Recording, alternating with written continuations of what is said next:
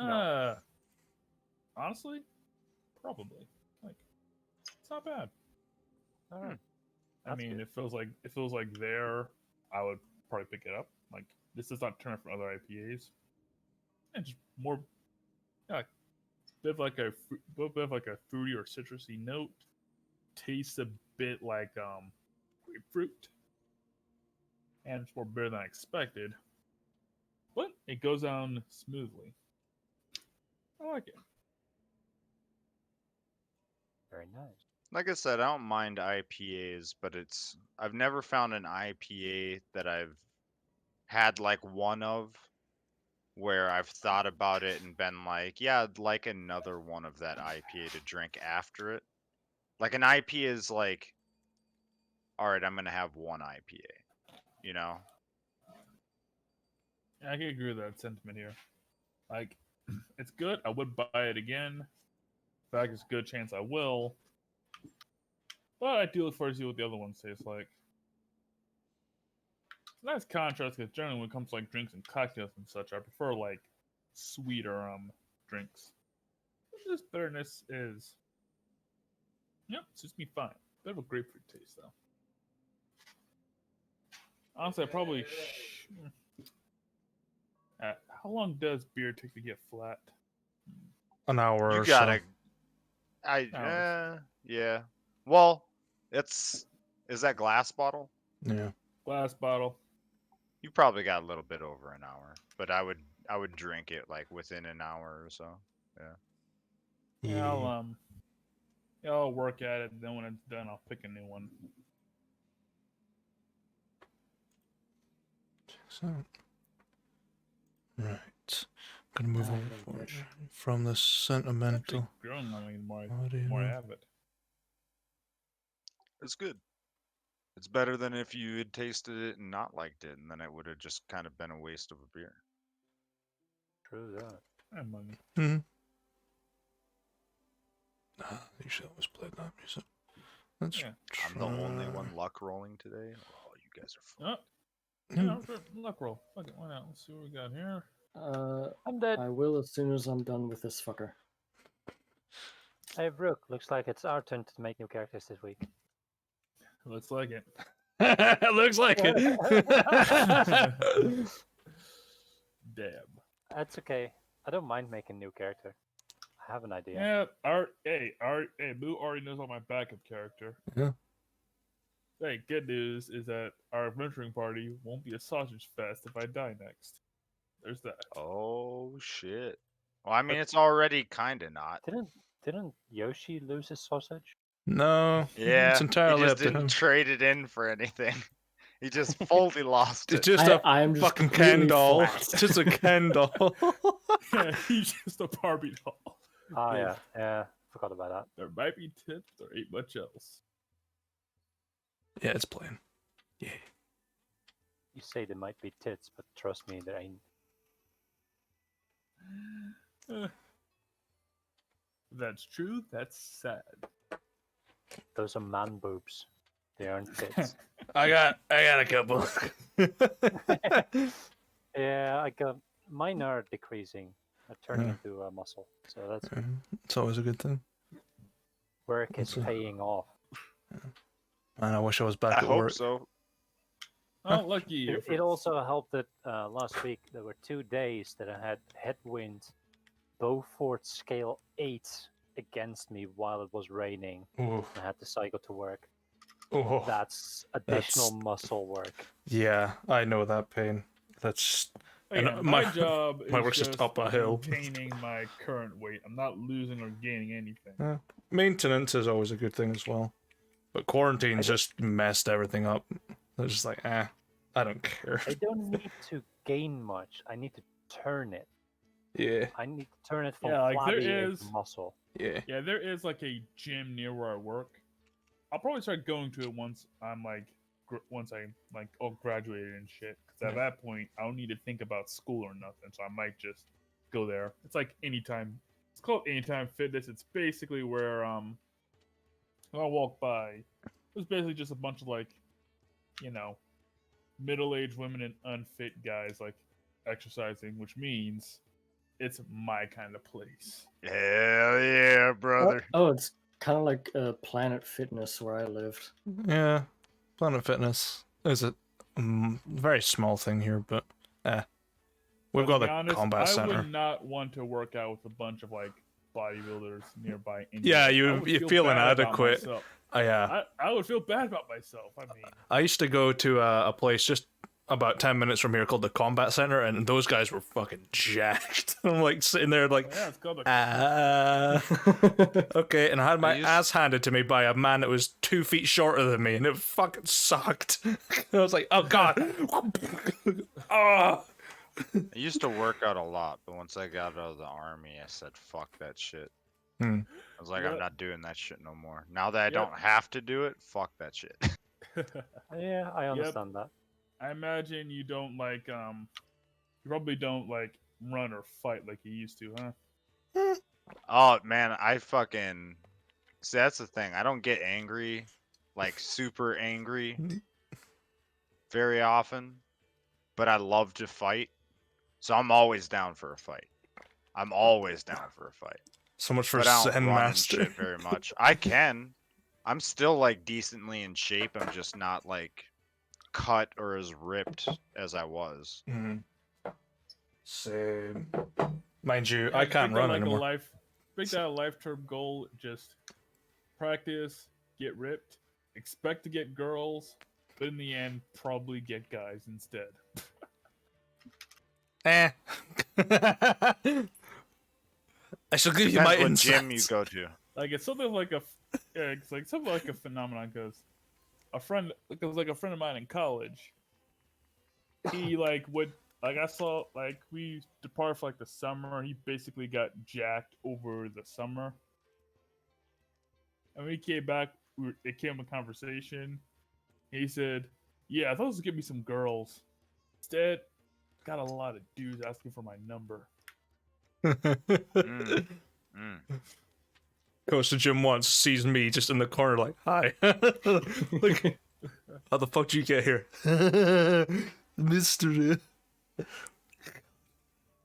Yeah, I actually miss doing parkour because that helped keep me in shape really well. You're such a fucking hipster zoomer.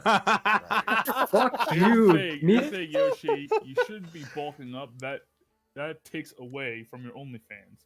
They're here because they want that skinny emo boy look. So stick to squats so you can get that tight ass. No, parkour was back in like high school days. So that was like Oh, 10 plus years man. ago. My high school days was marathon running, and then I fucking ripped the shit out of the ligaments and muscles in my right leg, and I can't run for shit now. It's fucking painful. I'm like an old man. I'm like, I can't walk for 3 hours. It's gonna hurt. And Coming now back- I know the real reason you left the military. No, it was. Can't run anymore, Sarge. God. It's, you know that feel when you're an SNCO and it's just like, yeah, you failed all your tests. I'm like, how the fuck? It's like, we're gonna have to See, take now your you pilot's fucked license up. away. I'm like, oh, sad. You fucked up, Moo. You shouldn't have told me that. Because now I know in the future that you can't run from me. Which means you fucked. I can run, Yes, just sir. not for a long period of time. Kenny, I see one problem with that. He likes to get fucked. Fair. Fair. I'll bring out the weaponry. Choose your weapons, sir.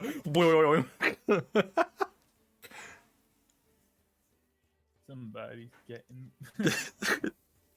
Somebody's getting shafted. Someone's getting pegged, boys. Have at thee. It's a jousting tournament with massive dildos. Granted, Have it's not a girl Leaf's doing been it, playing in it's the a dude background. Yoshi And standing Moo there. Moo thought we would end cast hour early. No. Yoshi Nah, standing there with a dildo in hand, like, I'm gonna help him breathe. No, I've got the dildo in hand, like, and the winner is this guy. I dub thee. jousting, but there's just a bit of lube on the end of it, so you get hit, it streaks you. It's like, it doesn't splinter shield, it's fucking dildo bazooka from Jackass. That's just how you deal with it.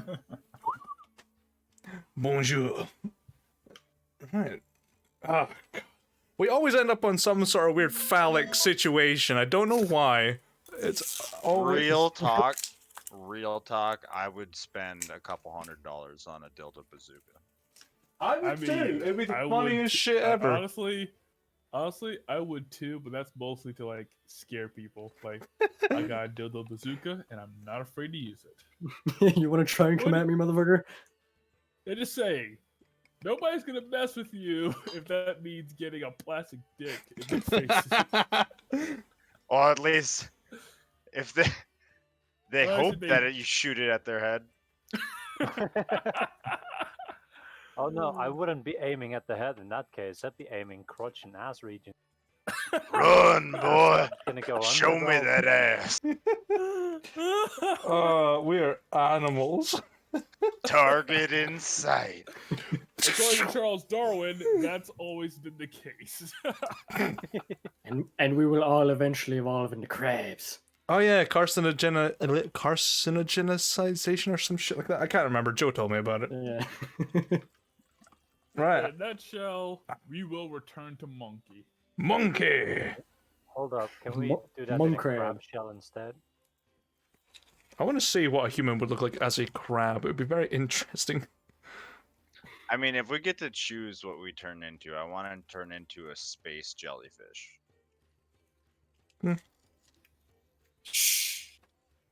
Jellyfish I can understand, but why the space part?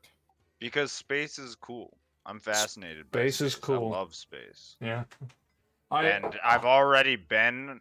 I haven't been everywhere in the world, but I've been around the world a little bit. Like, I've seen different places. If we're talking, like, far off in the future, fuck yeah, let me go explore space. Fuck Earth, I've been there, I've seen that.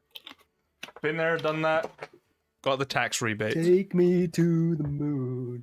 I've been around Earth, and all I got was this lousy T-shirt.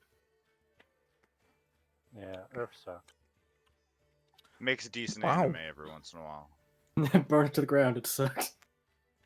This herbal Coca-Cola's actually fucking killing it. It's actually really good. You and your fucking herbal Coca-Cola. I've had herbal ginger beer, herbal lemonade. It's fucking nice. Give me some of that herbal. Coca. Depends.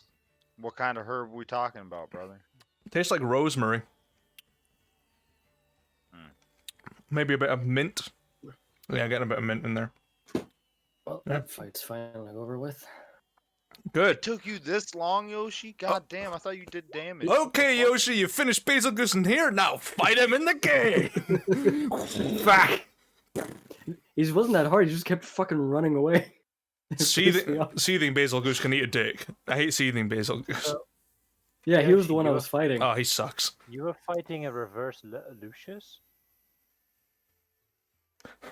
Running into You everything. were, you were having a chase scene.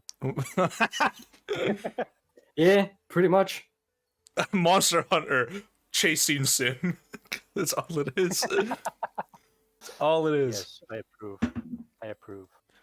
I think the only other creature I hate more than seething Basil Goose is raging Brachydios. That's it. What? No, he's fun. You haven't Bracky. even fought a Latreon. You haven't fought Ruiner Nergigante at 99. You good. There's plenty. You haven't fought Silver Rathian, You still have room to Gold grow, Moo. Rathios.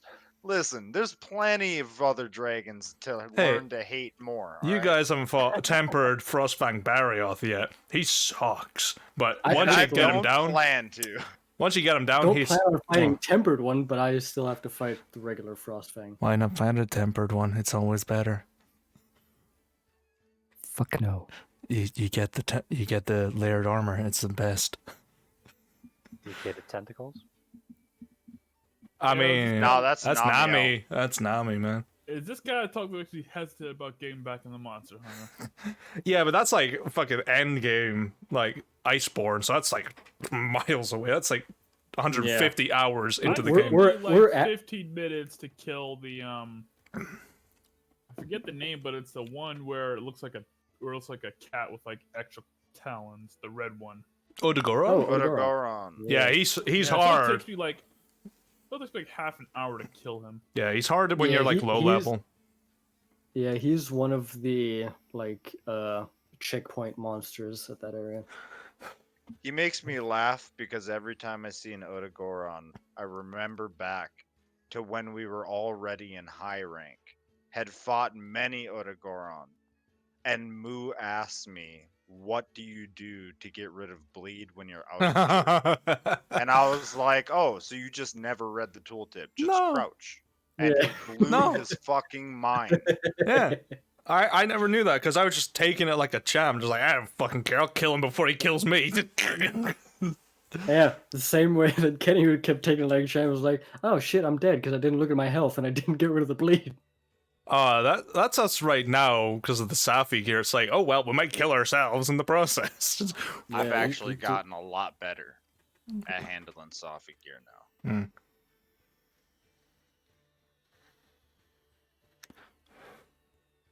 Yeah. I have about the same chance of dying in a mission as Yoshi now. So it's still So quite whereas high. yeah, I was about to pretty say. high, but it was higher. It was higher. Mm. Before I was actually actively killing myself without realizing it. Like run up with no health. Like, yeah, this will heal me, and then I die before the activation of the Sophie thing, just because I killed myself. Checks out. Yeah, so now that I know the actual attack combo for hammer, I'm gonna switch back to bow. And learn that one, because you know there's a claw attack one for that one too. Yeah, of course there is. Yeah, I- I don't know how I- you do it, Yoshi, because like when it comes to me trying to use the bow, it doesn't work out that well. It takes like a while to kill anything. Yeah, it takes well. It's a lot of dodging and building up the levels with each dodge. Yeah, that's basically it. Because like when I try to do it, it's all takes because I have to because the only way I can really kill anything is if I get in its face with the power coating. Mm. Yeah. Range coding is just basically roll around, fire in increasingly powerful shots, then run away before it does something to you. Mhm. Yeah, one of the big things is learning their attack patterns so you can find those little spots where they're not attacking you or they're stunned or whatever, and you use the Dragon Piercer. Because that's a lot of damage. Yeah, that's what That's I a basically lot have of been, like, damage. doing. Whenever they give me a break, I'll basically drop Dragon Piercer. Basically, it's fully charging a shot, then doing Dragon Piercer actually increases damage. Yes, Oh. there are levels to Dragon Piercer as well, if you put it in a combo. I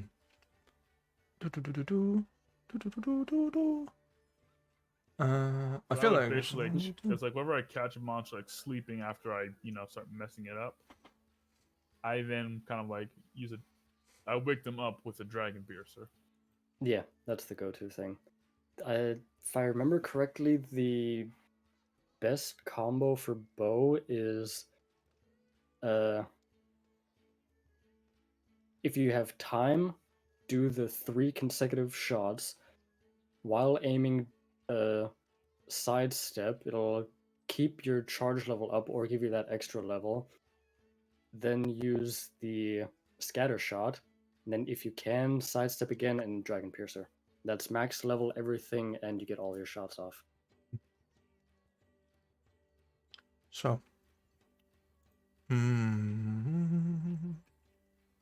We don't need to do something. I've fucking forgotten what it is.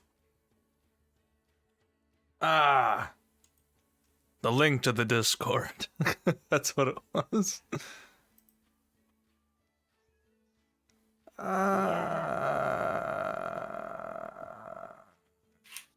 Good old Princess Link.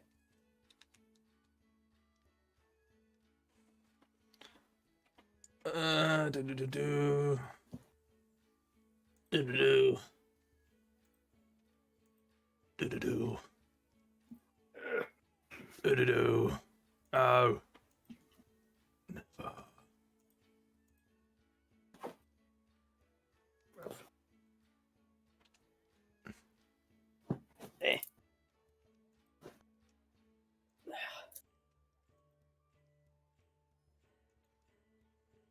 Where's the link? There it is.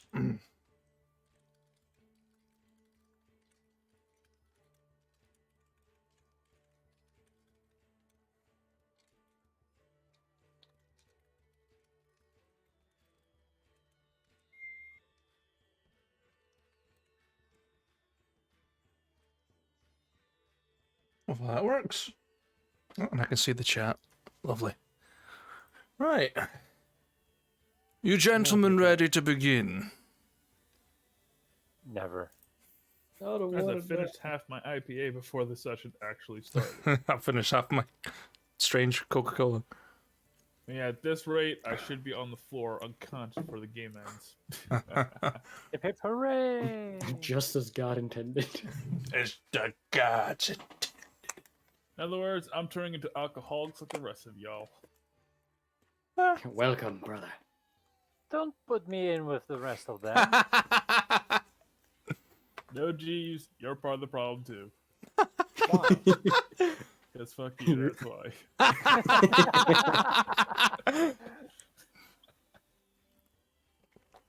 It's a fair accusation. So, Yeah, fair. last session, you guys were reeling from the loss of your compatriots after your battle with Avaran de Solson, and were awaiting the return of their reincarnated selves, as Blackwood had acquired their bodies and had sent them off to separate locations to be reanimated. Oh, there's a fly. I got him. Never mind. A couple of weeks passed, and eventually Lucius returned to you in a new form, now a very unassuming gnomish visage. And shortly after, Henry showed up in a very distinctly red-ish tiefling form with a very stark Galadorian attire.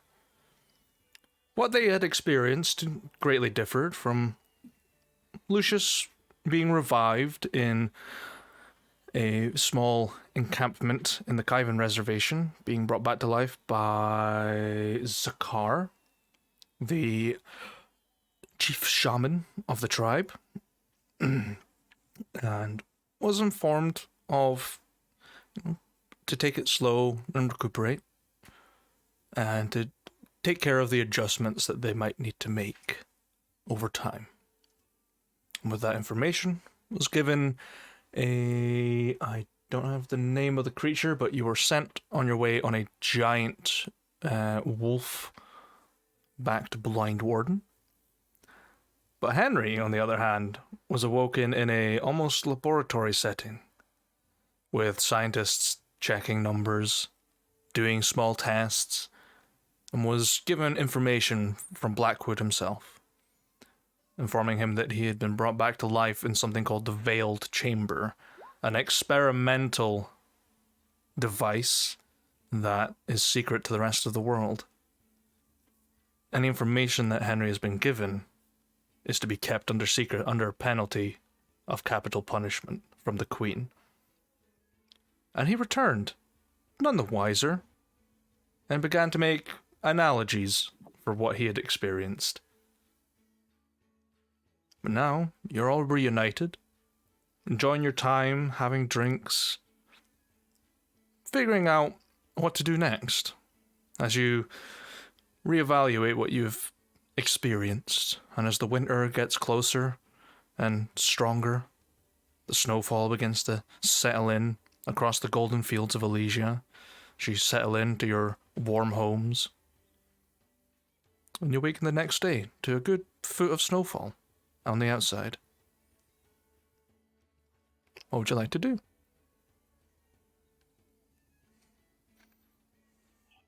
I'll get up, cook some breakfast, like usual. Sure. Henry's gotta be in the kitchen in the morning. Cool.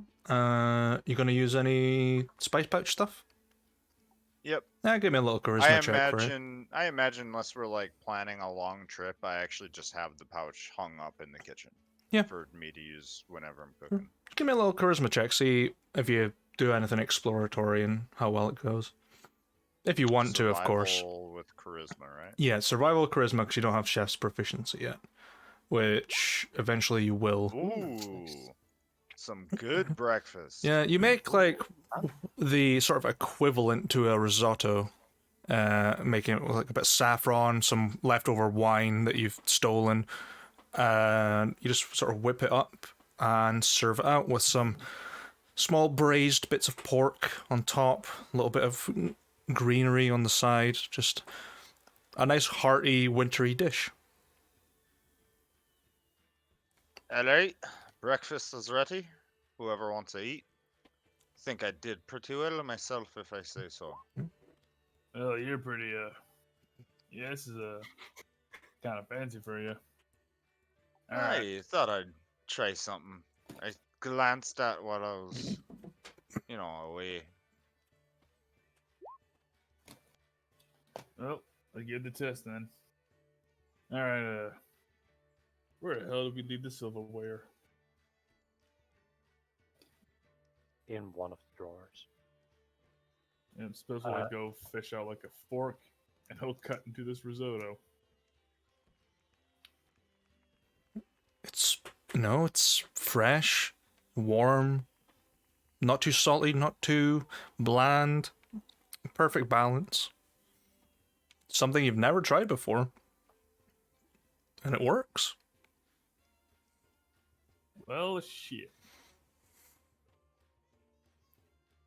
Oh, you did pretty well, Henry. This is great. Hey, I like it better than fish. Alright, I'll make it sometime in the Henry, future again that's for an you. extremely low bar. Hey, I think I cook fish pretty alright now. Took a little getting used to. Yeah, but I don't like fish. No, that smells right. I 'Cause still whenever plan to somebody cook has you a fish- fish that you like someday. I'll figure it out. Oh, we should look on that.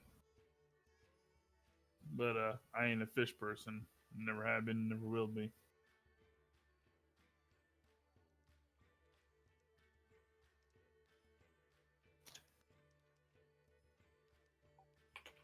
Alright, how about the rest of you? You digging in or you heading I'll out be early? coming in from the forge, having turned it on. And I'll dig in. Come over as well, take a seat. Sure, I'm in the wrong thing. What's the plan for today? It's I guess our first day back after, I think we will open the shop again. I think close for a couple of days. I've got all kinds of hammered out items that need to be sold. We also still have what's his face's weapon? Idendras. Yeah. He hasn't Hey. come collect, so well, if you want, I can try to find him somewhere in town and take it to him. if you find him in town, just tell him to come by. That his weapon's ready. Hey, I think it'll alright. be safer for the random people. Plus, I can tell them all the extra details and maybe get a little extra out of it. Alright, I suppose that's what I'll do for the morning. I'll go out and looking for him. I'm sure, fuck, what's his name? Aiden. I know, no, not Aiden. Our innkeeper friend. Morris? Morris. I was blanking on it so hard. I was like, it starts with an M. I'm sure Morris probably knows where he's staying.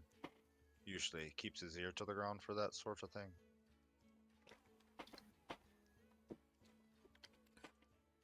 And the rest of you, what do you want to do for the rest of the day?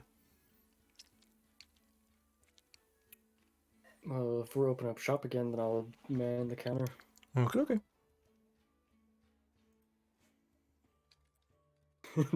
Take the chair from the kitchen that I was sitting on, put it behind the counter, climb up. Standing on it. Yeah. We really should get you a stool. I can put an order in with a carpenter or something in town if you want. Well, I can do a bit of shopping around after we close up, since I have some free time now. Also, still need to talk with the Inquisitor. Yeah, but that ain't something I'm looking forward to. I mean, we gotta do it so we can get our money, but well, I never been comfort around people who can literally have you jailed forever. Hey, that's fair. Well, I have no problem getting the payment for all of us. Plus, it probably needs to add the consensus that, well, I have a new farm.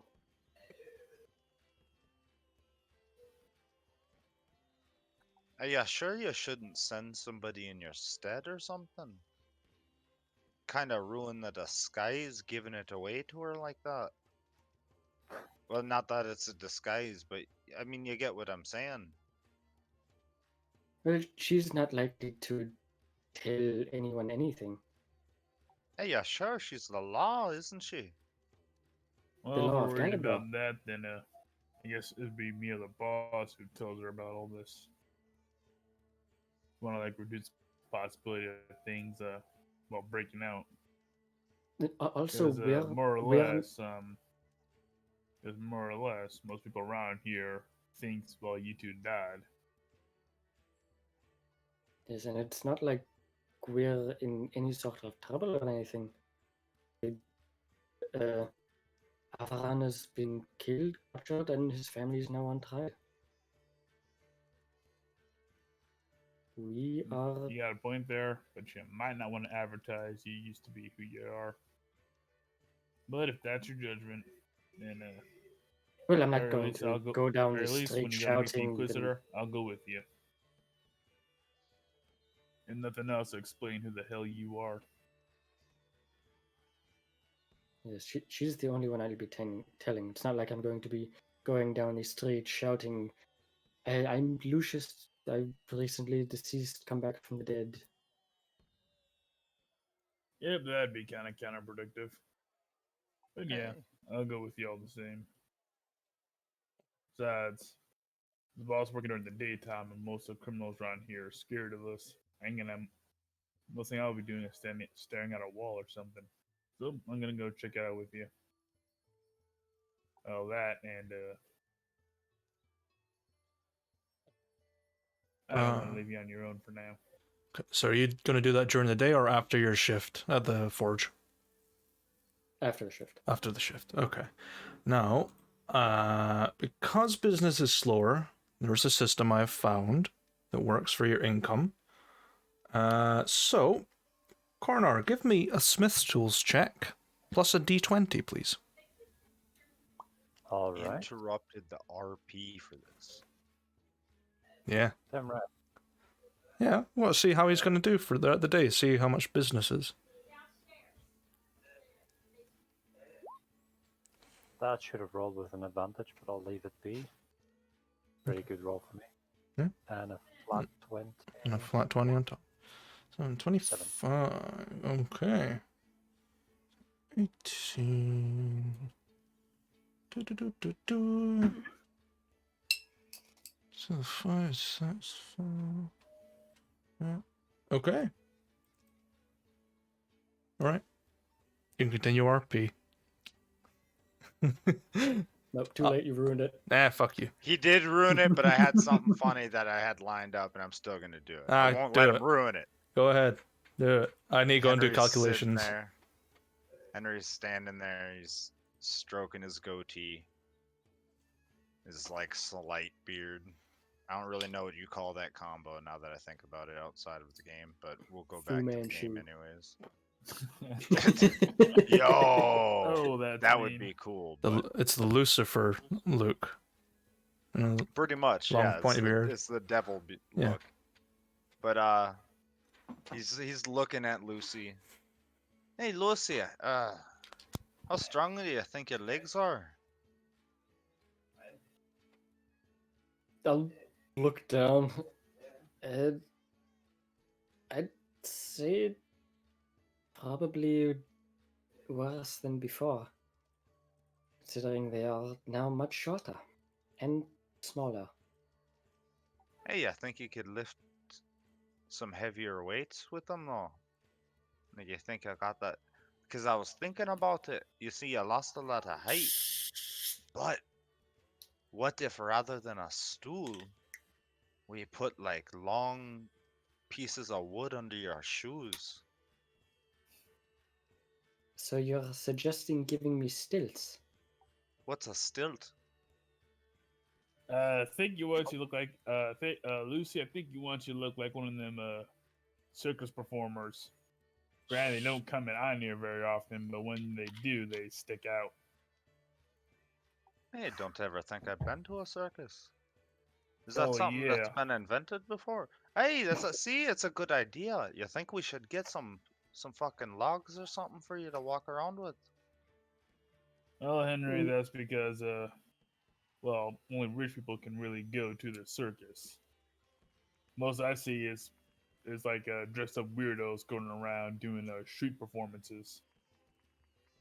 You know, that and like 30 different guys playing one of them guitars, talking about some girl that dumped them or some shit.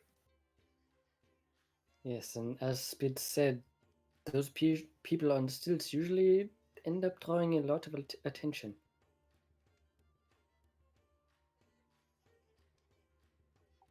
Alright, but what if you wore longer pants so they couldn't see them? I still a norm in the face and the body. Just having longer legs would make it even worse. Yep, that's true. You have long legs, but them short, stuffy arms. I mean, that's what you look like. You got you'll look a bit like pulled taffy, just like like little arms on the side. And Spitz is actually pantomiming these in character. It's looking like T-Rex arms. Just two, two dwarves in a trench coat. I mean, I think it'll be funny, but be a sad sight to look at. That, and I'm not sure Lucy will be able to fight with stilts on. I mean, shit, I don't like fighting uncomfortable boots. Never mind with logs of wood stuck to me. Yes, and with those, my center of gravity would be much higher. Thus, I would be falling over a lot more. Well, in fairness, you weren't exactly easy. Fairness, Lucy, you weren't hard to knock over previously. You didn't there weigh was very that. much. There was that time you tried to jump on that guest of the bar's head doing some weird flip thing, and you ended up belly crawling across the bar. I'll never forget it. And then you ended up crawling out again. That's fucking incredible. Never seen somebody willing to do that. You know the floors are fucking filthy. Are you suggesting that his reduction in size was faked? My first experience in a tavern of that sort. I was trying to keep from being bumped around by the inhabitants. Hey, but now you can just run between their legs. Yes, and headbutt a lot of them. Only if you don't like them. I mean, there's one benefit to like being short now, Lucy. You can stab guys in the dick a lot easier.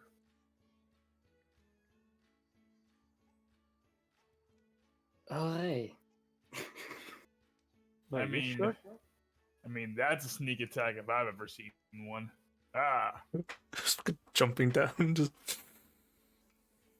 Alright, well, you convinced me. The what'd you call them again? Stilts? Lucius call them stilts, whatever the hell those things are. But looks like but I seen something like that because like goofy looking circus performers and such. But yeah, sure, stilts. I guess that's fine. Just like Hey, I guess that's not a good idea. Trying to figure out how to help you with your height thing. You know, it's kind of sad seeing her crawl down the stairs like a child. We'll get a dumbwaiter or something. I'll figure something out. Get used to it eventually. You know, isn't a dumbwaiter for food? oh Yes, yeah, it's it one of them. It's one of them rich people pulley things that basically like goes from floor to floor for you. And I guess when you're rich, you can be lazy. Shit, if I want to eat something, I gotta walk down the stairs first.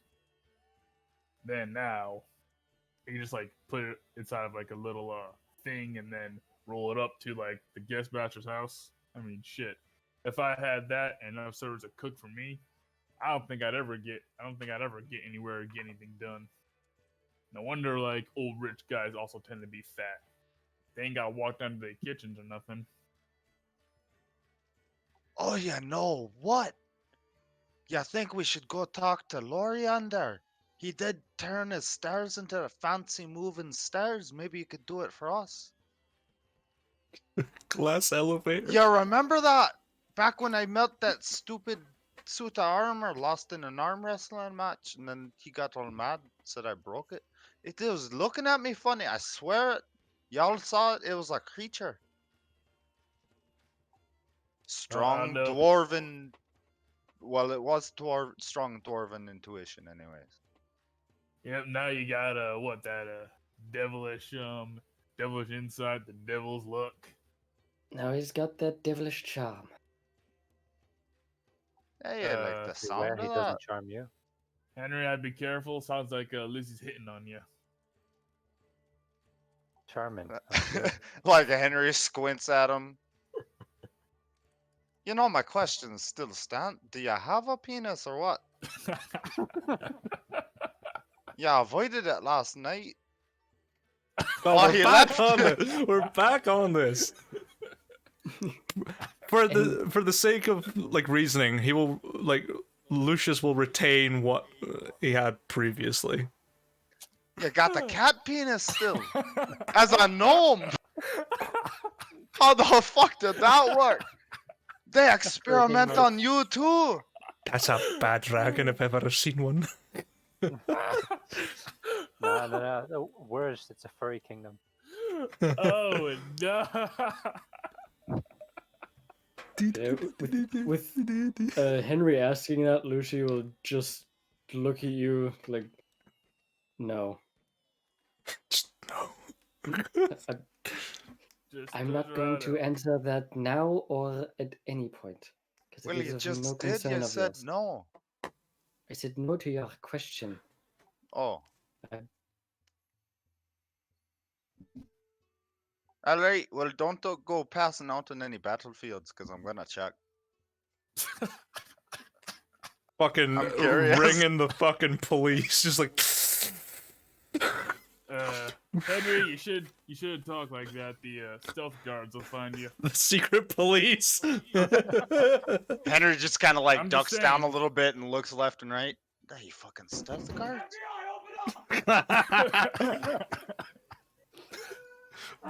It's the boob inspectors. The righteous Oh, yeah. man Guestevere shows up at the door. Well, you remember Rennie, the drunk guy with one eye? Aye. Well, you shouldn't. He went missing one day. Word is, stealth guards got him. Didn't see him in the hole or nothing, so he just disappeared. Last thing we heard, he was talking shit about like one of the nobles. You know, sharing shit out.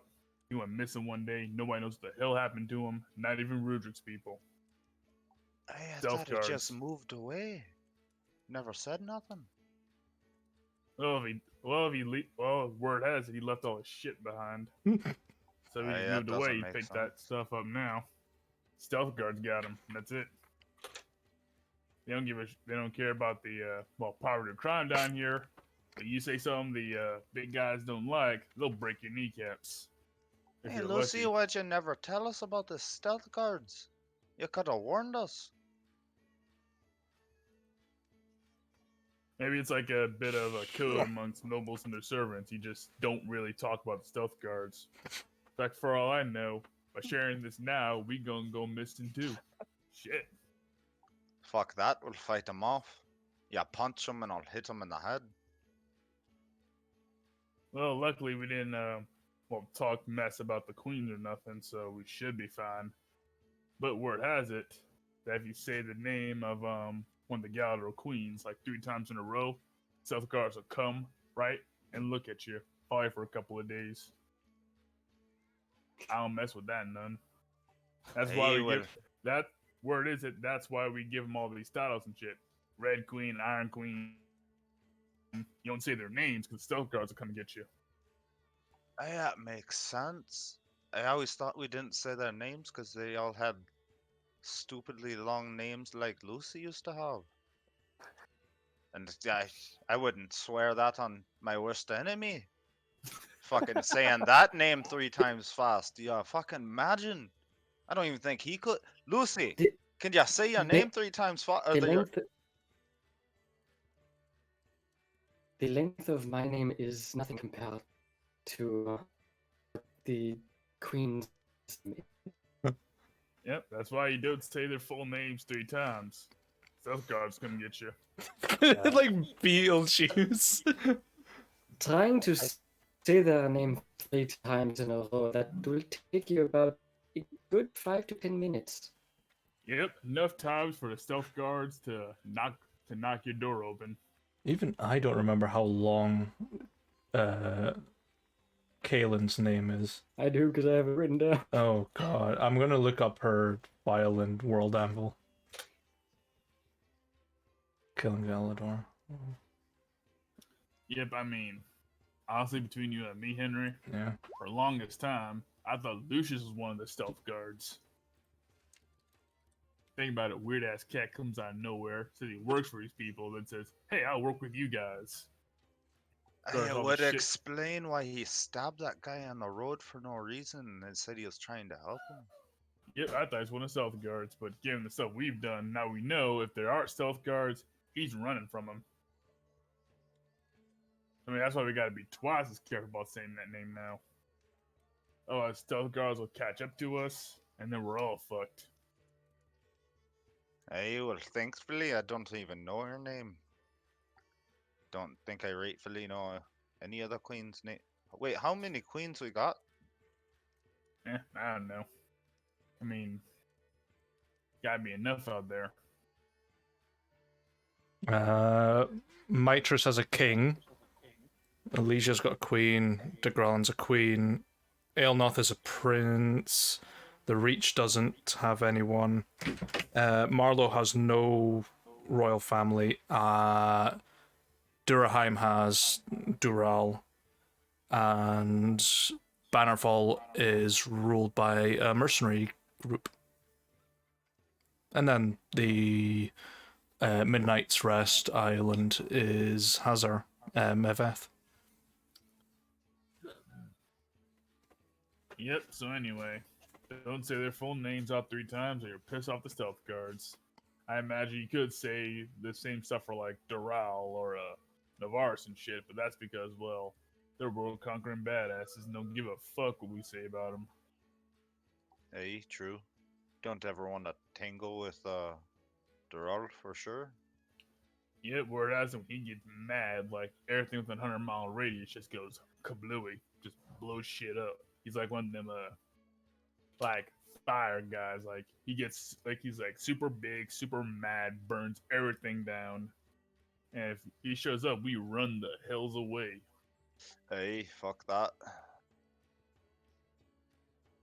You didn't make enemies with him, did you, Lucy? God, I hope not, or we'd already be fucked. See, Doral don't need no stealth guards. The real ones will come in and just knock our shit over. No, the only noble that would have it out for me would be the Crimson Queen. Good, don't say her name 3 times. Because then she'll Like- know where to find you. And the Inquisitor chick doesn't work for the Crimson Queen, right? No, she's from Galador. Right? And which queen was it again? For Galador?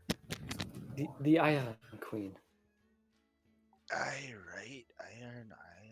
Alright. Is she hot? I'm I have returned. sure I'm even allowed to answer that sort of question. Hey, what do you mean? Yeah, you used to be all fancy pantsy, but you're not. What? She's I mean, are you still she's- noble? Technically not? Or how does that technically work? yes, and she's still my queen. Not going to say that if I am attracted to her in any sort. I didn't ask if you were you can say someone's hot without being attracted to them. You never told your mother that she was good looking to make it cheer her up or something?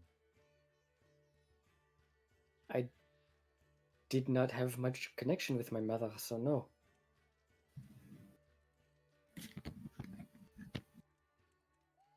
Alright, but is she hot? Who? the Perfect queen or timing. my mother? Well, I suppose at this point, both. ¿Por qué no los dos? Now you're really tempting fate there, Henry. Hey, I was just wondering if she was good looking or not.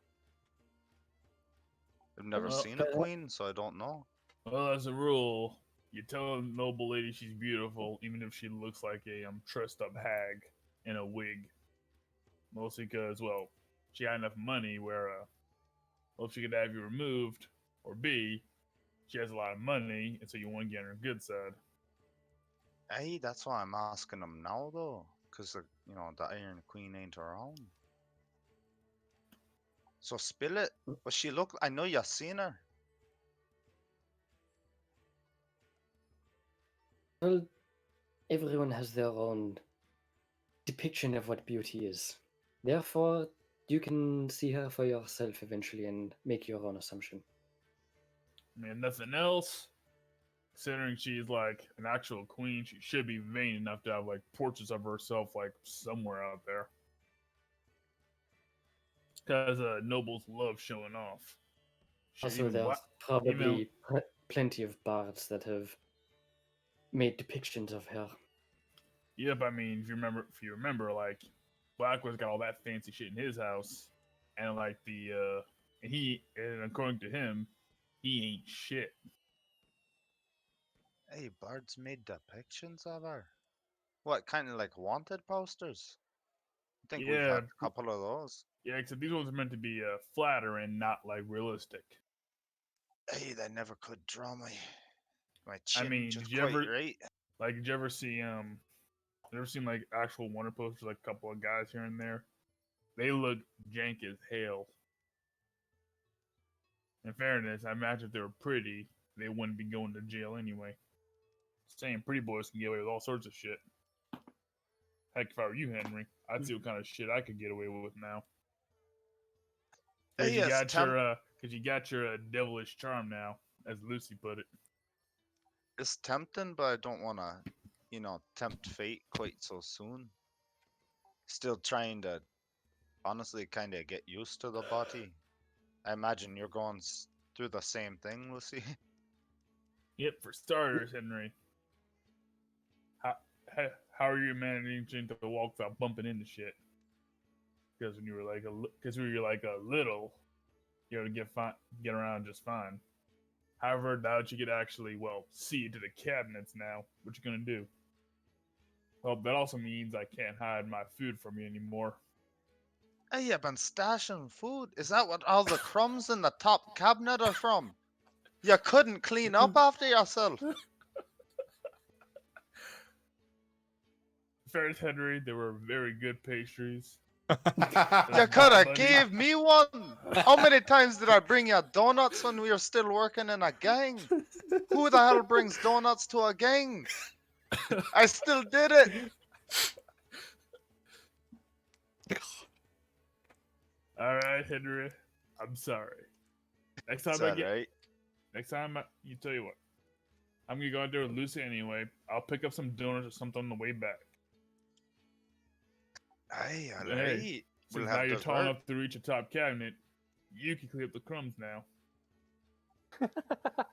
No, Alright, I'm afraid not. We'll have alright. sweet. Well, to be fair, I already did it before I cooked. I like the kitchen clean. See, Henry, that's why I let you do all the cooking. Mostly because the only thing I can make is like water, and then I might burn it. Yep, you heard me. I did that when I was still with my parents. I burned water. How'd I do it? Started the pot like my mom told me to. Then I fucked off and did something else. Yep, when I came back, that thing was scorching red, hot, and nobody could touch it. And Ma was mad. Gave me a right high 10 back then. How I was long did you stubborn. go away for? Fuck if I know. As I recall, I think one of the dogs saw something. I was just like checking it out.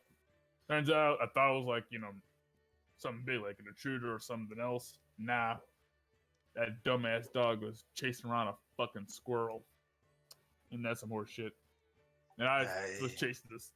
Honestly, I was a dumb kid back then, like really young, so I chased that squirrel too. That squirrel got away from both of us. Time I came back, yep, the kitchen was literally on fire. Hey, and now you can just pick up a rock and throw it through a tree and hit the squirrel. Oh yeah, I can do that now. Got a lot of practice from back then. But yep, that's why I don't cook. Ever. Now I always want to learn how to make beer. Well, that's like different than cooking somehow. But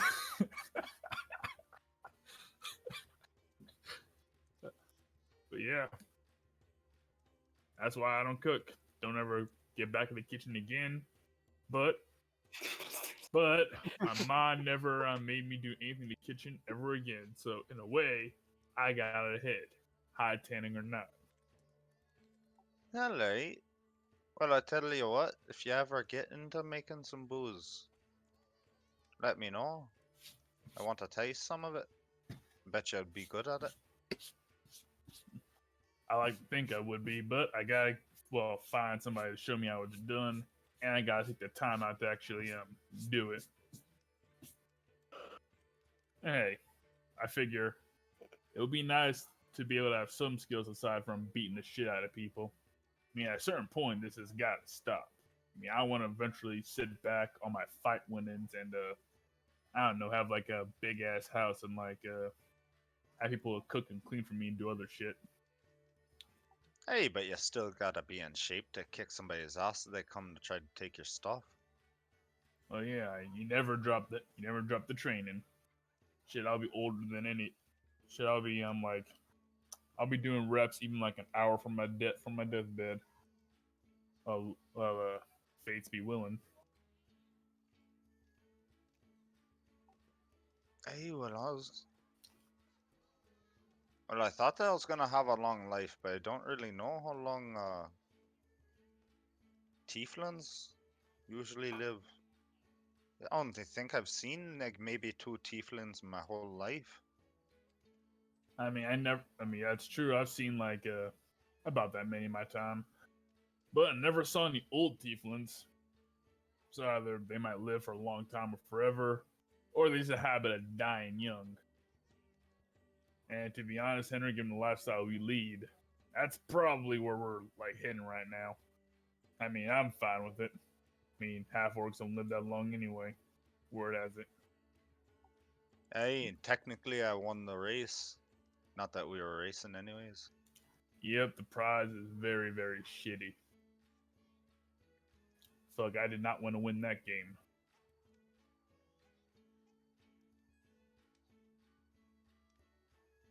Well, but that's the cards we're dealt, and besides, you got to live again. So, I mean, assuming like long life is like tied to something beside your body, you might still have 200 or so years in you if you're lucky. Nothing. I won't worry about it for now. Yep. I mean, no need to worry about like 100 years from now if we're not even sure we're gonna make it to the end of this year, especially with the kind of shit we get ourselves into. Hey, you getting any calling from Helm since you went all devilish on us? No, but she doesn't respond all the time. It's just sometimes. But I Yep. pray to her every day, anyways. I still half expect her to tell us to go kick something old and dangerous's ass at some point. I get that feeling from you. Because paladins, like the proper ones seen in all the stories, they always got to go around and fight some great ancient evil. I mean, in the stories, they all make it out just fine, but well, we know how stories be like out there. The bards only talk about people who won. They don't talk about the poor bastards who lost, because there's more of them there. Hey, well, she did tell me to go to her grave and learn from a paladin there, but you know, it's kind of occupied by the Novarians at the moment, so it's a bit dangerous. Well, at a certain point, either they're going to be chased out by the local armies, or they'll just settle down and conquer the place. So, given enough time, you'll be able to go there, whether it be as a Galdorian citizen, or because you got to pay taxes to the big bad Emperor of Fire. Not our problem either way. Hey, I just hope they don't invade too far or stop or get stopped at some point. I don't really want them going and ruining my hometown, you know. Yep, that will be a problem, but word has it, well, Doral and Navarres have it out for each other. So I figure at a certain point, they'll eventually just duke it out, and we'll be stuck with whoever the hell wins. Hey, true.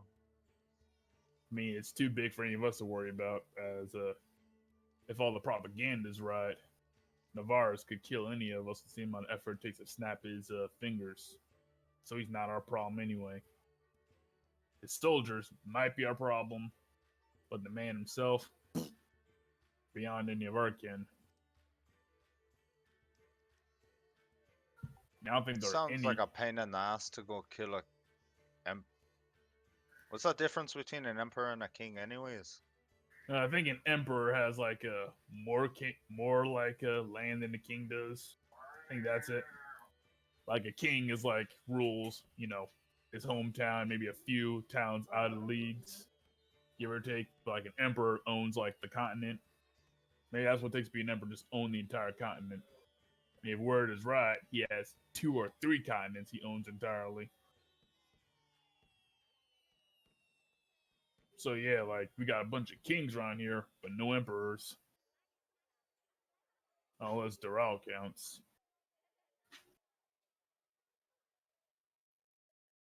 I don't Actually, know. Lucy, what is the difference between a king and an emperor? Good question. Moo, what's the difference? Well, the difference between like a royal, like a king or a queen, and an emperor is an emperor has expanded their main law structure across multiple like lands essentially, or multiple other kingdoms. So like an overarching kind of like a government, and then smaller bodies, and a king or queen only has precedence over that small patch of land. But in an empire, if you are an individual ruler that has influence over laws, that's a duchy. So that's what that becomes. So more or less, Spitz was accidentally right Yeah, Yeah. in a messed up way. yeah. Yeah, during that whole thing, Lucy would have looked at Spitz like, huh, didn't know that you would have actually gotten that right. Oh, I got that right. Oh shit. Hey, I told ya. See? Spitz is smart.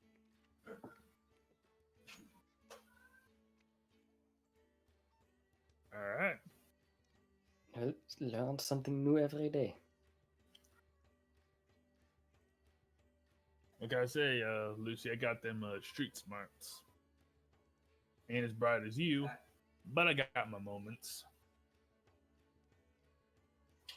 Well, when I got my moments, anyway. Well, Alright, better some moments than none. I'll take that as a compliment. But yeah, we still need to see that Inquisitor, get our money, if there is any anyway, and move on and find out what else needs to be taken care of at the moment. Because business at the Forge has slowed down quite a bit if you haven't noticed. I mean, boss, what was our profits today? Not much. We've sold 3 short swords. But I don't think we have profits today. Counting costs of actually making them, wages. How much long keep this place on running before we have to consider closing doors? Depends. If, It's just one slow day. exactly. If everyone stops buying weapons, and closing doors can be a lot sooner than expected. But if business returns as normal, then we shouldn't have any issues. You got a point there. It should be. You got a point there, but we keep our eyes out for other opportunities anyway. Alright, Oh, what yeah. if we start a fight between one half of the village with the other half of Blind Warden? And then they fight each other using weapons? And then they damage those weapons and they gotta buy new weapons. Yeah, but they also damage and kill themselves, which means there are fewer people to actually buy the weapons. Aye, damn, true. True. I mean, it might just be a matter of making like perhaps you should make friends like a merchant or something. Like there is like a war going on, and I'm sure that very least, the Kagarans on our side probably do need like more swords, shields, and spears and shit. I bet you they're willing to pay a premium for additional arms and armor. I mean, we literally walked past like a battlefield the other day, and there was all that junk left behind. Make friends. Like imagine there's somebody around here that's connected to like the actual war effort. Give them a look up, sell your stuff to them. Hey, well, you could ask Westiver. He is a royal guard. And imagine he might know somebody that's. He's got to know something about the war effort, being a royal guard, right? I mean, that's one way to look at it. I mean, plenty of people make money off of war these days. You got your merchants who raise food prices because, well, the war's on, nobody's buying it all. You got people who, you got mercs who fight for one side or the other and make extra money that way, or just pillage the remains. Shit, even the bandits make money by jumping, beat up soldiers when they run back to base or whatever. Hey, I worship Helm, and I like to protect, but I don't mind supplying some people with weapons if it means Novarian and soldiers die. Maybe look at it this way now. If you build those weapons for like our guys, you're saving local lives. So look from that way. It's moral and enriching to make some weapons for those guys.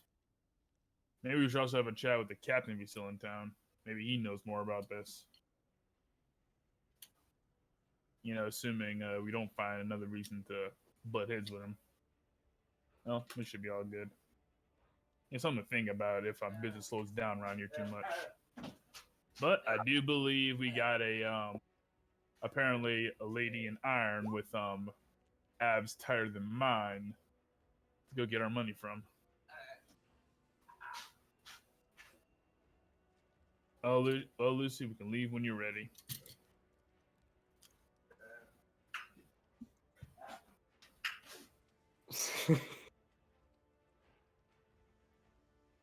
Well, not having anyone else showing up, then might as well get it over with. Yeah, it's calm enough. Might as well go. I can handle a couple of things. Yep, if there's trouble, Well, make some noise and we'll find out. Hey, I'll stick around until you guys get back, and then I'll go and look for Adrian. All right, then let's get on it. I suppose we'll like move to the door and like open it, like giving space from Lucy. Thank you. Give him a swift kick in the ass. See if you can kick him all the way across town. Fast travel the right way. Kick the baby. Don't You kick got them. your helmet? Check. Do it. Toss me. You'll have to toss me. Or tell the elf. Yep, Spitz will put on the leather jacket, well armor but jacket, and head out to the out in the streets. Okay. You're heading to the barracks first. Yes. Okay. 'Cause Yeah. Inquisitor's in. Currently filing through some paperwork. Yeah. Knock on the door. You can come in.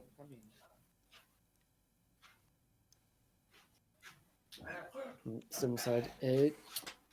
Apologies for the intrusion. We were here about the Avaran investigation. Yes, the supposed blood mage, yes. supposed. I can tell you right now that's very real. I know because I felt it. Hmm. Very well. I am assuming you are here to tell me that this Maleficar has been eliminated.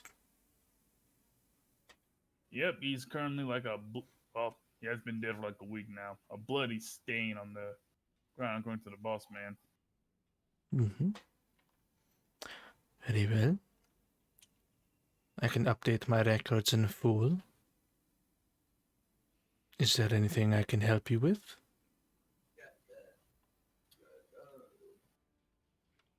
Oh, The potentiality for a reward for dealing with this individual and all the trouble that he has caused in this town. You Notably, all the nobles he has killed. You see the Inquisitor's helmet just sort of tilt down slightly. I'm sorry, I don't recognize you. Who are you? well, I'll you look recognize around my behind me, friend. make sure. You recognize my make sure friend, nobody miss, is- but god damn it. You know, like I switched like walking in front of Lucy.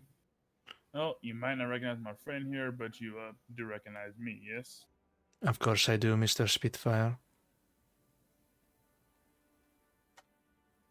Oh, my friend here's just better with words than I am, but yeah, we are looking for a reward of some kind. If there is one, of course. And just sort of pulls out a large, worn leather book and opens it. Right. And the expenses paid to complete the mission?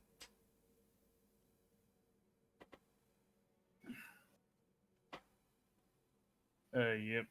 We have expenses in the amount of 1,200 gold. Well, some people didn't make it during the conflict. We had affairs to take care of, expensive ones. Very well. And you're gonna see her writing out like a mathematical equation. It's like, it would equate to an equivalency of that much. However, a revive is an optional thing that you have done after the fact. So I'm going to change that slightly. Well, Spitz did not use the word resurrection, but you know. Yeah, he said brought back though. I didn't say brought back. So I said some people didn't make it, and we had affairs to take care of involving them, expensive ones. yeah, that rings to her as bringing them back. Funerals aren't That's expensive at all. Yep, that's fair. Right, so let us see. I can give you a reward of upwards of 500 gold, which is the limit in this town. But however, it does not exclude another object, which I will have to send a letter about, but I can have it acquired for you. Well, if that's what it is, then we'll take it. Good evening. Thank you for your help. You will have to go speak to Monsieur Guestevier in the auction house, who has access to the treasury. And he will give you what you need and just tears out the page and hands it over to you. Yep, Spitz will take the page, give her a nod. All right, I think we're done here. Good luck in your duties. Continue to be safe. And yep, you can leave. Yeah. Oh, that didn't go too bad, and I did it, Lucy. No, you handle yourself rather well in there. Oh yeah, I ain't as smooth as tongue as you or Henry, but I got my ways. All right, let's go see Guestevere and get that item, and we can head back and figure out how to split the money.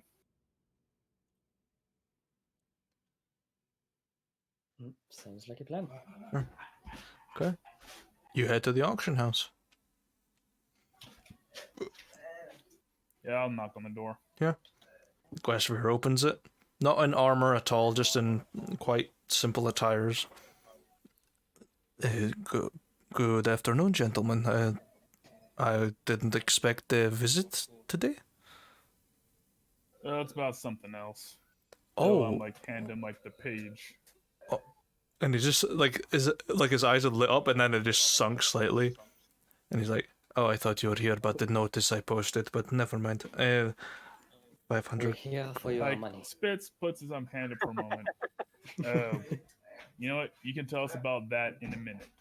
But for now, let's get this taken care of, and I'll bring the other notes back to the boys. Yes, 500 gold from the town's treasury, and a letter of recommendation. I don't know who that's meant to come from, but it is signed by the Inquisitor, so it will be from somewhere high up, probably. 2 moments, and disappears for a minute. Comes back with a pouch filled with platinum coins. There are 50 platinum coins in there. Thank you kindly. Yes, I thought there are a lot of coppers in the treasury, but I thought I'm not going to wheel out a barrow for you. Yep, you'd be setting us up to get robbed, but you set us up to get robbed at that point. Because every beggar within a 3-mile radius would come to get a handful of copper, so I do appreciate that. Now, here's the thing. I bank at your place anyway, so you'd have to convert it again anyway. Because if you think I'm bringing back a wheelbarrow full of coppers, you're sorely mistaken. I don't work for the Blackwood and Sons company. I work for Lord Blackwood as his guard. Yep, that's fair. You just end up causing a problem for the clerks then. Because they'd be converting like 50,000 copper coins or however much it makes. Well, End up back in the gold. well, yes, it would be 500 gold. Yes. If you are interested in the notice that I posted in Morris's Tavern, I can tell you more about it, but it's up to you. Well, I didn't know about the notice. Yeah. Can you tell me about it now? And just sort of like ushers you into the building and just like peers out, closes the door. Right, there is no one inside this building. The reason I am in these attires is because I am currently searching head to toe of this building, ripping up floorboards. So, Lord Blackwood is out of town, and one of his family rings has disappeared from his collection in this building, and I don't know where it is.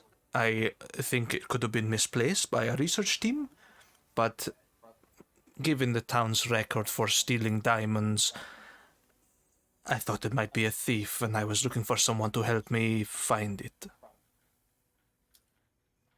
Yeah, I suppose we'll look down at him, Lucy. You want to apply your talents here? I'd Maybe we could take a be quick willing. look now and maybe come back later if we need the rest of the guys. Did you check down where the creepy blood place was? That has Yes. been sealed up. For real this time? Temporarily, the Inquisitors asked me to keep it temporarily sealed.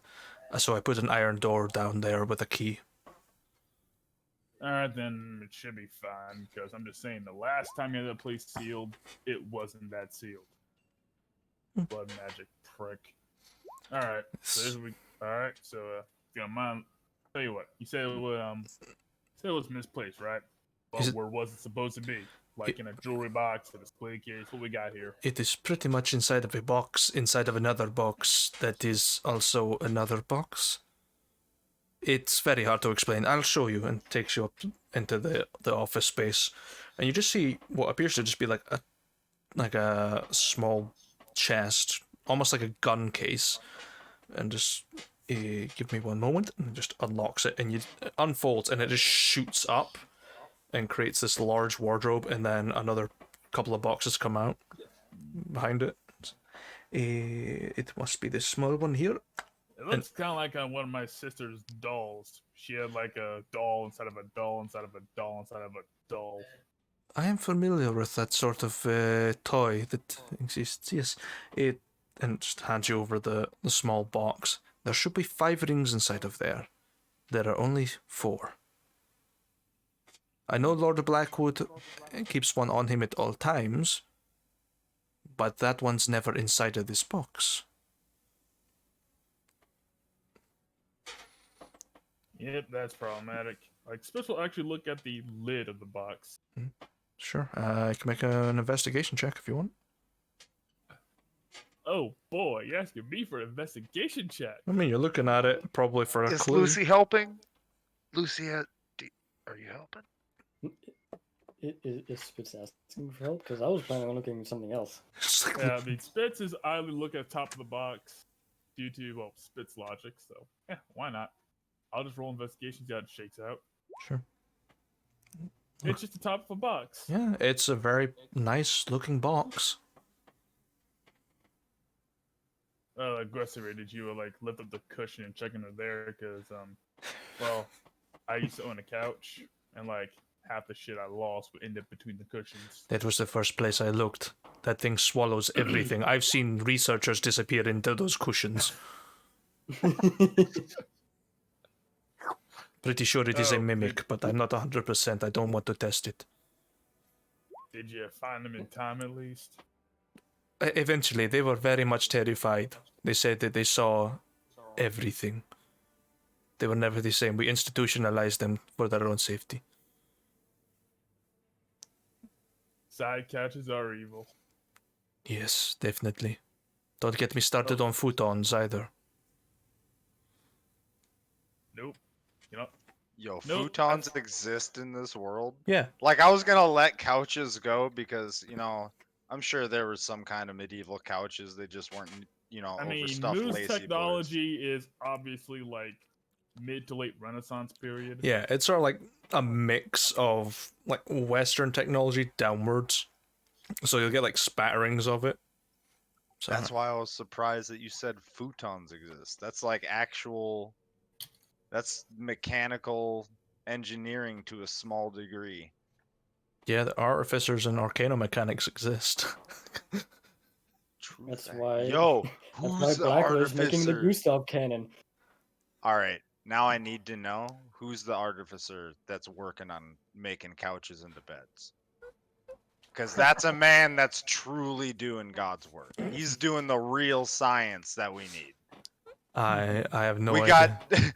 we have Rook's character out there making like mega bombs that he can load into his crossbow. We need somebody working on couch technology. It's one of the students at Ashton Well, if Laura you're that talking just in regards to volume of like stuff made, most of Darone's like inventions were actually Oh, were basically like dumb like useful but dumb things. Like I sent Moo an entire document over it. It's stuff like scar removers, advanced deodorants, cleaning agents, scent removing agents, a few perfumes. Like, yeah, we know all about, the exploding bang bang stuff I made. But most of Drone's inventions are like, harmless stuff. In fact, like the little robots we had running around, the models, yeah, those are also like mostly harmless. They're no good for combat, just good for utility nonsense. I mean, Yeah, you had plus two deodorant. you had some great utility stuff. Amazing. You like made a lot of good like non-combat stuff. All I'm saying is that if there in this world existed an artificer that was to be the most likely, if he lived long enough, to make the mini nuke launcher from Fallout, it is Dotrin. Wait, Dotrin? Or not Dotrin, it's Oh, traps wow. for Dotrin. I forgot the fucking character's name already. Poor Daron. Daron. I mean, Dude, the D's. I mean, I've The only D's been fucked with me. I've only been playing it for like 2 years. Oh well. God damn it. The D's be fucking with me, bro. Yep. But yeah, like honestly, that's not unfair. I mean, Drone invented stim packs. So honestly, mini nuke launcher, probably inevitable. I mean, I've already invented like rotating high capacity guns and Where's literal my missiles. Pit Boy? I want my Pit Boy. We're talking about somebody that did you went like literally created guns, but I mean you can go a lot more impressive than that. We're talking about the man that literally created combat drones. Unmanned combat drones. Yeah, it's in fact I made the first real aircraft. I mean, Which is and like that's today technology, man. more like 1920s to 40s technology. Like the Nightingale is very advanced and very fast as guns and shit. But I would say that in regards to raw damage output and utility, I'd compare it to like a B-26 maybe. Only until you invent Hellfire missiles. And then Oh, it shoots yeah. right back up. Then we're all fucked. And look at that, he's back. Yes, sorry, I was dealing with dinner preparations. Yep, not a problem. So- D&D night. Yeah, like Swiss will shrug. All right, so go take a look around real quick, Lucy. Tell you what, you do your thing. I'll move shit as you want, which is my way of saying I'll help you out as best as I can here. If we need more help, we'll go get the rest of the boys. Though I'm not sure if Henry could help us right now. But hell, if you see something, let me know. Maybe for if we have to interrogate some people. But before all of that, I'll turn to Gustavir. The rings in the box, are they ever worn or are they just stored in here? They are occasionally worn for royal events. They are a symbol of the family of the Blackwoods. Each ring valued at about 5,000 gold pieces. Oh, that's a lot of money, but any chance Blackwood just took this one with him and didn't tell you? The business that Lord Blackwood is on is very much confidential, but he keeps me informed, and it is an event that he would not be wearing these rings for. All right, so if I were you, I'd ask myself, who the hell is like working up and around this place? Because generally speaking, when shit gets lifted from the store, well, if it ain't the fingers, it's typically like the maid or something sneaking like silverware in her like pockets or something. On the other hand, it also might be something else because like if this is like his like the ring is what like his signet or his seal or something, like rich people like put rings in their waxes, like stamp their letters and shit with it. It's one of them kind of rings. Well, he currently is wearing that ring. This ring was, according to the inventory, a platinum ring with a 18-karat diamond in it cut with an arrow or a cupid cut into it, so it was very expensive. All right. Now, was this does this ring have like some fancy stuff on it, like an engraving or something? Because if Yes. it just looks like any other like ring, well, it'd be damn easy to fence. Yes, it does have a family motto inside of it, which I can't remember, but it is quite easy to spot. It has a very nice large diamond on the top, and it is a sort of almost like a braided metal. As best I could describe it. All right, then who has access to it in this room in particular? The research team, myself, and some of the catering staff. All right, so quite a number of people. What was the last time you saw this ring? About 3 days ago. All right, 3 days ago. So there last time. All right, so, and then was the entire research team, your catering people, all there within these like 3 days? They are always here every day. I let them have a day off today. The catering team still came out of contract obligations, but so there is spare food in the other room if you want it. Other Any than of them that, donuts? I'm unfamiliar with what a donut is. It's a pastry covered in like. It's a circular pastry with a hole in the middle that's covered in like a sugar glaze. Well, that's the glazed donut. It's also like a regular donut, which is, well, a pastry with like a little hole in the middle. Like, guards love them. I am unfamiliar You with know what? it. I was hoping this would save me like a trip to the baker's after Is it this. like All right, a don't worry about it. fried dough thing? Yeah, that's actually almost exactly it. Just like circular with a hole in the middle. Oh, a parcel. Ah, yes, we have some, but they are not got a hole in the middle. They are just like a ball with filling and some sugar on top. That is what we call, well, could be a cream or jelly donut, but you know what? I'll pick some up later. All right, Sure. so your catering people came in. Did they just head to the kitchens and go? Because if it was They sold within the last couple of days and these guys came up on their own, might be a good idea to add or eliminate them as you were. Did you have to fire anybody recently? no. All right. Were any events held in the past couple of days, or has anyone been acting off in any sort of way? Not that I am aware of. Everyone operates as normal. We have a courteous conversation with the research team and the catering company, and we get to work. All right. Now you're okay. And this is important. I've seen this a lot in like well, you know, smash and grab jobs.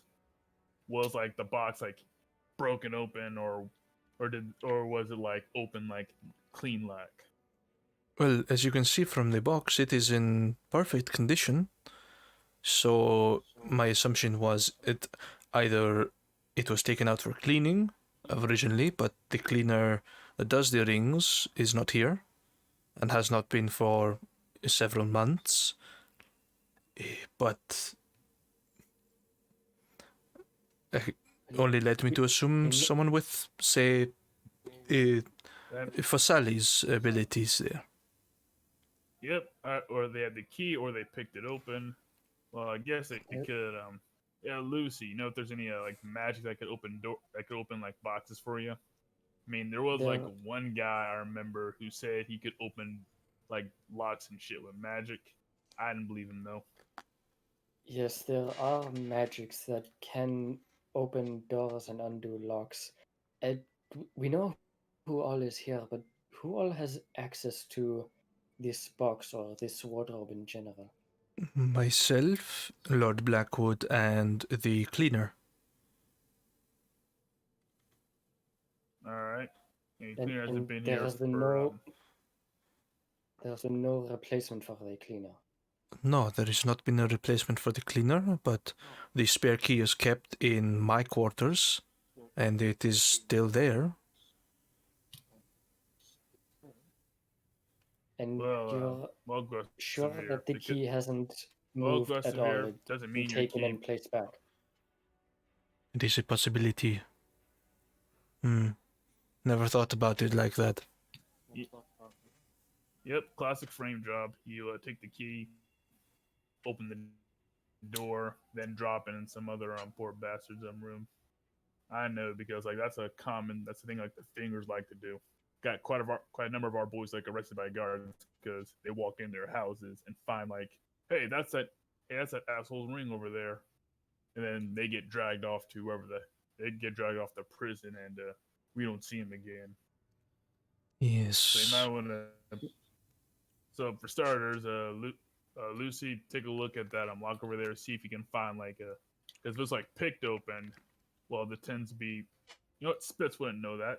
He'll just say, well, if it's picked open, might be worth looking into. If not, I want to see if like somebody was in your room or something, more severe.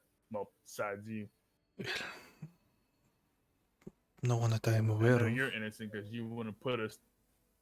Yep, I know you're innocent because I imagine if you wanted to hide the theft of this ring, you would not be advertising it in Morris's friggin' tavern. You do realize that No. odds are Blackwood would find out about it even if you got it back.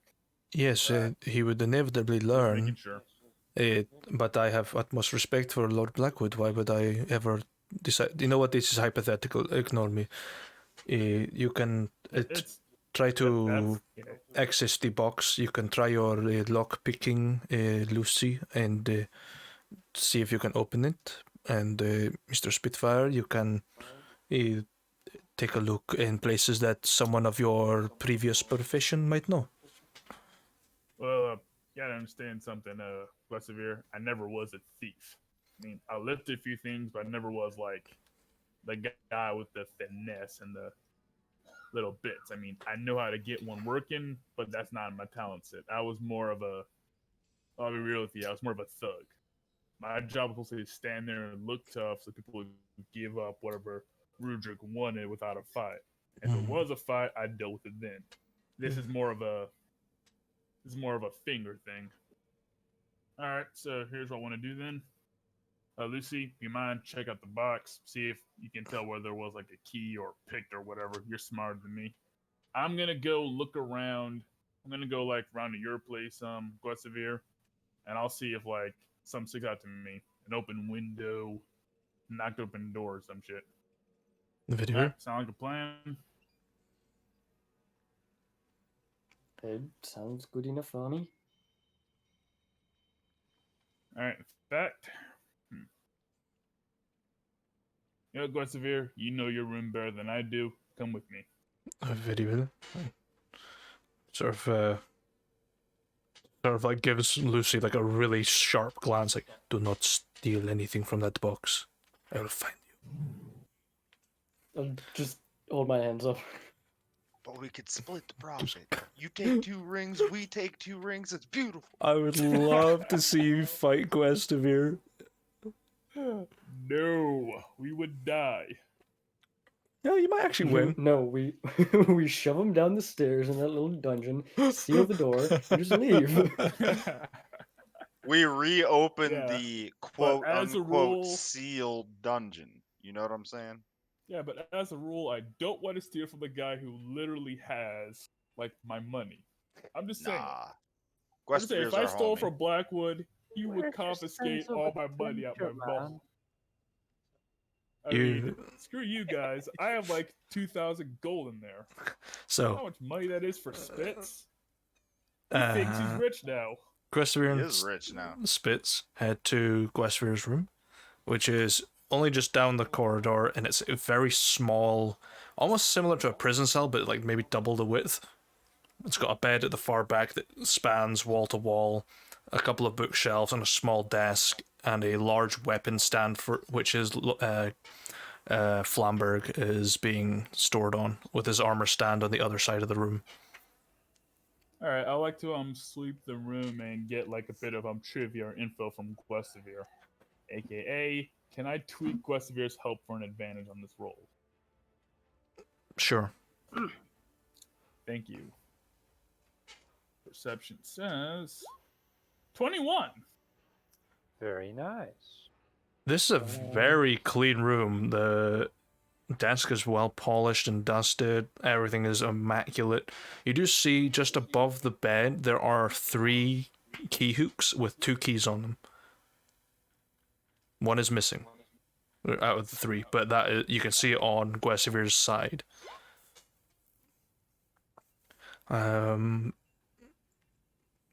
Pretty much an immaculate room. There doesn't look to be anything that's been broken into. No splintered door frames. The bed is intact. Nothing out of the ordinary. Even with Guestivir informing you what is there and what isn't. Alright, so I'm fairly sure that nothing happened outside of normal inside your room. So that might mean that our idea someone picked the thing open might become more true in this case. Alright, let's head back in and see what Lucy found. Indeed. Okay. Lucy, what would you like to do with the box? Firstly, inspecting the lock. There's only one lock on the chest, right? There's a small internal lock that you can see. Now, how big's the box? It's maybe about like a head's width wide. Okay. It's tiny. I'll pick it up and like hold it to the light so I can look in the keyhole. Sure. Give me an investigation check. Actually, are you looking for like signs of lock picking? Yeah, any tampering or Give me a thieves' tools check then. probably not dexterity. I would say intelligence or wisdom, either or. Same thing either way. 15. I mean, the lock looks, from just the light hitting it, you see like maybe like a couple of millimeters into it, and then it's just a complex sequence of locks that go all the way to the back of the box. Looks to be intact. You do notice some pins that are slightly misaligned from potentially just a key jamming in there, or something being like sort of wedged in to keep the pin in its position. Does it look like there's anything still holding them in position, or just they're kind of stuck that way now? Yeah, it looks like it's been jammed into place. Okay, I'll see if I can undo it. Okay. May a thieves' tools check with disadvantage, please. Zoom with Dex this time. Mm-hmm. Still 15. You're trying to like get this one pin back into place, and you just hear the lock, and it just, you pull your lockpick out, and the tip of it is gone. It's just swallowed it and shut off the entire lock. It Just isn't. my question about the move is, would that indicate that the lock was tampered with, or that somebody just used the key? Probably someone used the key, because this box has a defense mechanism against being picked. All right. All the pins have to be done in an order, and if you go in the wrong way, shuts it completely. Okay, good to know. The box is now sealed for a very long time. Eh. Well, not a very Probably. long time, but yeah. For the best, really. Imagine it's sealed until somebody uses the key or something. Nah, for the it's sealed until it opens again, which is after a couple of hours. So too long for a thief to really fuck with it. After 500 years. 500 years later. Oh fuck! Imagine, There's another ring missing. I imagine by then, Guestivir and I are back into like the room. Yeah, it'll be about 30 minutes later. You'll see just Lucy holding this broken ass lockpick, Yeah, still like looking in the hole. which is, you just see like a metal shutter across the lock, so it's just what is a keyhole, but just nothing behind it. It's just steel. Hmm. Well, sounds like you found something, Lucy. Well, there definitely was no lock picking. They had to have used the key. When I attempted it, it locked itself. Well, broke my pick and locked itself. Yeah, well, Guestevir's room was, well, I admit, pristine. Other than the so which suggests that whoever did this, well, didn't use any fancy methods and clearly had access to his room. Just walked in, grabbed the key, walked out, opened the lock, grabbed the ring, and well, walked out. Any of you proficient in Arcana? No. That's funny. That's a funny joke you made, Moon. I'm only asking. It's like asking if Yeah. we're proficient in religion. You understand something? you're No. asking the This is wrong people. This is a distinctly lower magical party, in part because you wanted lower magical PCs. Yeah, but I mean, if you It's wanted me to like- make a wizard, you should Actually, have said come so. to I think would of have it. taken care of it. both of you have had run-ins with the fingers before. Yep. Yes. Make me a history check. Someone tried to molest me from the rooftop.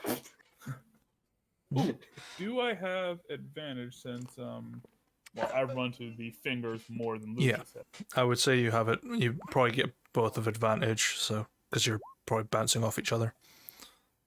Oh, both advantage? Oh Okay. God! Yeah. Wow, that's horrible. Oh, hello again, Fly. Well, Goodbye, 10. Fly. Good Lord. 10. 10 is just enough. You will know that there are some thieves who can conjure almost invisible hands that can pick things up from a distance and barely interfere with anything around it. And with Spitz telling you how small the room is that Guestevir's in, it's entirely plausible that this arcane trickster used a mage hand to open the door and steal the key.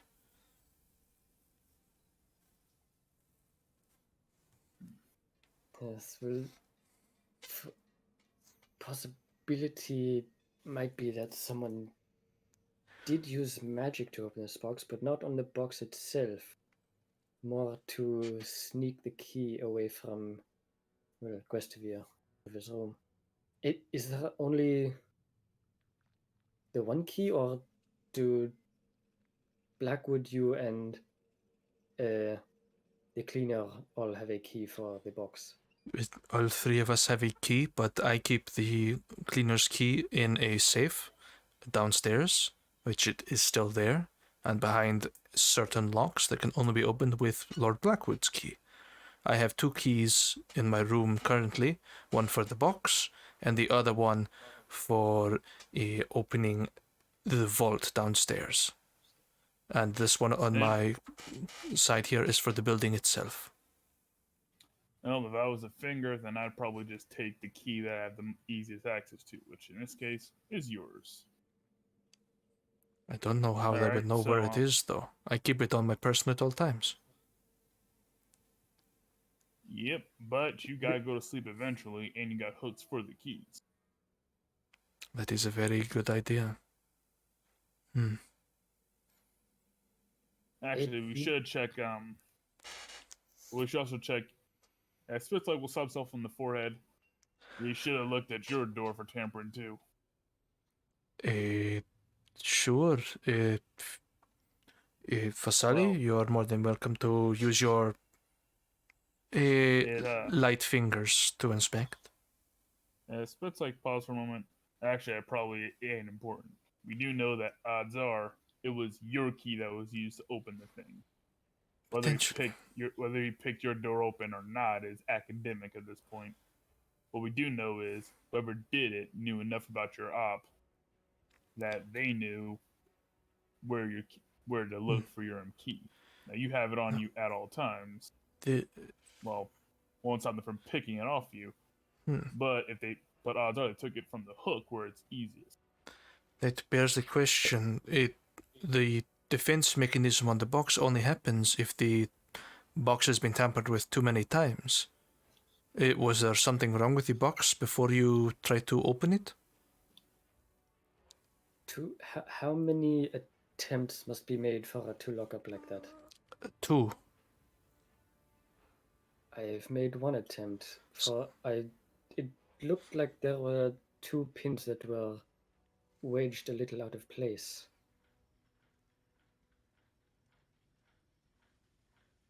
What do you know Another of word. keys?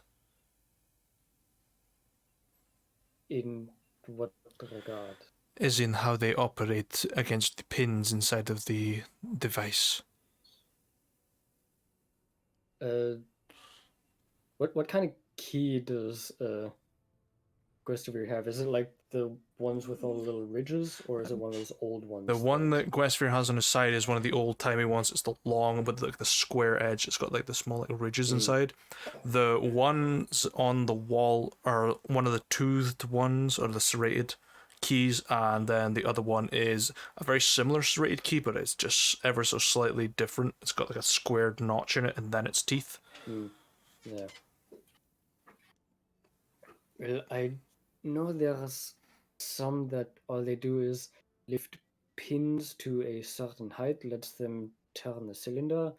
Others, like that big one on your side, it's like putting, like one of those children's toys, putting the square block in the square hole, just fitting correctly and turning.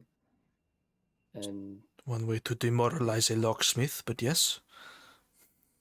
well, it simplified, yes. Fair. I'll be back one moment.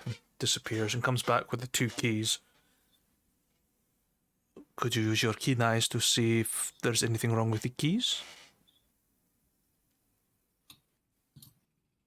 Yes, Yeah. this will is there like a lamp or something nearby? It's a research office. There's magnifying glasses, the gas lamps, everything. Yep, Spitz will walk over, grab one of the magnifying glasses. I mean, he's probably seen like a bunch of nerds, like he's probably seen like pawn shop people look like with a magnifying glass. He should go and grab one of those, grab a lamp, put them next to the keys, and hold it out for Lucius. Lucy. You think this will help? It's worth a shot. I'll take a look at him. Sure. Make a thieves' tools check with intelligence. Does she get advantage? Does magnifying glass? I'll give a +2 to the roll.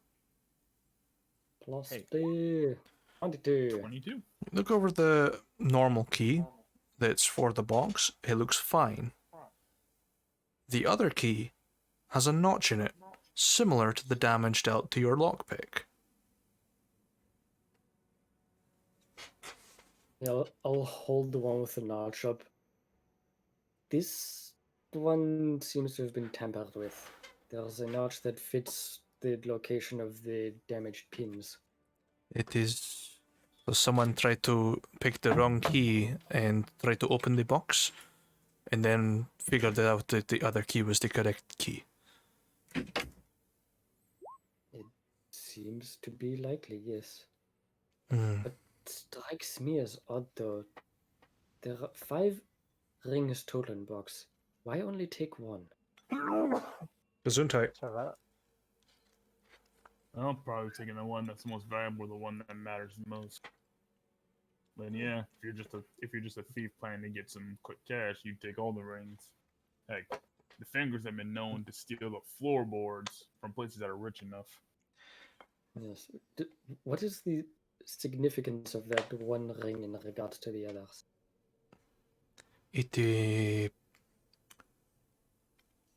Right. This information cannot leave this room, or Blackwood will Yes, have don't me worry. hanged. Oh, don't That- worry about it. You're giving me money, so you got my silence. That ring People who activates a very unique lock to the Blackwood vault. It is a light activated key. You hold the ring up to the small beam of light above your head and angle it into the keyhole, and the door will unlock to the treasury inside of the Blackwood Bank, which is currently in Sancerre at the moment. That is the closest one I can think of. But Who has knowledge of this ring's capabilities? myself, Lord Blackwood, maybe a very intrepid thief that is a lot smarter than they look, or someone who has it out for Lord Blackwood, which is a lot of people.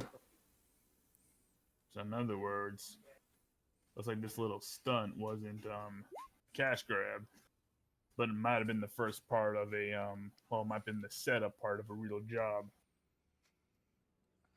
I mean, yeah, it's something like the local thieves do. Like they'll pay a few guards, look the other way. They'll set up they'll get supplies to set up a distraction for the owners, and then once everybody's away or doing something else, they step in and take everything worth taking and leave. This might be a setup for that vault of yours in Sands here, which is probably far away from here. It's not that far, it's just north of here. But is there anyone in town that could need the monetary funds to use it? Of course, a smart thief would not spend it all in one place. It would track them straight back to themselves, but is there anyone in town that has been spending strangely high amounts of money for very small things? You know what? Can I make Okay, a check. history or insight Yeah, check? like I've been around here Yeah. for like we've been here all week, so yeah, might have a chance. What kind of check would that be? I would Insight, say what we're be. looking at? I would say it'd be either or. Depends. Okay, I will roll insight because that's a +1 instead of a -1. Yep. Insight Ditto. says Hey, 20 and 21. 100 gold seems a lot for a longsword. Oh. I Like, fucking take a knew look something at- was up with him as soon as he showed up. Yeah, he'll take a look at Lucy. All right, let's get the boys. This is bad. Yeah, That I'll- bastard's up to no good. I'll look to Questia. Well, it seems like we have found a culprit. What do you mean? You have not even inspected any further, done witness accounts, interrogations? Someone that we have run across before who has abandoned his post in the military has recently visited us and was willing to pay upwards of 100 gold for a longsword. You get like the Kubrick stare from Questford, like the head tilt and the eyes looking through the brows. A deserter? In this town? From what he has told us, yes. One Point moment. is, And disappears. don't exactly trust him. Like, Fitz watches him leave. Oh, we'll give him a moment, wait till he comes back. Otherwise, we need to get the boys and have a chat with him. Point is, convince him to give the ring back if he's got it. And if he doesn't, well, we kick his ass. Questford comes back about 15 minutes later, fully clad in armor with his flamberg on his back. It is against the regal law to abandon your post as a soldier. I must take his head. Well, let's try not to go that far yet. I imagine a public decapitation would probably ruin the atmosphere around town. We'll save that for a moment. Important part is we get the ring back. At least confirm he has it before we start cutting heads. Yes, and also, when he came to town, he was alone. When we saw him the first time, he was with a group of people. I am not killing my customers. Yep, this could prove to be problematic. Yeah, for now, let's have a chat with him, see if we can get the information out of him. That way, the pleasant way, see if he has the ring or not. Or if he can point us to who might have it. Because if this is the same guy, well, I don't recall him being the stealthy type. Last we saw him, he was covered in what was it, Lucy? Tire leather armor and like a sword, just like very openly, but to cut your head off type. Yes, we initially thought them to be bandits. Yep, they weren't, but well, Fine. that don't mean much here now, does it? We can employ your diplomacy first. Yeah, but that fails. You can start cutting heads. That I would enjoy. All right, Lucy, let's go get the boys. I imagine the boss might not be so cheery about killing one of his customers, but I'm sure Henry will come with us at the very least. And let's have a chat with him. Perhaps get him into his cups and see if we can get him to speak up about it. Yes, What do you talk think? over a nice drink. What could possibly go wrong? For now, Mr. Tall, Dark, and Fearsome, try to, I guess you can be around the area, but don't walk in. That'll probably tip her hand a little bit. So in case he tries to run, be ready. Fine, I will go to Leander's. I'm needing some medicine anyway. Yep, Spitz will turn back to Lucy. Let's head back and get the boys.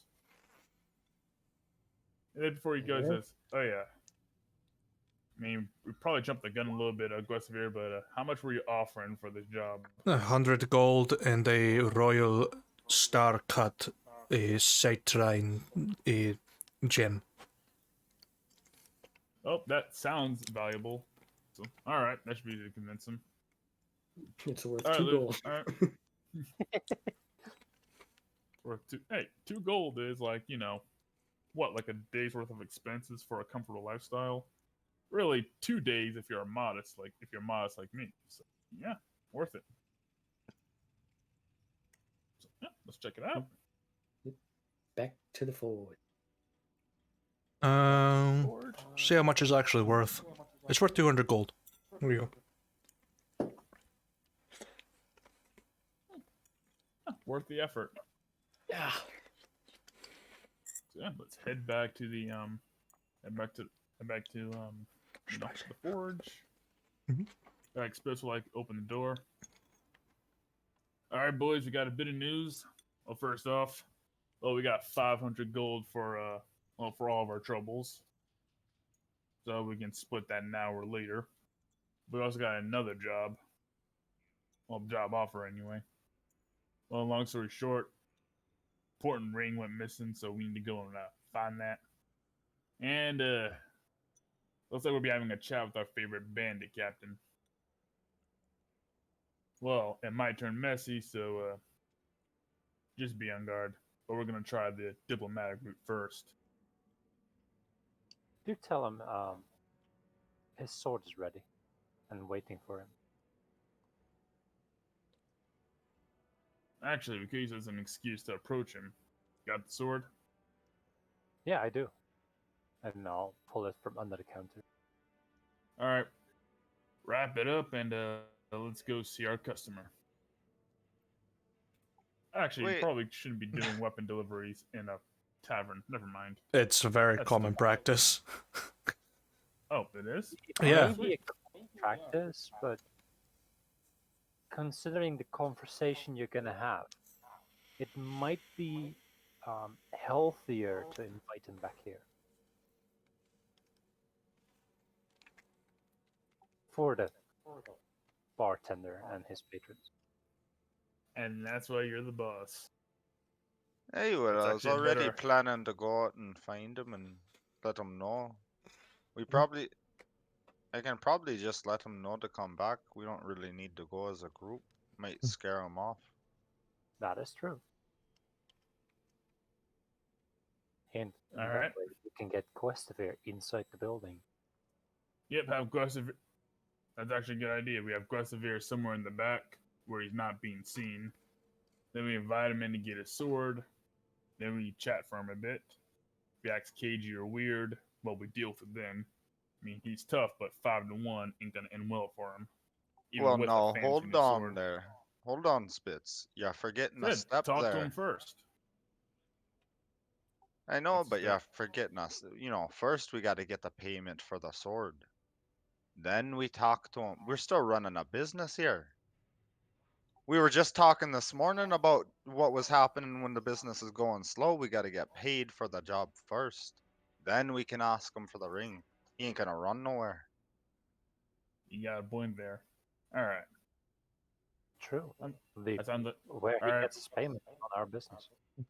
Yep, that sounds like the plan. So Lucy, Lucy, let's go first, and we'll tell Guesevere to hang out in the back of the forge where he can't be seen from the front. Henry, go grab our man, tell him the sword's ready. Wait for him to come here. Then we have our chat and see if we can find out about that ring. Alright. I am gonna make a quick stop though when I go to find where he's at. I wanna drop off my armor at the armor smith in town, see if she can, well, you know, it's fitted for a dwarf. See if she can fix that a bit. Okay. So, do you execute your plan? Yep. Mhm. Go find Guestivere. Okay. Well, Guestevere's where he said he'd be. He's in Leander's, currently perusing some magical remedies for what appears to be gangrene. Lovely.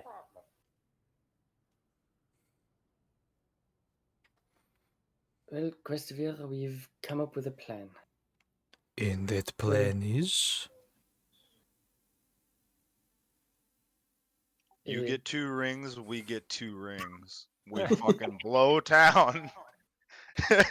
Sell them off, we good. Henry is currently going to get our friend, and during that time, we could have you in one of our back rooms of the forge waiting for him, so we don't cause a disturbance in the tavern, since the sword that he has commissioned is finished. Okay. So you have plausible reason for him to appear in your forge, and you want me to hide like a thief. Yes. Well, See, he gets it. it was the other's plan, yes. Goes against my chivalric code, but fine. If it gets to the bottom of this, fine. And just hands over like 10 gold and just takes this weird bottle. Thank you, Mr. Leander. And heads out. And heads towards your forge. Alright, that's one victim. Yep. Again, he says all about chivalry, but he's associating with, well, at least 2 known criminals. So Yeah, as long as he upholds his own rules, he's fine. yep, that's true. Rules can be bent, you know, just slightly. Ever so slightly. But not broken. Well, if he broke them, he would be back in the position he was before he was Blackwood's guard. Probably Street bandit. market. A very scary bandit. Imagine seeing that on the fucking road, just taller than your horse, just like... All you do is from your horse, like, back off, whack. Yeah. I mean, I called him Mr. Tall Dog. It's scary to be facetious, but if you're right, then you're right. He is pretty tall, he has dark hair, and he... I guess in his armor he is scary, because he can one-hand that Flamberg if he wants to. Yep, he's tall, dark, and scary as hell. But when you get to talk to him, he's like, oh, this guy's chill as fuck. Oh no, that's Lex Guesevere. Weird code of honor aside. Mostly because to Spitz, honor's the kind of thing you tell its stories to children. Damn right. So, Henry, you're heading to Morris's Tavern. After I stop at whatever, I can't remember. Atha's? the name. Yeah, Atha's. Yeah, sure. She's there as usual, working on riveting some leather together. Can I help you? Hey, I was wondering, and I hold up the dwarf-sized hide armor that I had. Any way that you can make this fit me a bit better? Sort of looks you up and down. It will take a bit of time and some resources, but it can be done. Hey, how much do you think it would cost me? About 40 gold. 40 gold? You're a tall person, and it is a dwarf-sized piece of equipment.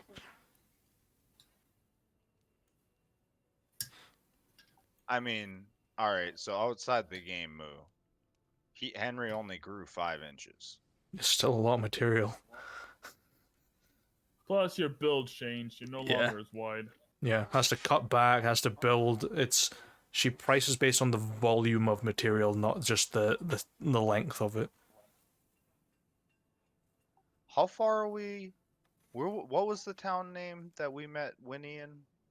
Little Orchard, How far are we from Little Orchard? couple 'Cause hundred miles. I paid like 10 gold to have the armor made Mm-hmm. in Little Orchard. Yeah. We are a long way away. You're a couple hundred miles. Crossing and Mm-hmm.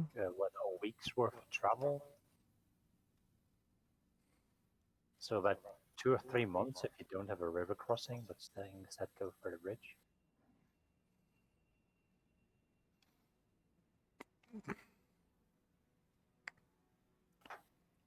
If Hey, could you do like 25 gold? I could do 25, and you give me a carcass of a deer that I can tan its hide for.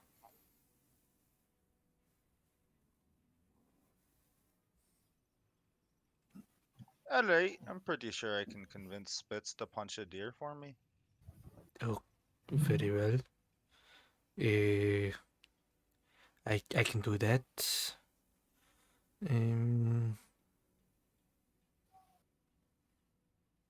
Sort of ponders for a moment.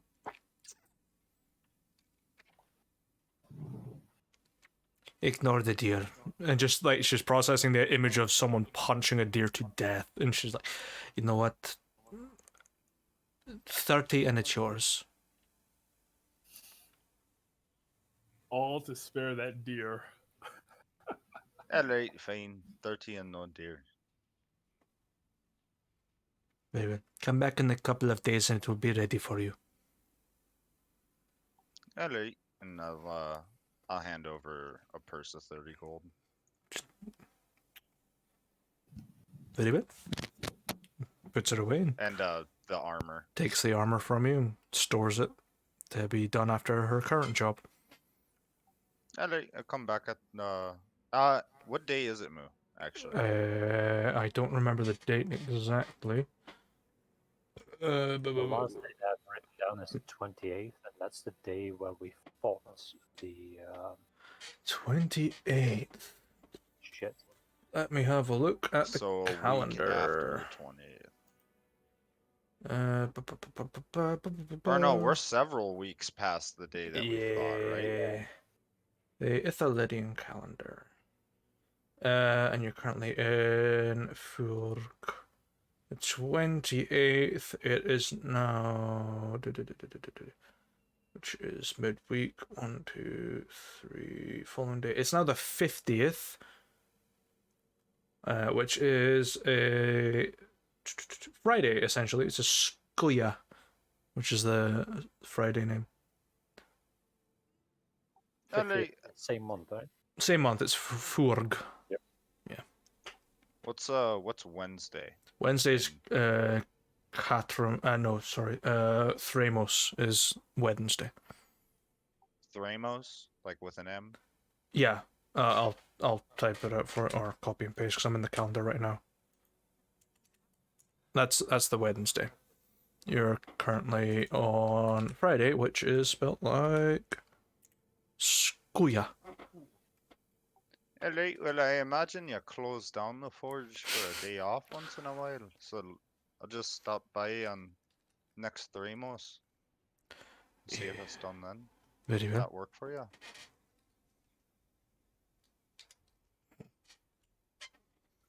Alright. See you around. I'll see you then. And I'll head out and head to Morris. Sure. To the Watchman's Rest. Is the days in the fucking year that I created just like a joke now? It's like, nah.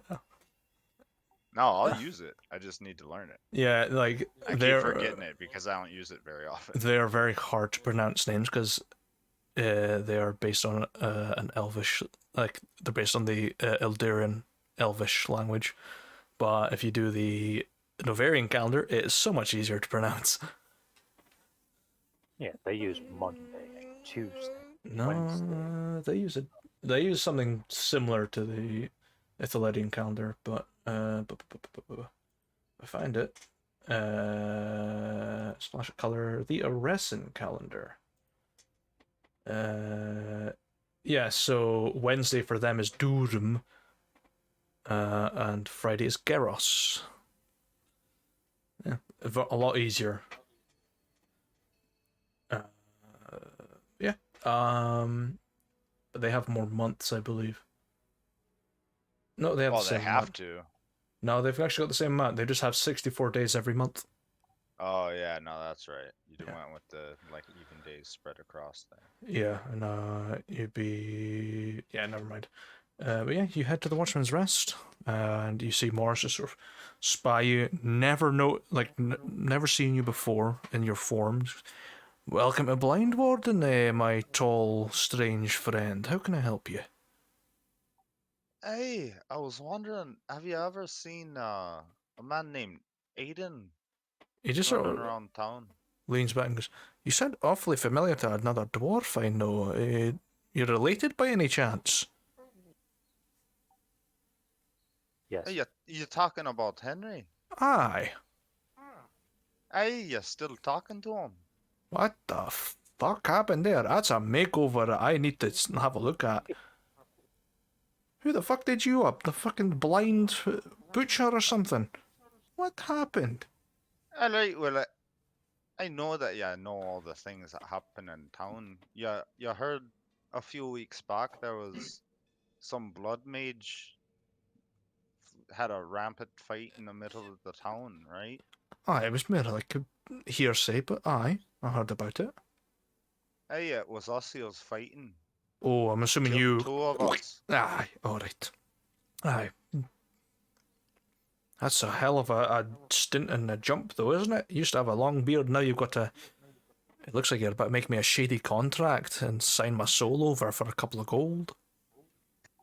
Hey, you sound just like a fellow I met on my way back to Blind Warden. Ah, fair enough. Some stable hand. I just walked up to him and he started saying he didn't want to sell my soul. I didn't know, some Andromeda sky or something. You know what? I'm not even going to question that. You're after Aiden, aye? Hey, I gotta let him know that his sword is done.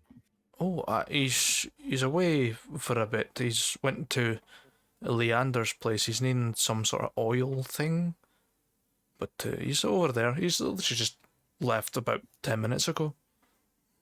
Oh, alright. I'll head over there, see if he's there then. Aye, don't ever tell the person that brought you back to bring me back if I ever get snuffed.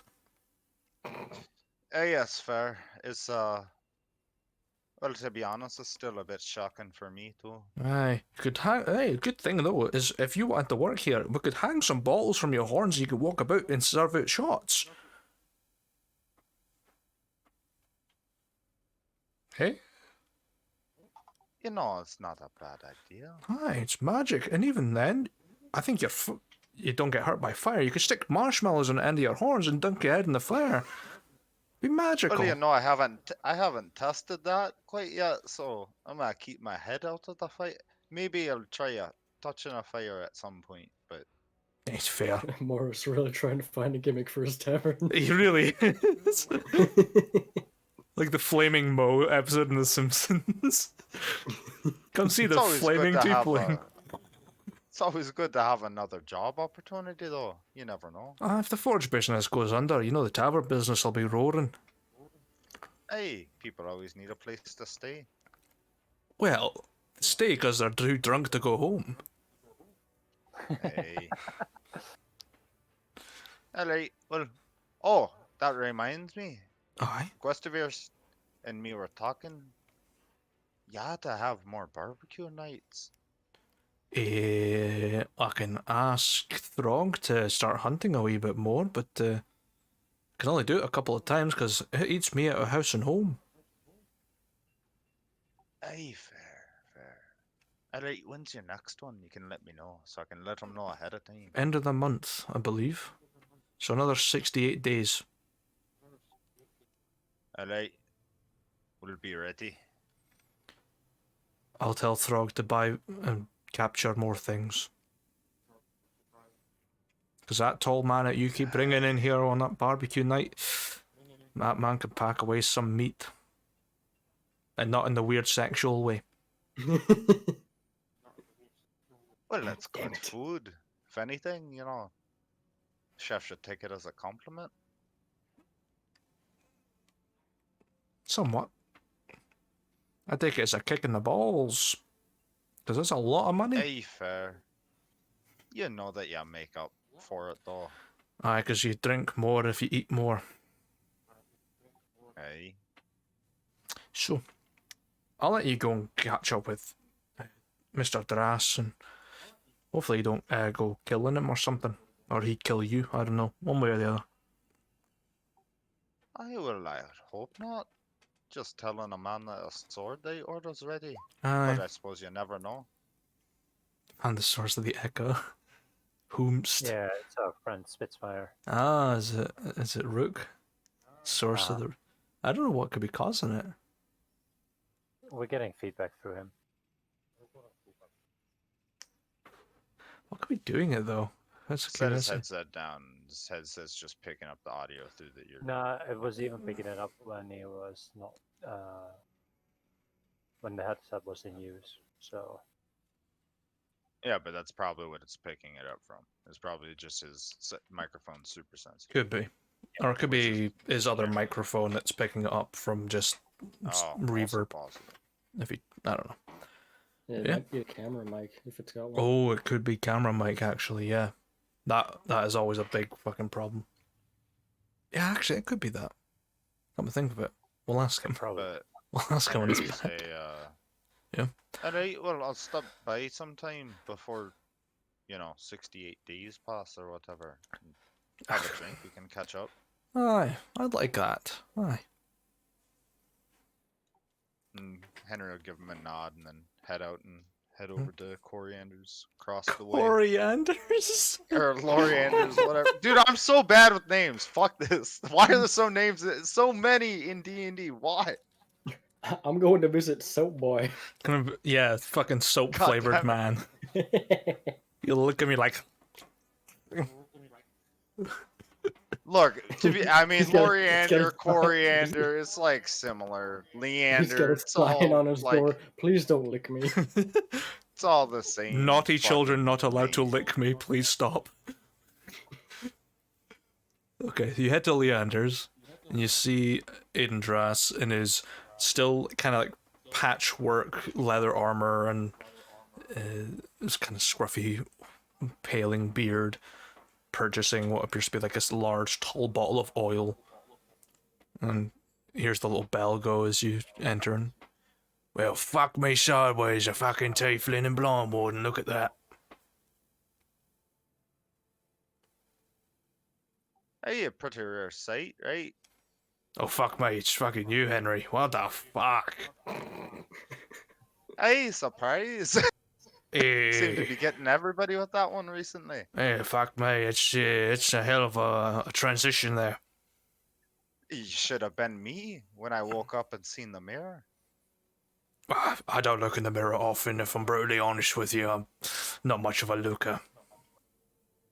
Oh, I don't know. Yeah, it seemed like I've definitely seen uglier men walking around at the bars.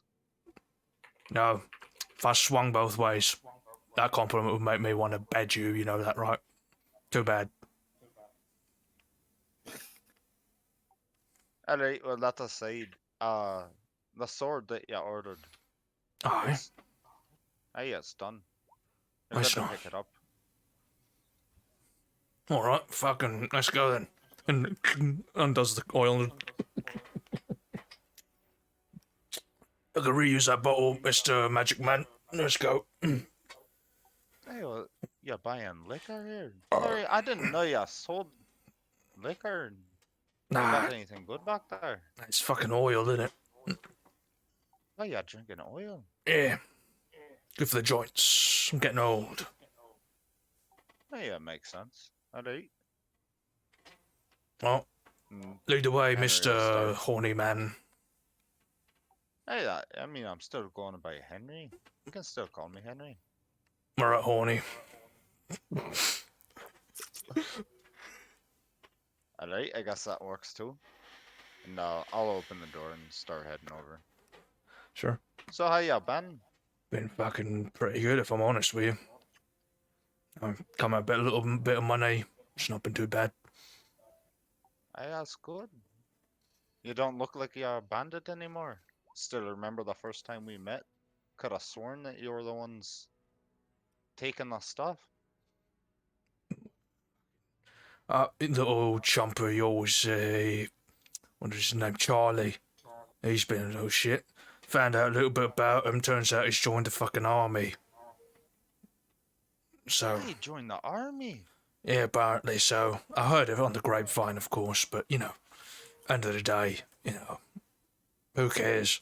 He'll be dead in 2 weeks. Hey, probably, sadly. Probably. Yeah, it's been pretty fucking good. Travelled a bit. Did a couple of odd ends. A couple of lost cats. A couple of monsters in the forest. You know, the usual. Gotta keep people fed. But now I'm here. Hey, you're still traveling as a group then? Yeah, we're still travelling as a group. The rest of them are currently in the hospital getting patched up from getting here. We lost quite a few people with Novarians. So, No, they came that far already. yeah, Where'd you fight them at? we fought them in Vatha.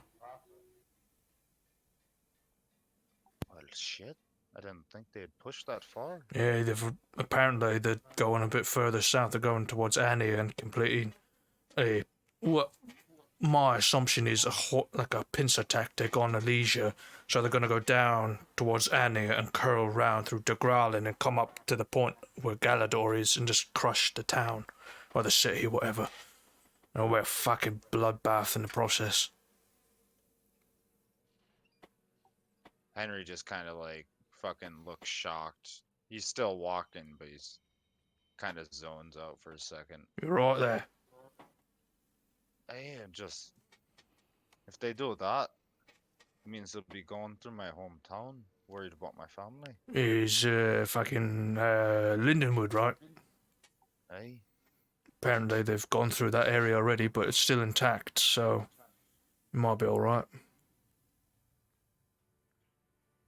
peaceful takeover then. A bit of a fight, apparently. Yeah. But that was from, like, some cultist fuckers that were lingering around the town, but, you know. Hey, them. Alright. Honestly, probably for the better. But yeah, like, at the end of the day, you know, you gotta keep a little bit of hope in wartime. It's kind of trouble, you know. But hey, there's always opportunity during war. A lot of jobs. Demand goes up for people that aren't employed by the military. Hey, that's true. Yeah. I mean, Still on. if you want, I can send word down to your folks if they're still alive and get a reply. Hey, I'd appreciate that. I think I'll try writing a letter and send in a courier too. I mean, I've got an eagle that can go down that way. Be a bit faster, cheaper, don't have to pay him. Hey, alright. Hmm. I'll take you up on that then. Oh, well, no, they'll find me. Are you staying at Morris's? I actually didn't know. I just knew that Morris probably knew where you stayed. Oh, I'm currently at Morris's, yeah. I've been staying in the little loft space he's got. Bit bigger. Hey, we stayed there too. Yeah, It's a nice room. yeah, it's fucking nice, yeah. Bit expensive for my taste, but you know. Get breakfast in the morning, I'm not comparing. Hey, the new chef makes Mm. some fine meals. Yeah, I've never really known Orcish cuisine, but it's fucking nice. Right? Nice and hearty.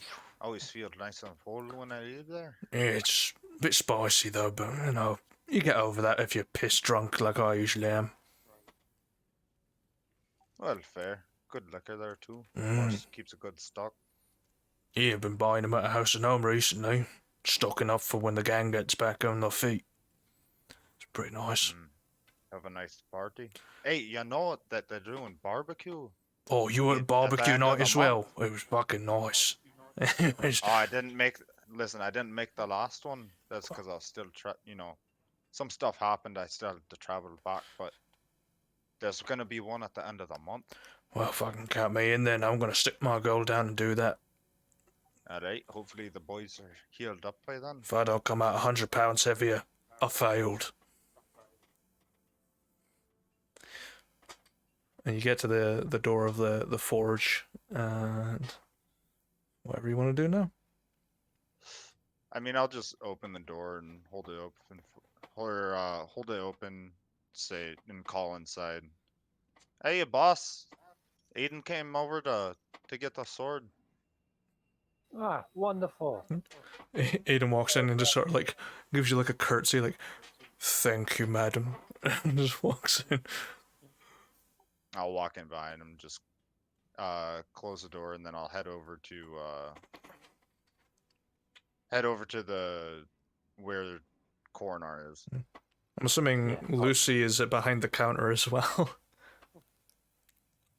Yeah, Lucia is at the usual spot on the chair. You just get like behind the a strange glance, like, what the fuck? Hey, that's who you think it is? Fucking pussycat, man. Hey, a lot of changes.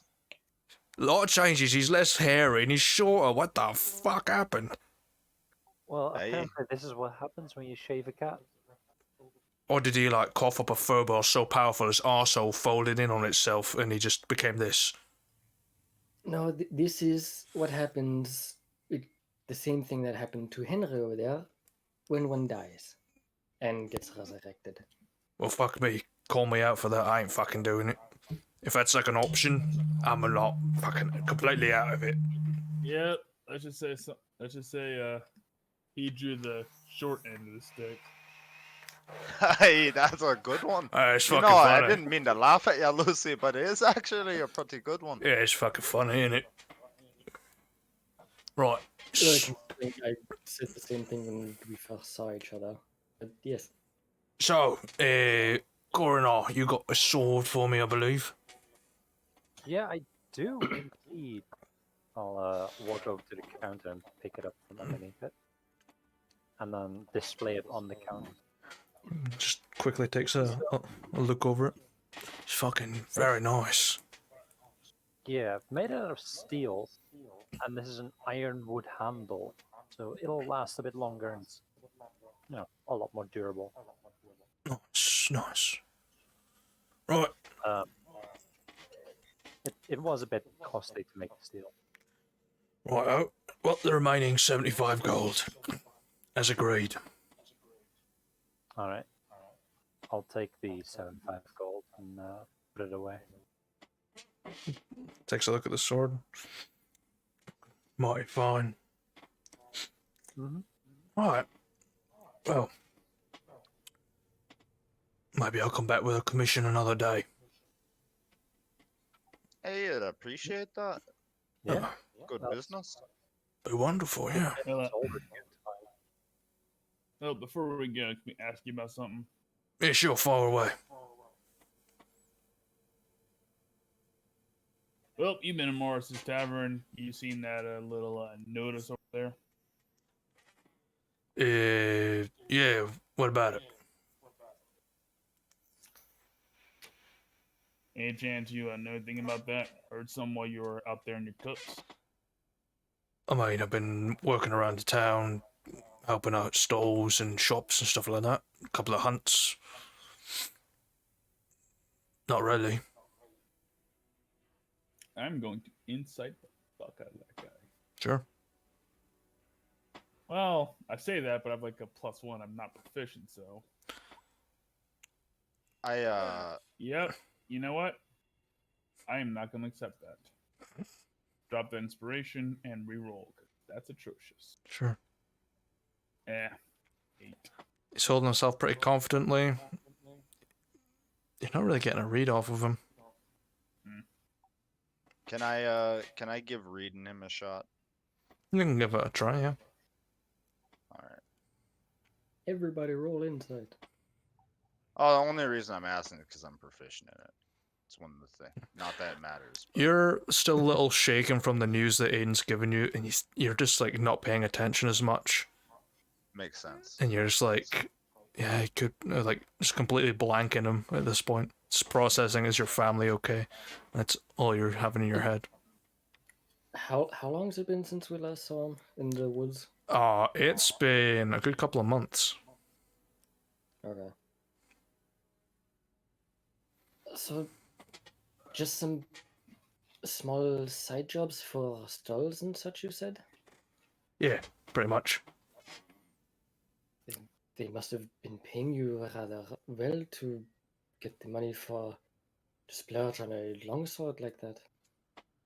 You know, a couple of the more rich merchants, and, you know, when they've got a little bit extra cash to splash, you can increase your prices a little bit, you know. Bit of incentive to complete their job, because I fucking hate rich people. Hey, here. Well, except Spitz. Oh, is he fucking rich? Well, he doesn't look like he's fucking rich. You know what? He's an exception to the fucking rule. He's a nice guy. It turns out he punched some money out of some people. You know what? That's entirely plausible, and I would fucking do it too. What's your issue with the more wealthily off? You know, they don't distribute the wealth amongst the lower classes, you know? We put in extra work and they get to benefit off of us. I think everyone should be paid equally and take the same amount of responsibilities. Hey, you know, you speak on some real sense there. Communist Manifesto!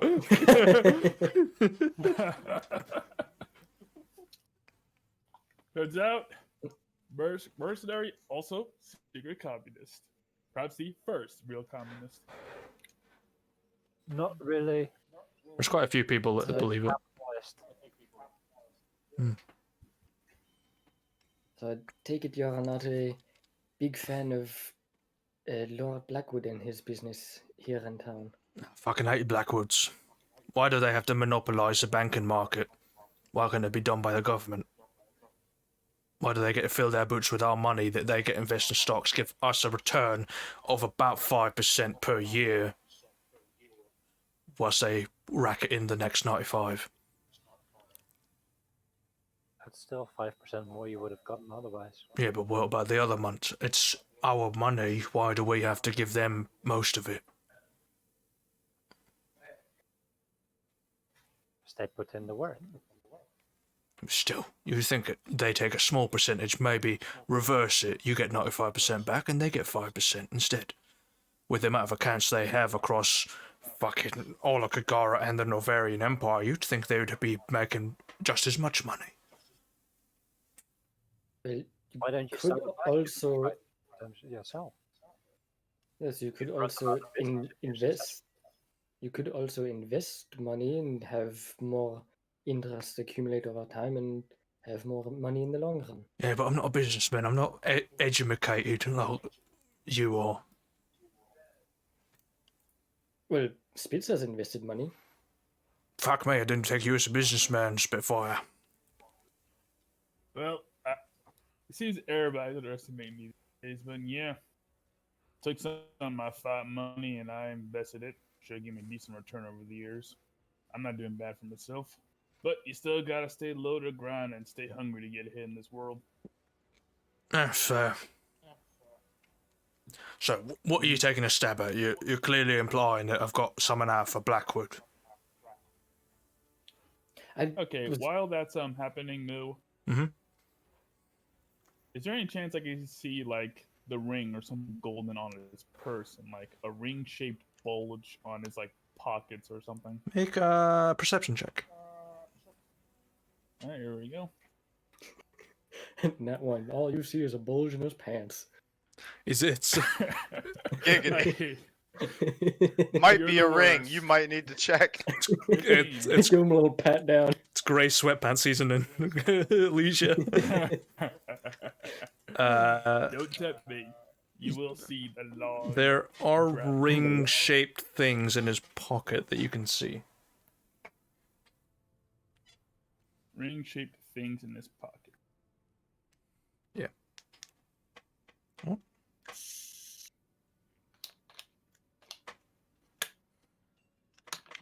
Not so much implying that you have anything against Blackwood, just curious since you said you don't like any of the richer folk, and well, there's one here in this town. Well, has business in this town. Yeah, well, that's a fucking problem, isn't it? They invest in multiple businesses, take a sharehold, and then they just run you into the ground with their fucking franchisement. It's kind of bullshit, isn't it? I mean, if they... I don't understand about half of what you're saying this whole time, but No, do I. I just say fancy words I and do make know people that believe me. Blackwood's an alright guy. Drink with him all the time. He's a fine dude. Eh. Wouldn't even touch him Just with a got to 10-foot get to pole. know him. Nah. 10-foot pole. Distance. Keep him away. I guess not everybody's meant to be friends. Nah. Can't be arsed with it. All the hoity-toity fancy words and stuff, and I've got a better education than you, and I've fought in the war as well. Ah, fuck yourself. Just because you wear a suit and I wear this fucking attires doesn't mean you're better than me. All right. I'm gonna insight him because I feel all of this is like a personal grudge against somebody in particular. Sure, go ahead and insight. He has it out for Blackwood, you can feel it. Yeah. There's something in the air. Yeah, you can see it, just you can hear it in the tone of his voice, the way he's now holding himself, and his eyes are like fixating, getting angrier as every second goes on. Well, his one eye is getting angrier. Mm-hmm. Spitz will circle around towards the door where he's inside of Lucius. Then he'll basically make like a little ring symbol with his hand, and then points down at his pocket. He's gonna do it when he's out of the line of sight of Okay, make a stealth check. our guy. Oh, nice. And this is going to end well. Spitz is good at that. What do you mean? Oh, define good. It's a +3. I say a +3 is pretty fucking good, buddy. Yep. Oh, He Frosty. he turns around right as Just- you put your hand back down. All right. So what? So yeah, my way of signaling, he's got ring-shaped objects in his pockets. Yeah, I'll take a look at his pocket and see if I can make one out that has like a bubble on the. Sure. attached What's to it. your passive? A 13. You'll see something that looks similar to it, or what has been described to you.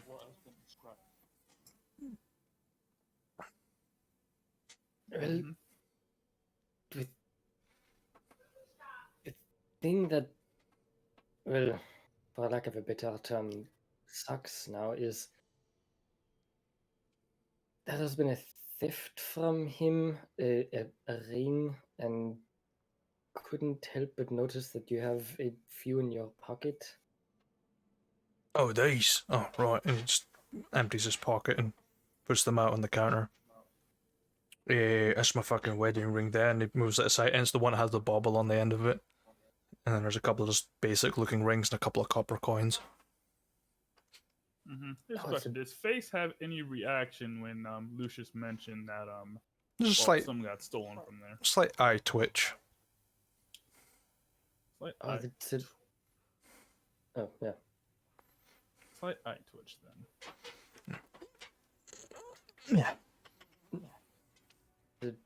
Beautiful, beautiful. Was it a wedding ring. irritation eye twitch? Was it like a? Let's say, was it like a satisfied eye twitch? Like, yeah, I did it, or a haha, fuck that guy eye twitch, or like a oh shit, you're catching on eye twitch. More of just like a, like an annoyance, more like you're prying into something that you probably shouldn't be. Yeah. It just leaves them all out. And the one who said this wedding ring is the one with the bauble on it. Yeah, it's got a quite a small diamond in it, but it's beautifully cut and it is made of platinum that is braided. Is that our ring? Does it have the It's inscription inside of it? Yeah, That's the question. That's what was about to check. Sure, you can It's- investigate. Beautiful wedding ring. Do you mind if I take a look? It's a beautifully cut gem. Feel free. Family heirloom. Take a look at it. Sure. Make an investigation check. 19. It has the inscription inside of it of the Blackwood family tree. My, that looks like an. Is that an 18-carat diamond?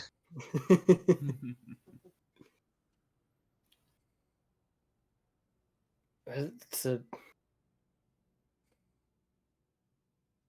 Did not know Blackwood was part of your family. You get the Kubrick stare from Aiden. Just trying to imply I'm in fucking league with Blackwood all of a sudden. No, I'm just curious. You said this is a family heirloom, but it has the Blackwood motto on it. I didn't say whose family heirloom it was. Snap. Well, then what are you doing with it? Taking back what's rightfully mine.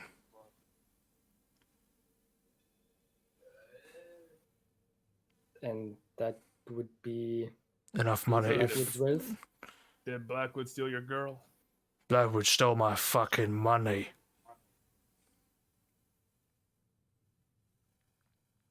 $15,000 to be exact.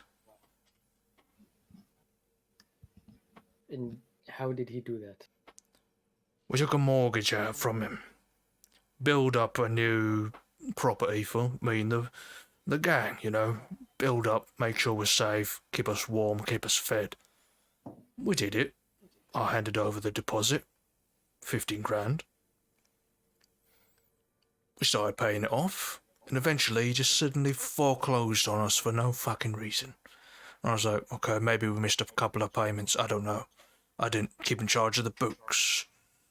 And I decided, fine, we'll go nomadic for a while. We just comes back once we've got enough money to rebuy the property. Turns out he's turned it into some hoity-toity hotel-looking thing. I was pissed.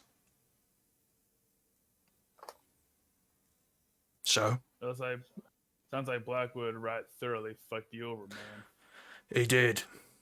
And he keeps on insisting it wasn't him that did it, but he's in charge of the Elysian area, not the Mitrassian area. So, I'm like, alright, fine, I'll look into it. I haven't found any evidence it wasn't him, so decided, fuck him, take his ring and take it from the vault. It's not going to even hurt his pockets.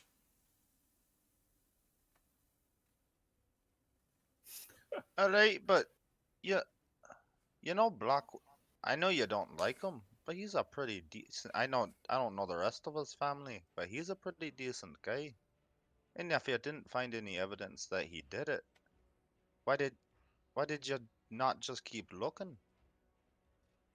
I like simple answers, and if I blame him, I'm sticking to it. And if I can't find anything that disproves it, he's still the fucking culprit. I want my money back. And no, my boys ain't in the hospital. They're currently in Sancerre waiting for this ring to appear. And you hear Guinevere like.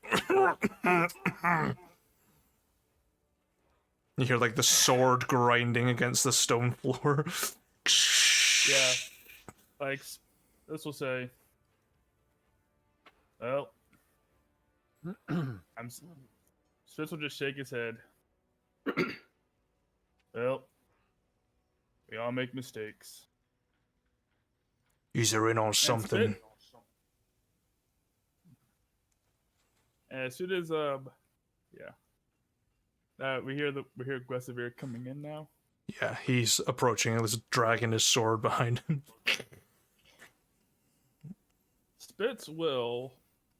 I mean, here's a question: if Spitz will go to the door and lock it?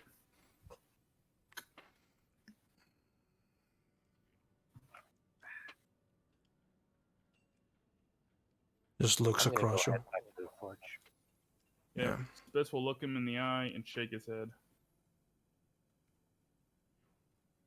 He looks across you all. I can respect the address, but you fucked up. Takes the sword out of the sheath and throws it to the counter. Take your fucking sword in your ring.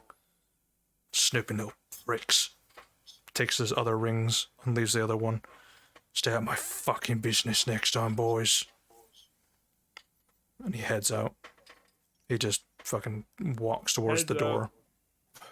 Heads out where? I locked the door. Yeah, he's walking to the door and just looks at you with that dagger stare. Open the fucking door, Spitfire. Spitz will like walk up to him. I imagine I'm taller than him at this point. Look him in the eye. You're a couple of inches taller than him, yeah. Yeah. I'll look down at him and I'll say, sorry, Jurassic, ain't that simple. And then I will shove him to the ground. Alright. Yes, your business is our business. For you have missed someone that we are, well, friends Connected with. to. He gets back up. Just see, I was giving you a peaceful option out of this, boys. Take the fucking ring. Take this fucking sword. And leave me the fuck alone. Well, it's not just the ring, it's also he is not too keen on you having abandoned your post. What does he care? That's Guinevere le Villame, the butcher of Tevay. He killed innocents with his own bare hands. I did fucking nothing. He should be the one getting his fucking head severed, but no, the Queen gave him an out. Guinevere's like, he stops for a minute. There's almost an incited rage just building up, but he's not moving. He's frozen still. It's like, Just stay there for a moment. He'll turn to him, Guinevere.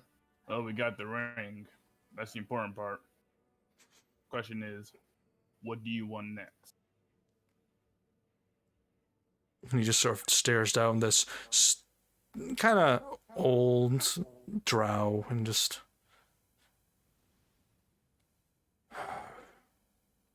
throws his sword to the ground.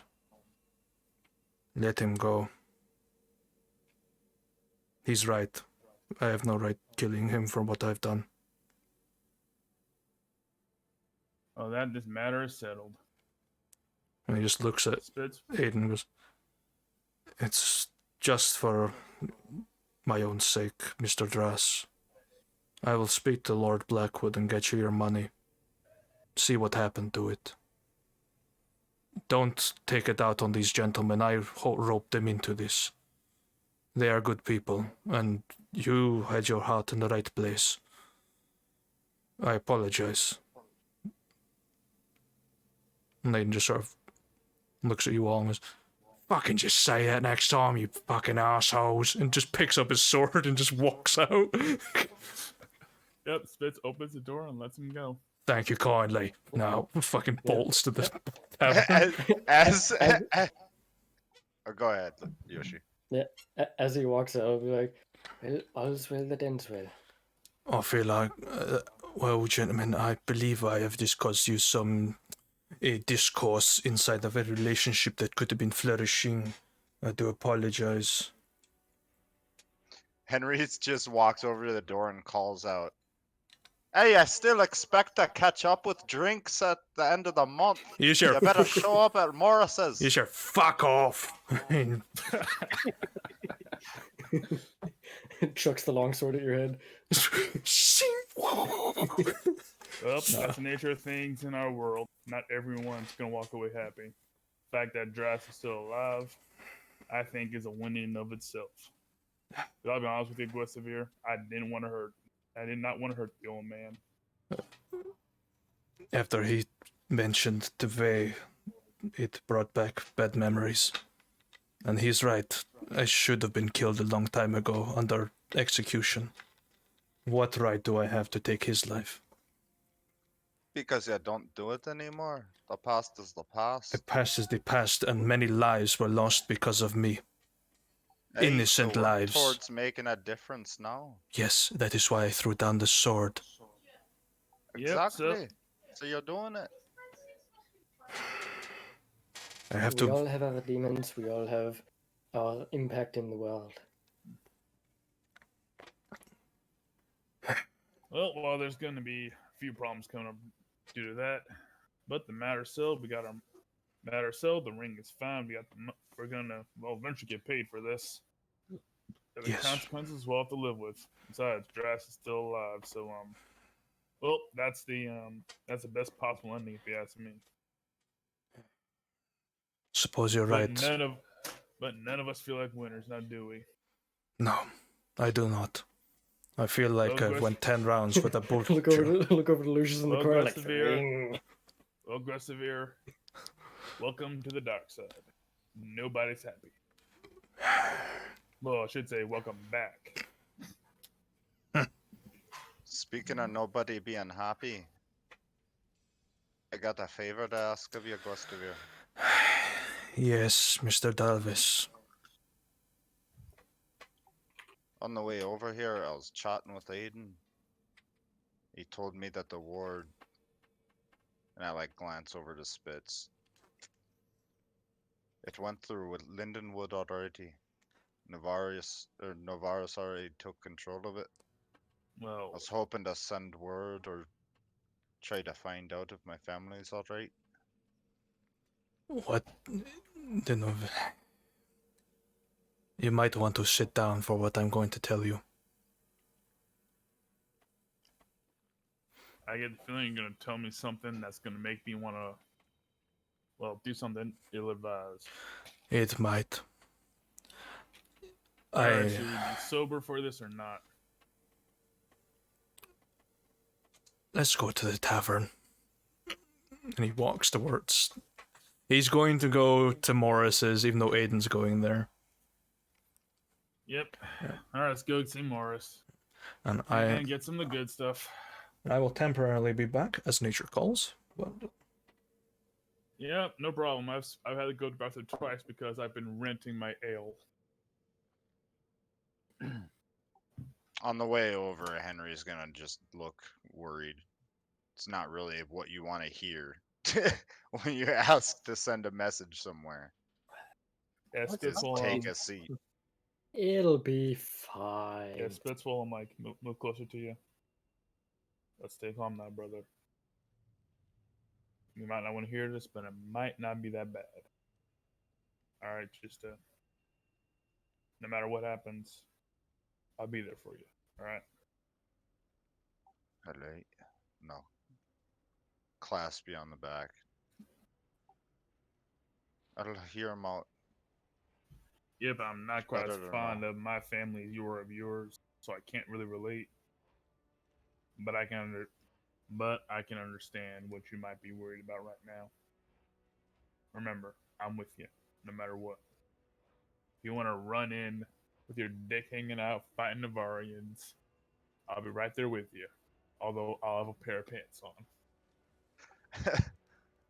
Henry will he'll chuckle at that. He'll say, "Hey, I appreciate it." I see you just as much family as they are, so I worry about you the same. God damn it, Rook.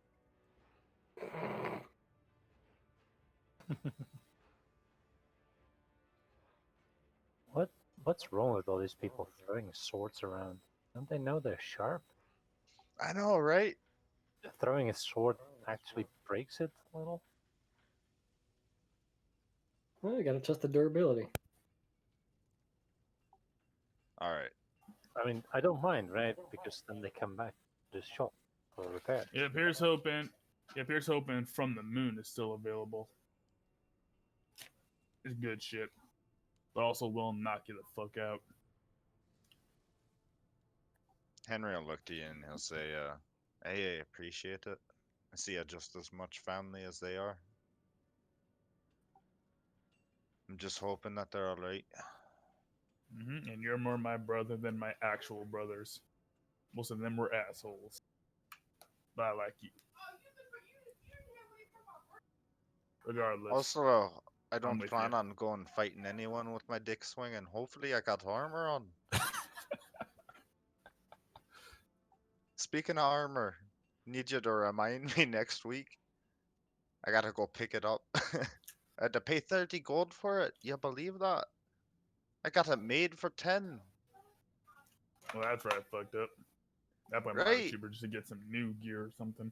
I mean, sure, like you're taller now, but you're like just as wide. So you're also wider back then. So can't they just move shit from like the shoulders and put them down like down here? Hey, you think? But no. And then she was like, oh, alright, I'll give you a cheaper price, but bring me a deer. And I said, alright, well, I don't know how fast I am, but I know, you're pretty fast. So I said, I'll see if Spitz will punch a deer for me. And then she had to think about it. She looked shocked. I almost wanted to tell her that you had already punched out a cow by yourself. It was impressive. You do it all the time. It's training. But then I think she was worried about the deer or something. She kind of had like a scared look in her eye, and she said, Well, she'd be I'd right to just be make worried it about the 30. deer. Aye.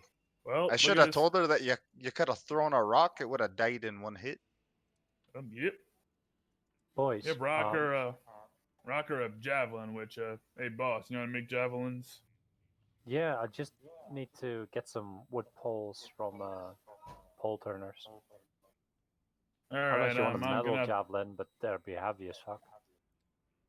Well, would they Some do wood more poles damage from if they were pole. all metal?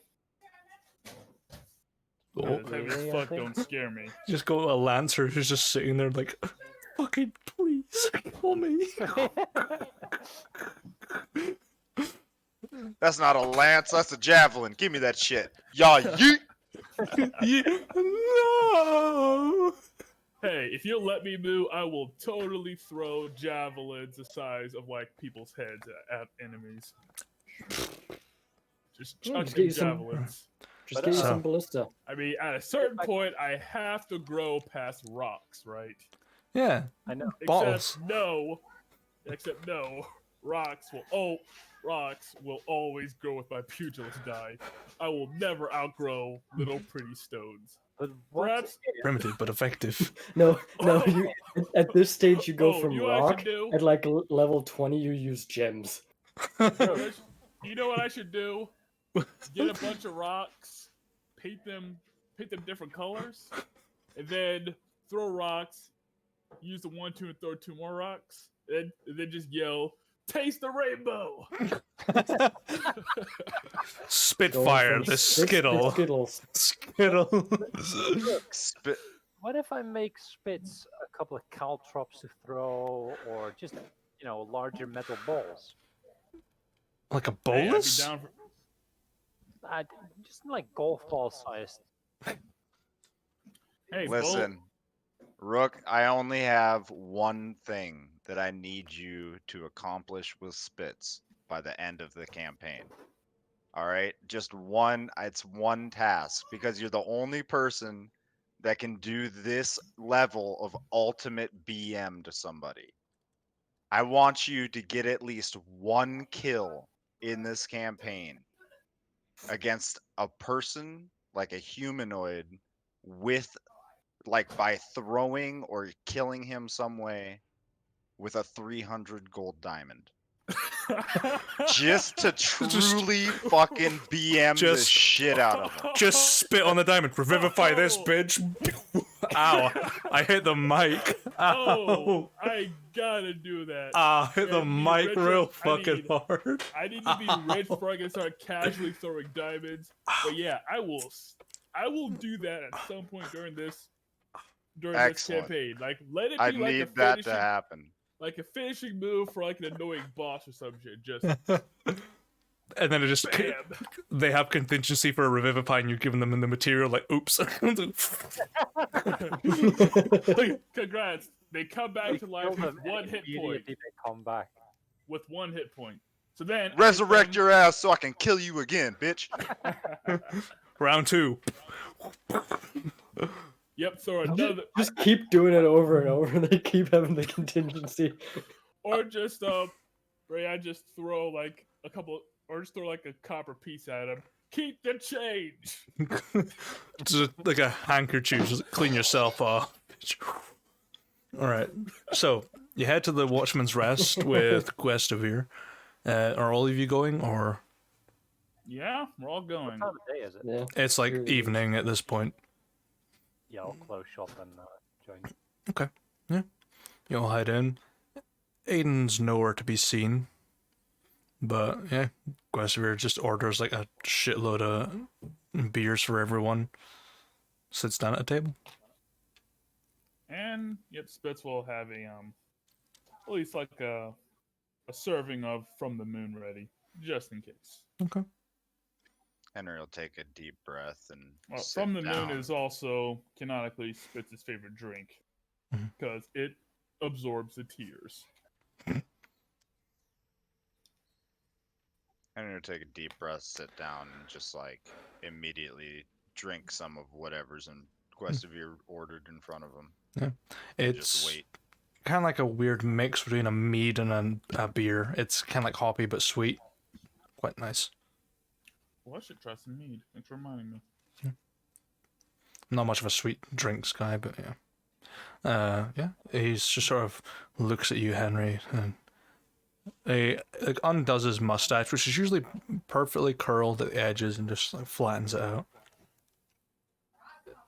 Are you familiar with Novaris's tactics, Mr. Dalvis?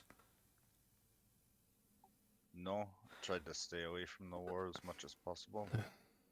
Very well. Do you know what a scorched earth tactic is? Sounds like the burning isn't- the ground. Hey, isn't that what farmers do? It's similar. Burn some crop and something about fertilizing the soil or something? It is similar to that.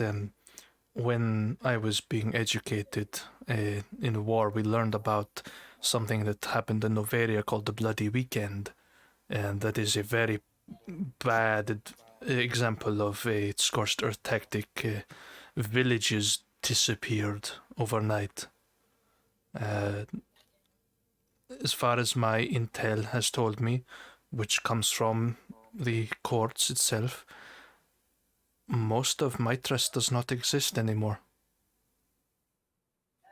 Too much resistance, so they decided to fire what equivalent is an equivalent to a sort of tar bomb at towns. As far as I know, Lindenwood has been partially destroyed in the fires that have taken the mithril forest, but some of it still stands. I can ask a little bit more into what has happened with your family, but there is a slight chance that your family has survived. Slight.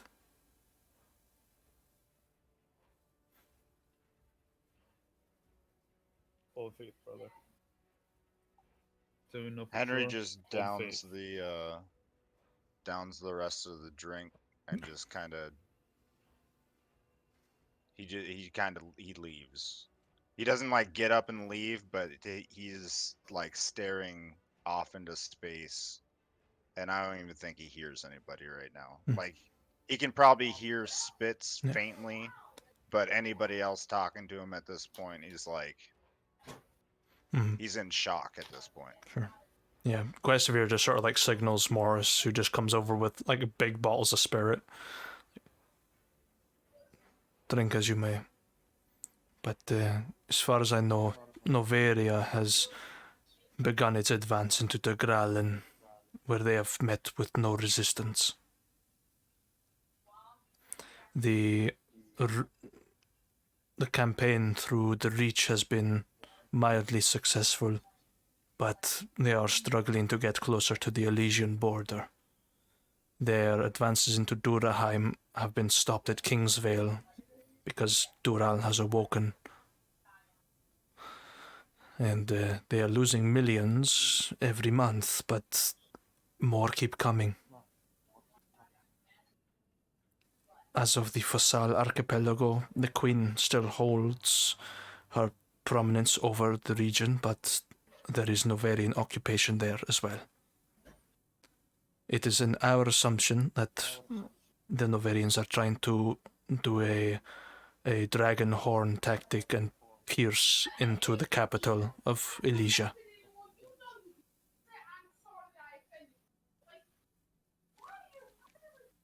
Take it as you may.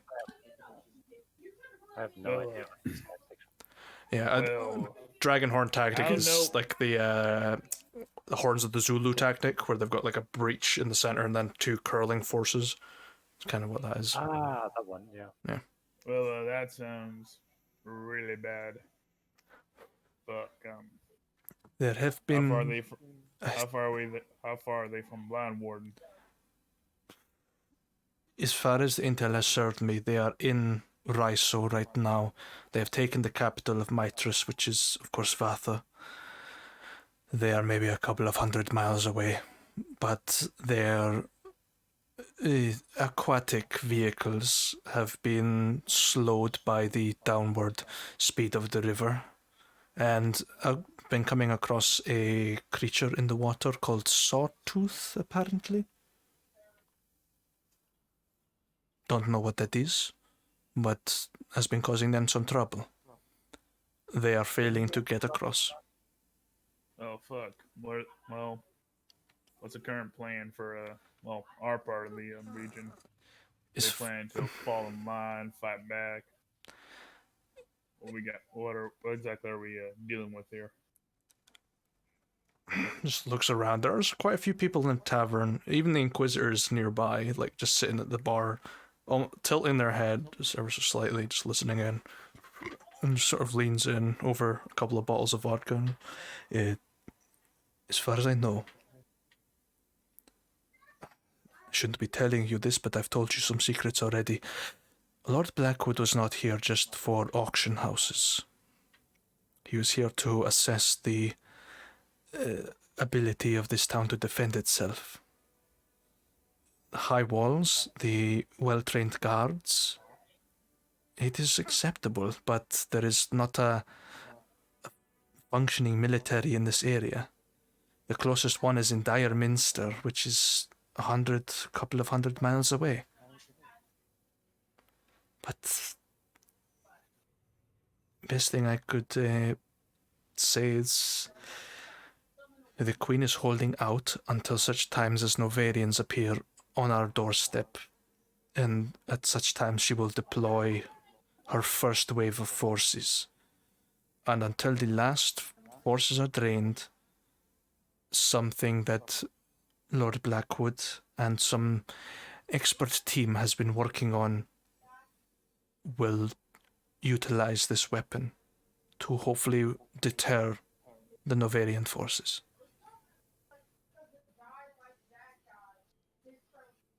In other words, things are a bit tense right now. Yes, that is why a lot of things have been slow recently. You might have noticed in business, your work might have been reduced slightly because a lot of people have been inducted into the army. Temporarily, of course, using their services elsewhere. My advice for you gentlemen to avoid being conscripted is to hold the fort as best you can, but I would take a page out of Mr. Drass's book, as much as he despises Lord Blackwood and myself, to start your own little militia and work from there. Good money in it, you know where to stand, you'll be able to assess your own situation accordingly, instead of being commanded by someone that does not understand you. That is coming from a man who was forced to kill innocents. So either become our own outfit, Pretty much. or get tossed in, or get tossed into the grinder. That is the best way I could put it. And on top of that, you have an expert weaponsmith to produce the weaponry you might need. There is an armorer in town to outfit yourself. You have Lord Blackwood's sponsorship, which I could incur some assistance from. And if you could get on Mr. Drass's good side, we could come to an arrangement so that you join forces with him, and that 15,000 that he is owed could build a necessary outpost for yourselves.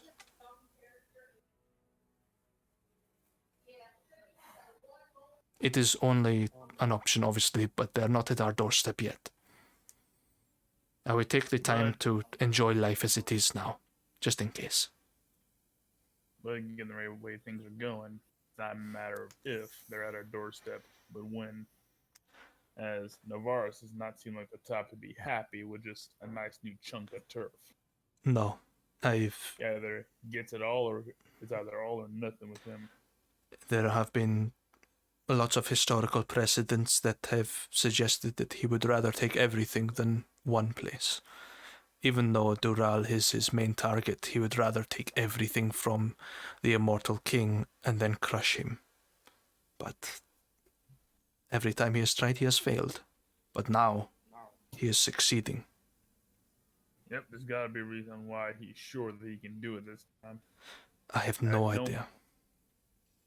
Yep, but it seems like our path is clear. Become our own outfit, huh? You would have myself and Lord Blackwood's full support, and I'm sure the people of Blind Warden that you have helped will easily assist you in any way.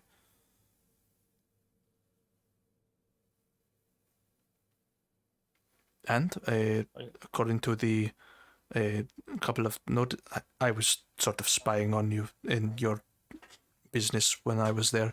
You have the letter of recommendation as well to come, which is a very powerful tool in times of war. It could get you an audience with the Queen, or the right hand, or the left hand, or any important person that could assist you. You basically have all your cards on the table, and it looks like a full house to me.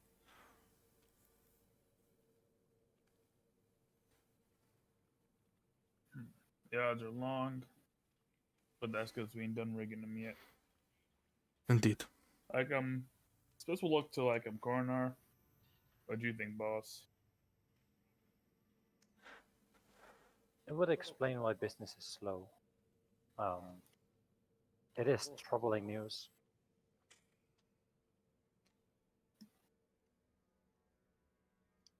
I do not know much about being a mercenary, or even functioning as a company of mercenaries.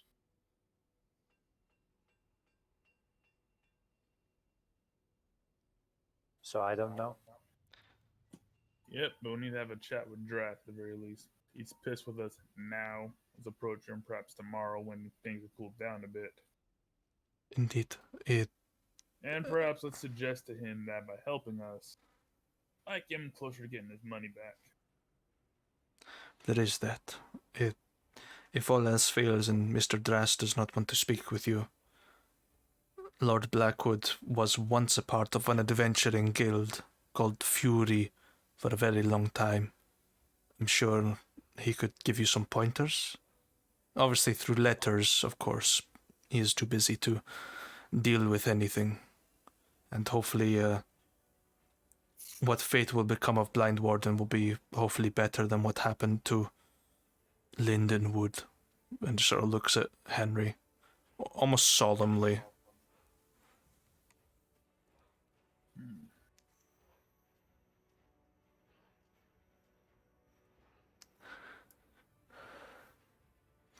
But you will have my help, and Lord Blackwood has recently sent asked his friend to come and assist him, a friend with a lot of military experience, to come to town, which is only understandable given what he knows.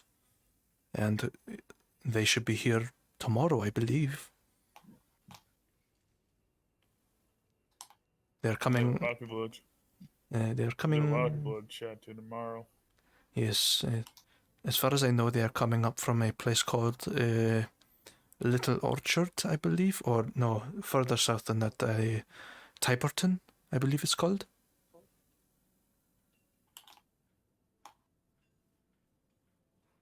We've been there. Yes, apparently you have a bit of history with each other.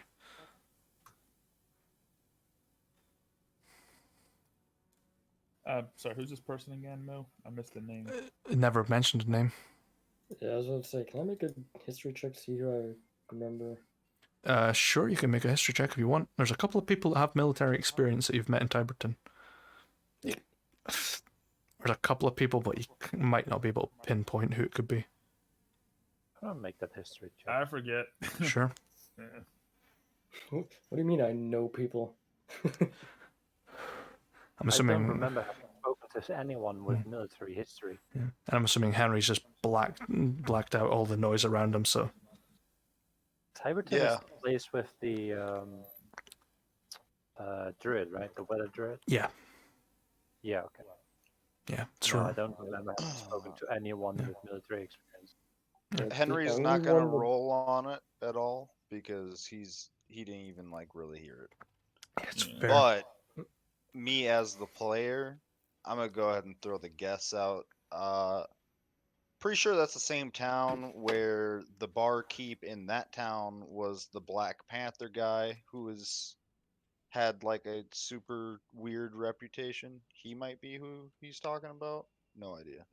Either him or I'm thinking maybe Nocturne. I don't remember if he went back there or not. Nocturne's in Lothran at the moment, which is in the Breach, helping out Winnie. Yep. So it's not him. In other words, they're doing cat and girl things. Partying together, samurai and Doing wizard. Hot girl shit. You leave that girl and her pussy alone, alright? She's underage. That's fucked up. And her magical stick. Wink. I cast Thunderwave. Ooh. Yeah, we're going by Earth rules. Spitz is also underage, so it's fine. He does it. Yeah, Spitz is the only one that yeah. can fucking fantasize about that shit. Yeah, but Rest of you, shame. yeah. Shame on all of you. IRL, Spitz is underage, but the drinking age in Kagara is 16, so you're fine. Yeah, but Spitz is also from out there, so he doesn't give a fuck about the drinking age. Yeah. He had his first Yeah. beer at like 13 or some shit. There is no drinking age in down here. Nope. Ah, he's just toddler. Here, have vodka. Your baby cries too much. Get it a beer. Yeah, a bit of whiskey when they're teasing and such. Yeah. So Why are you giving your baby alcohol? The baby looks at the person and don't you fucking dare take it away from me. Hangover medicine. the baby just looks, put it on the tab. Put on the tab, mommy. I'll pay you in 16 years when I get a job. Yep, you see, babies have what we call Irish cream.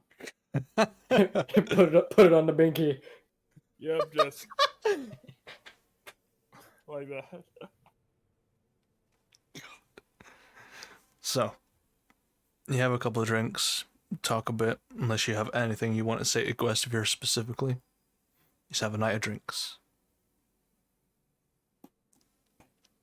Yep, Spitz is going Yeah, I to. think it's gonna be a Spitz night is not going to get Spitz will get a nice buzz, but will not get blasted. He'll take it easy. He'll take it easy tonight because he probably needs to get Henry home. Because currently Henry has to drink away the possible deaths of his family. worry, Kenny. Your boys got you. Henry's drinking. If people keep refilling the drink in front of him, he'll keep drinking it. If not, he'll just stare into it. There's vodka bottles and spirits on the table. There's no more beer. At a certain point, I probably snuck from the moon underneath like a glass. You need it more than I will, brother. Yeah. Morris has probably clocked it. Henry's looking a bit down and gives him the same drink treatment as you guys got. Fair. I'll have my hand on the purse in case it needs to be tapped. Nah, Gwestervir's got you. Oh, even better. Yeah, he invited you. He's got that second round money. Yeah. Perfect. Yeah. Yeah, Luigi won't be drinking much, spending most of the time like thinking of basically what to do, who to talk to, and whatnot. Sure. Speaking of who to talk to, I did send you guys the list of side quests if you want to do it. You've done Diamonds Forever, which is the quest of your mission. Hell yeah. So that one's done. All right. Before I have to mark it down, how are we divvying up the 500? You also have 100 and a citrine, or from. Actually, the Royal Star citrine is an item that Coroner can use because it is technically a magical gem. Ooh, that'd be nice. Yeah, it's actually pretty dope. Where's the 500 from? The Inquisitor. The Inquisitor. It's 125 each, if mathematics serve me right. Yeah, 125 each. Sounds about right. Or 100 each and then 100 to the smithy. Yeah, your choice. Take 100 and the citrin and you 3 divvy up the rest. So it's Alright, 500. 100 Yeah, to the works out. 3. 500 So cut 3 ways is So that 1 3 3 3 3 3 3 3 3 3 3. Yeah. No, it's 166. 66666. Recurring, yeah. so like basically we got 10 plat. Right, 10 plat, another 6 gold. So 16 plat, another 6 gold. No, you said it's a diamond cut citrin? Is it a Royal Star cut citrine? I'll just paste it for you. 200 Yeah, gold. the last citrine. copper probably just goes to like Ooh. another drink. Let me find the PDF and I will tell you what it can do. If you want, you can make Are a you tools check. splitting this up at the table right now? If there's any like in between money you need, Gwestivir can convert it for you there and then because he's got the cash one to do it. Yep, it's all good. So yeah, just cut it through ways. Citrine is yellow. And So we need to have a chat with Draz or somebody. Spits, Even though we might have just burned that. Oh, we might have burned that bridge or at least warped it. We'll see. very much warped it. Go ahead and add Henry's cut to Spitz. Oh, okay. It is. Oh, don't just keep it. Where is... Again, if you want to Henry will make you take that money. He told you he was going to pay you back for the revive. Yeah, brother, you can pay me back when you have the money in full. Does Coroner have jeweler's proficiency? Yes, I do. Can you make a jeweler's check for me, which is an intelligence check for this gem to appraise it? Ooh. Intelligence. Yes, 7. You're not quite sure about it. It's a very beautiful yellow gem with very clean cut. When you look at the top of it, it looks like a star that just sort of fluctuates outwards to the base. Very stunning. Yeah, it's worth 100 gold. Sorry, 200 gold.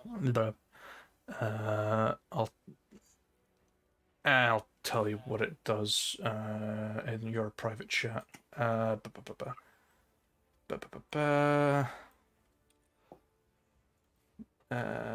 Jesus Whispers.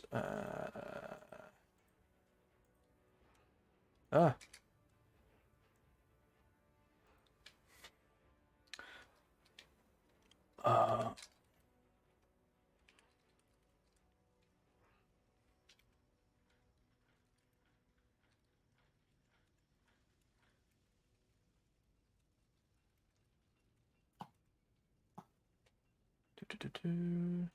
Ooh.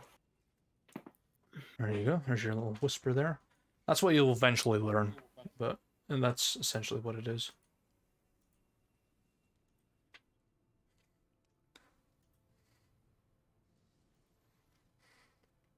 So yeah, you'll eventually start using jeweler's tools on armor to make slots to embed them. Yeah. Similar to Monster Hunter World, you'll have like slots for gems and stuff of varying capacity. I'll add that with a socket bonus notice.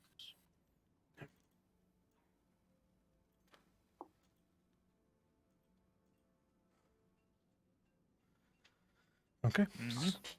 That would be really good for Henry. That'd be really good for Lucius right now. What would be really good for me right now is getting some armor in general. Well, yeah. Lucius doesn't need it. He's not wearing full plate armor. Anything you guys want to do throughout the night as you drink away the pain, pretty much? Well, Henry drinks away the pain. There is the notice board if you want to look at any potential jobs you can pick up or whatnot. Take a look at the notice board, see what else is on there. Sure. Have a bit more funds. I believe I pinned it to general chat, so you... Yeah. It's pinned in the general chat on our Discord, apart from Diamonds Forever, which you've done. So you've got a few good men, which is from Aiden Drass. So... Oh. and the rest of them are pretty much... Well is Leander. And the rest of them are from people across town. I mean, yes, Bully comes from Mars. Bully a challenge.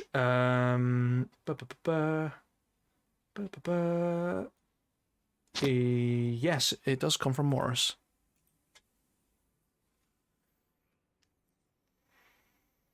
So how does that manifest on the notice board? Says, looking to earn some gold? Come speak to the barkeep and find out more. That's all it says.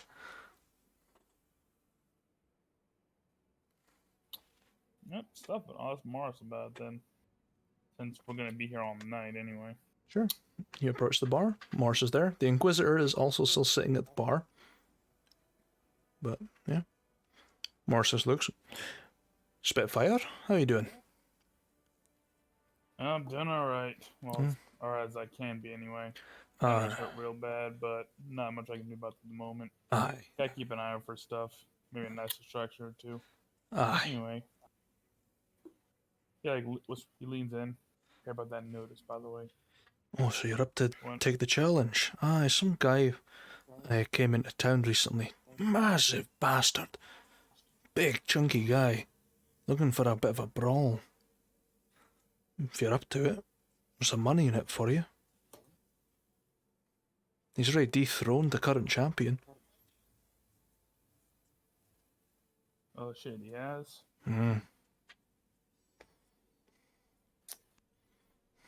Well, I didn't mean to take on the champion anyway. He'll do just as fine. Aye. I can't quite remember his name, but I know he once was a knight. I ken that.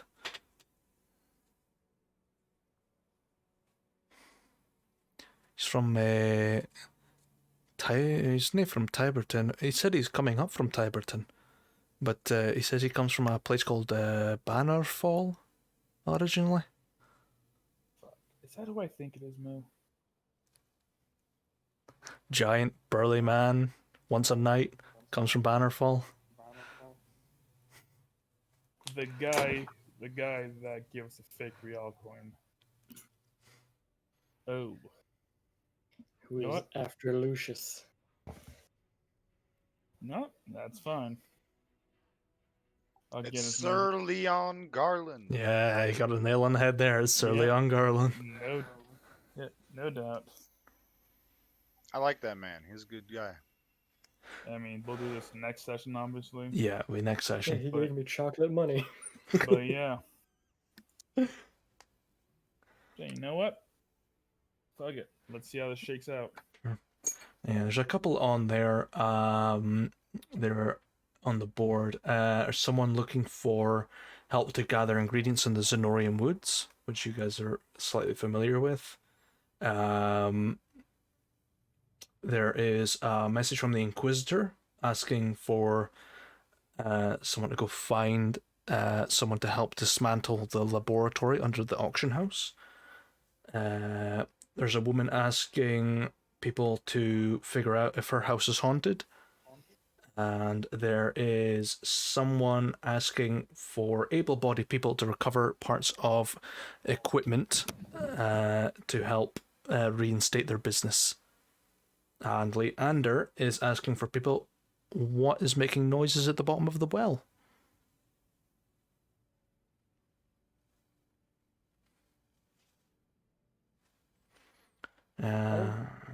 Take the poster for the Inquisitor and the haunting. Sure. I mean, the Inquisitor's right at the bar if you want to speak to her.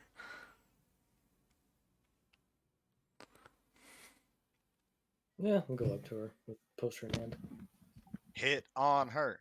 Hit on her. Hit on her. She Well, now that the original Captain of the Guard is gone, how about you crush me with your thighs? Sit on me, large muscular woman. Sit on me. crush me like a ripe pear between your arse cheeks, woman. Now Yeah. we know I haven't seen the Captain of the Guard for a while. She- just got crushed by them thighs. She takes Your head is just gone. She takes the straw out from between like the visor and her helmet, looks down at you. Can I help you? I believe I've met you before. Didn't catch your name.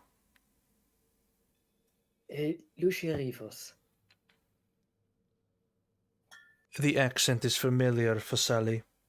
Hello again. It figured that it wasn't a difficult ruse to get past. No, I knew who you were when you walked in the door. I just wanted to make sure that you were not Avarantis' son. So,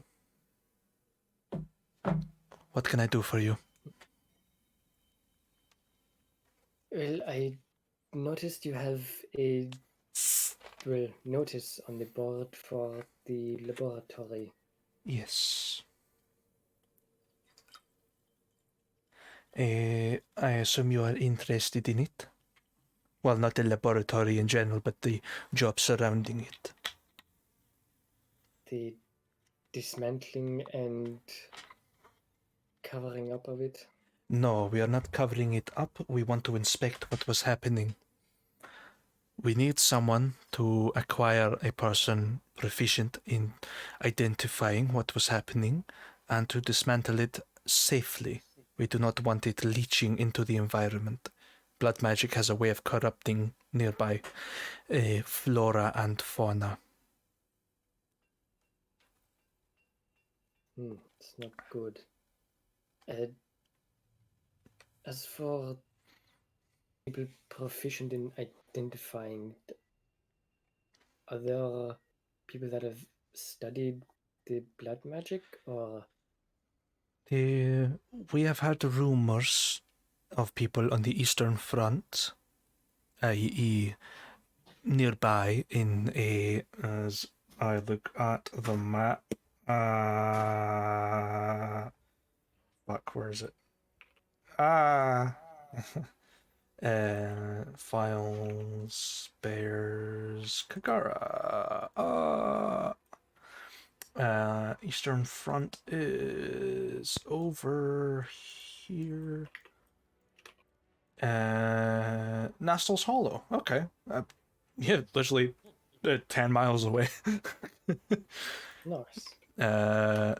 There are people in Nastal's Hollow, apparently, that know a little bit about Maleficarum. I have not been able to contact them as my business still resides here. But if anyone is able to acquire this person, we would be willing to pay from the royal treasury of 200 gold for services requested.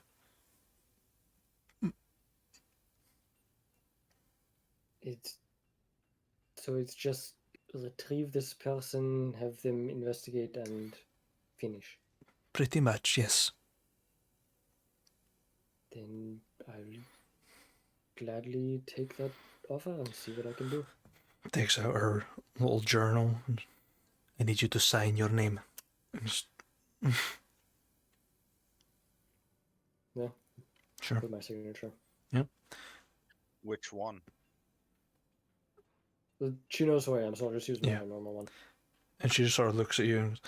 If you are going to change your identity for Sally, I recommend changing your signature and seeing a vocal coach about changing your accent.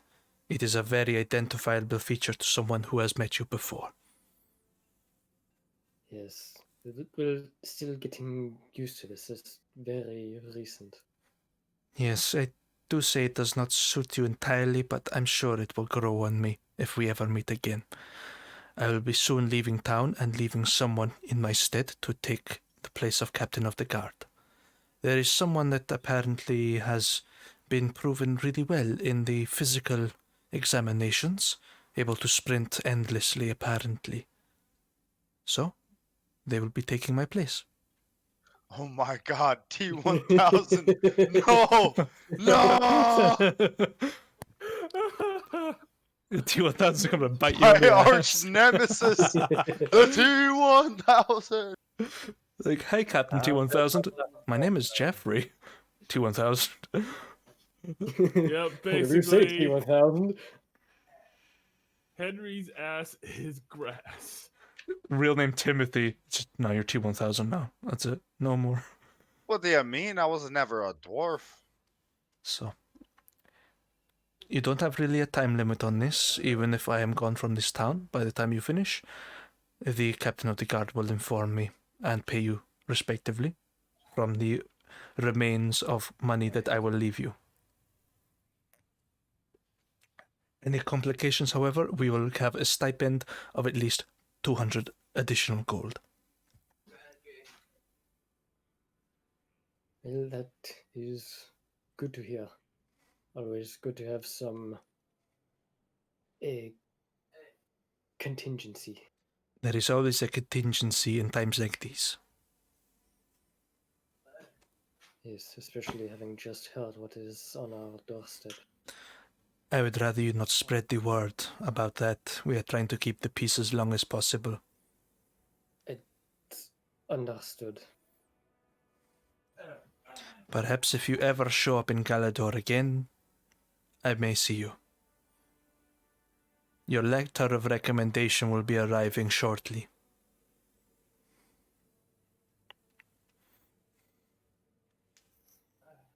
Well, until then, I suppose. Until next time. And goes back and just takes the straw, and it's like sort of like doing the thing where it doesn't quite go in. It's...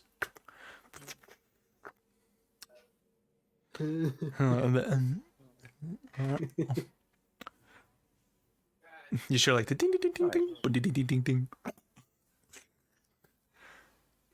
Okay. So I'm gonna go put a little tick mark next to these missions. Anyone else want to pick any other side quests potentially from the notice board? Maybe not Aiden Drass's one for a while. Unless you really want to go definitely speak to not. him. Someone pick up the well one for Henry. I'm not gonna have Henry pick up a quest because he wouldn't be thinking about doing a quest right now. But I want to help out Leander.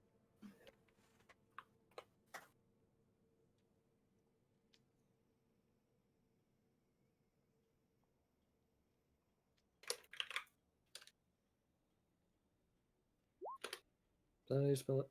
Your Pretty close. Pretty close. That's hollow. Ah, Very close. you and your stupid spelling. This is a fantasy world, bitch. You gotta deal with it. There's a map for you to look at. You can look at it. It's too much Too much what? work. You're Put it fucking that telling way. me. You're telling me that the guy that made this fucking map. Too much work. Eat my ass. It's too much bandwidth. Too much. It is a big file, I'm not gonna lie, and I do need to scale it properly so people can read it properly. But yeah. Actually, you can read it. I can read it on this. It's a bit pixely when you get to the reach because it's a dense ass fucking location. But Go fight Safi 100 times, then come back to me, talk to me about work. yeah, that's shit. Like fucking Safi sucks, man. My excuse will still be bandwidth. Bandwidth. Can't do 'em.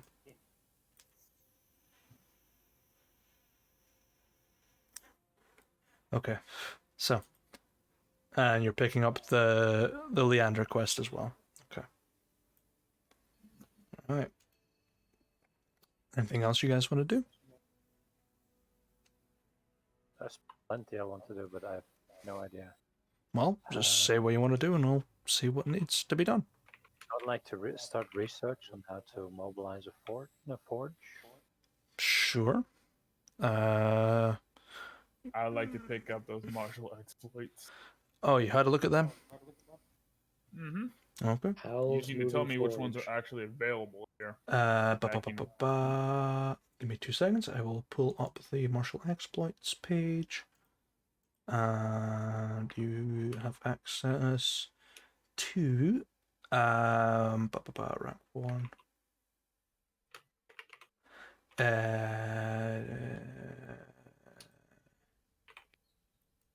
You will have access to adaptive stratagem, which is available, agile footwork, and the bait and switch. I believe I need to give you 5 actually. I couldn't think of it. 3 to 5, yeah. So you get 3 from just working the gym until you get a trainer. Pretty much, because you don't use a weapon, so Questvere can't teach you a longsword trick, unfortunately. Actually, he might be able to teach you comeback strike as well.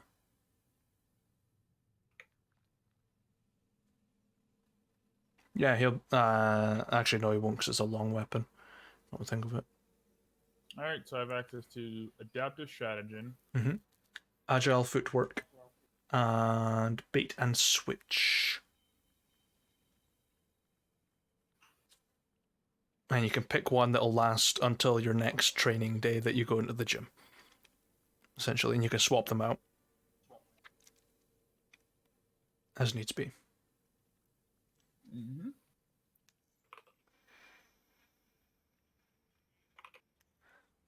Agile footwork is not immediately useful in the pits, but nice. If you're training for the pits, you might... Actually, you'll get access to one called Bloody Ending as well, which is a rank 1 exploit. When you hit a bloodied creature with a melee attack using a weapon, your attack deals an extra 2d10 damage until the end of your next turn. Allies gain a +2 bonus to attack rolls against said target. That's like a finishing move. It's... Yeah, I'll take that. Yeah, I'll take that one. Okay. Coming in with a bloody ending. Alright. So... Well, because I gotta get to a fist fight or fist versus sword fight against a knight. Mm-hmm. Okay. So we'll see how that shakes out. I mean, hey, hopefully it just means he has, hey, maybe it just means he has like Tavern Brawler and isn't actually a dedicated unarmed specialist. Yeah. We'll see. I mean, you never have to take Tavern Brawler because that's what your class is based around, pretty much. Yeah, my class is actually better than Tavern Brawler. Yeah. I start with D6s. For Coronar and his traveling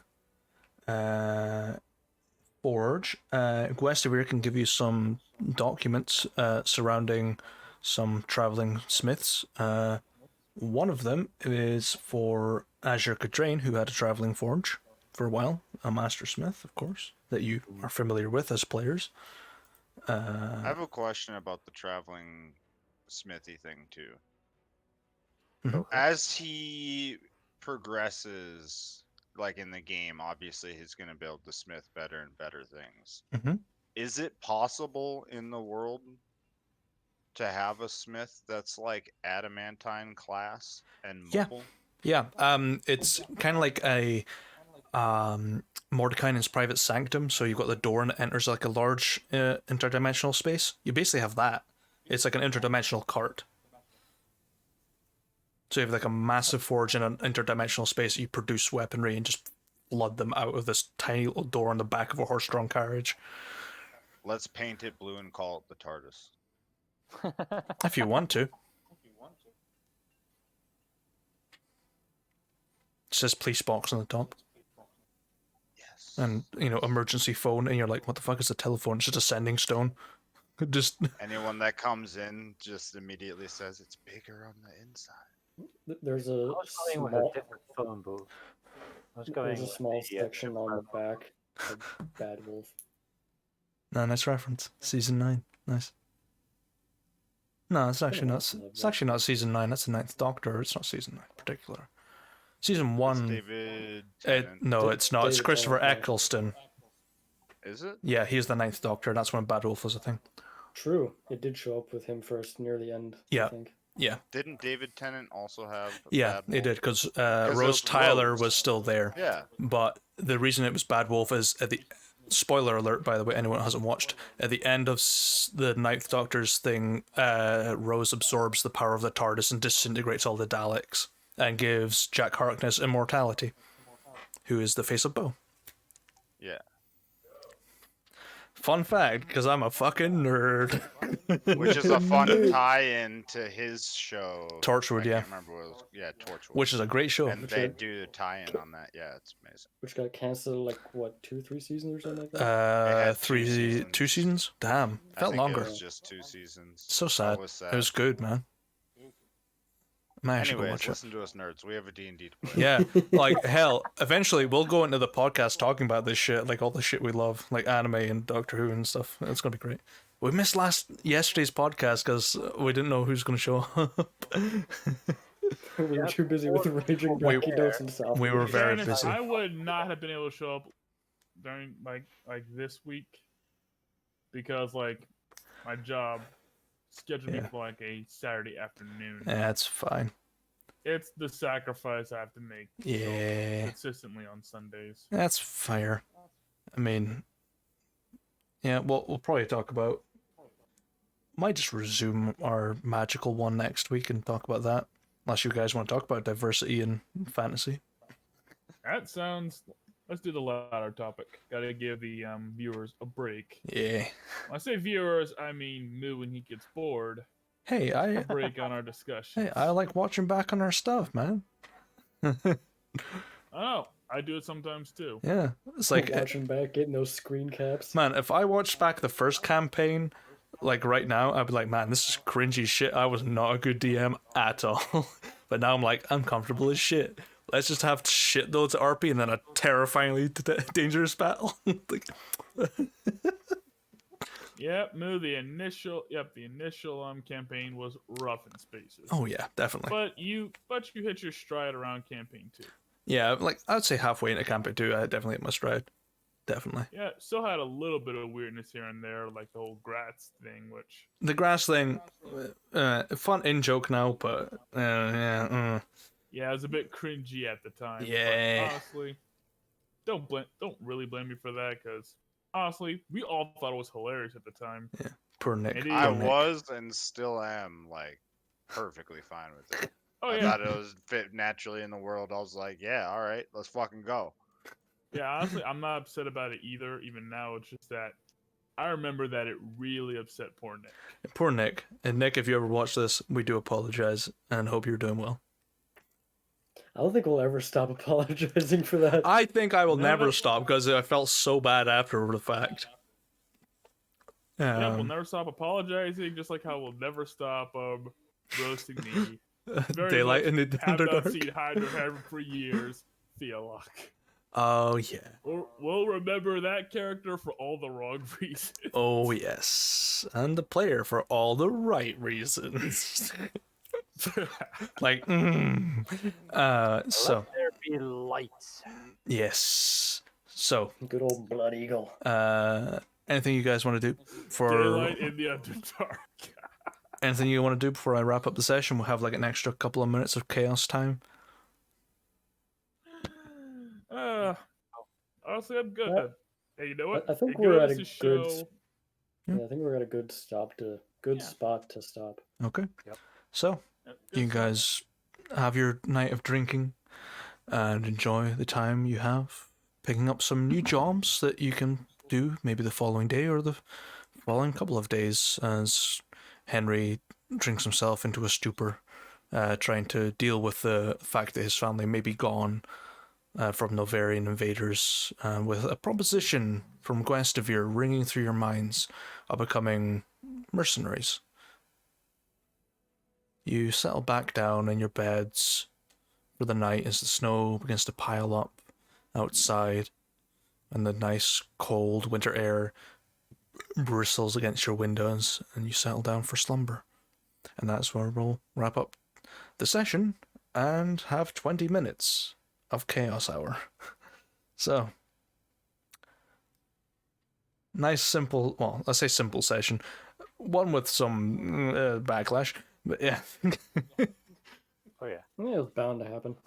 Yeah, honestly, it No. was inevitable. Oh yeah, I was about to say it was going to be We inevitable. needed a drop kick to get the story going. Oh yeah. Yep. And And, this you know- this would be the air quote wham episode. Yeah, I think, 'Cause- personally, I think it was actually a perfect storm because you guys wanted to speak to Guestivere, and then I was like, oh, but Guestivere's in charge of the treasury, so that's great because he can give you this quest, and you can go speak to Aiden Dress, who is potentially the suspect and was the suspect, and it just, It's all coming together. it's just a bunch of chance pieces, and I was like, checkmate for the main story to happen. Yeah, I was Motherfucker. hoping towards the end that he didn't actually do it, but oh well. It Hope ran. in the one hand, you know what in the other. What fills first? It rang through my mind that he might not have done it and it was someone else, but I thought he is probably the best suspect for it because of his backstory that I kind of wrote. It's like a paragraph, and I was like, this works. I'll do You sacked Henry's family it. to start your fucking main quest. Silence, Wedge. Kisses. I'm gonna fuck you up. My family had better been the fucking 3% that lived in Lindenwood. I will They are the fucking 1%. fly to your house Never know. this fucking Yo. weekend. But there were only 50 Oh. people there, so 1.5 of them alive. Oh, we'll find out soon enough. Yeah. Tune in next time on Fuck.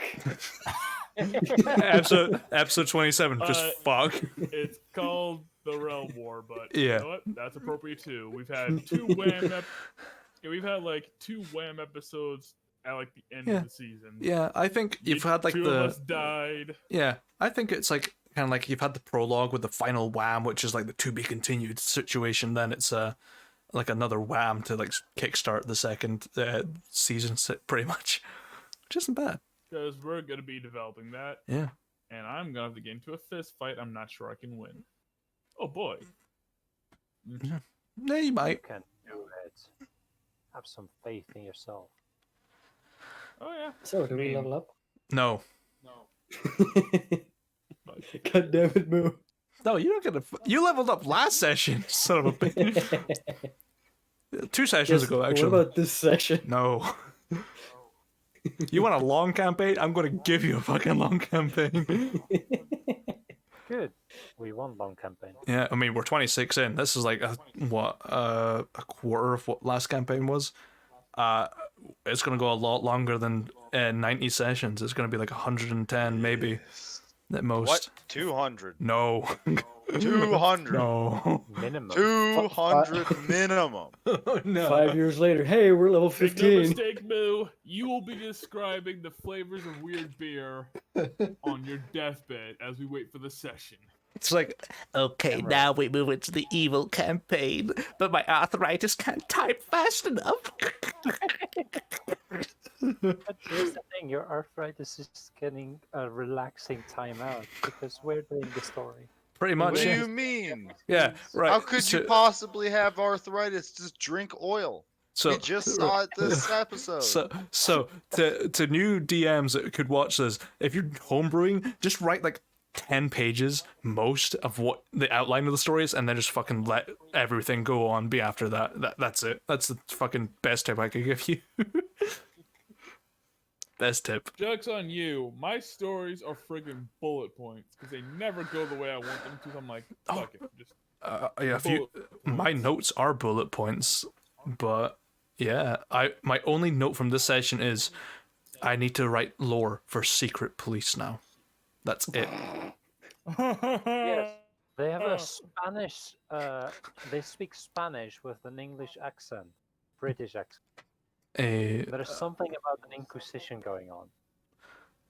Nobody expects the Spanish Inquisition. I can't do it.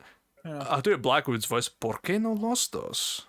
So in other words, Spitz bullshitting for an hour about stealth guards, which may or may not exist, created new lore in the setting. Pretty I love much, it. yeah. I mean, that's how most lore exists in my world. It's like, here's the main shit that I have written over the course of like 8 years almost. 8 years? No, 7 years. And then you guys just fill in the bits between. That's what the timelines are. It's just literally, that's the main shit. You guys are filling in between those.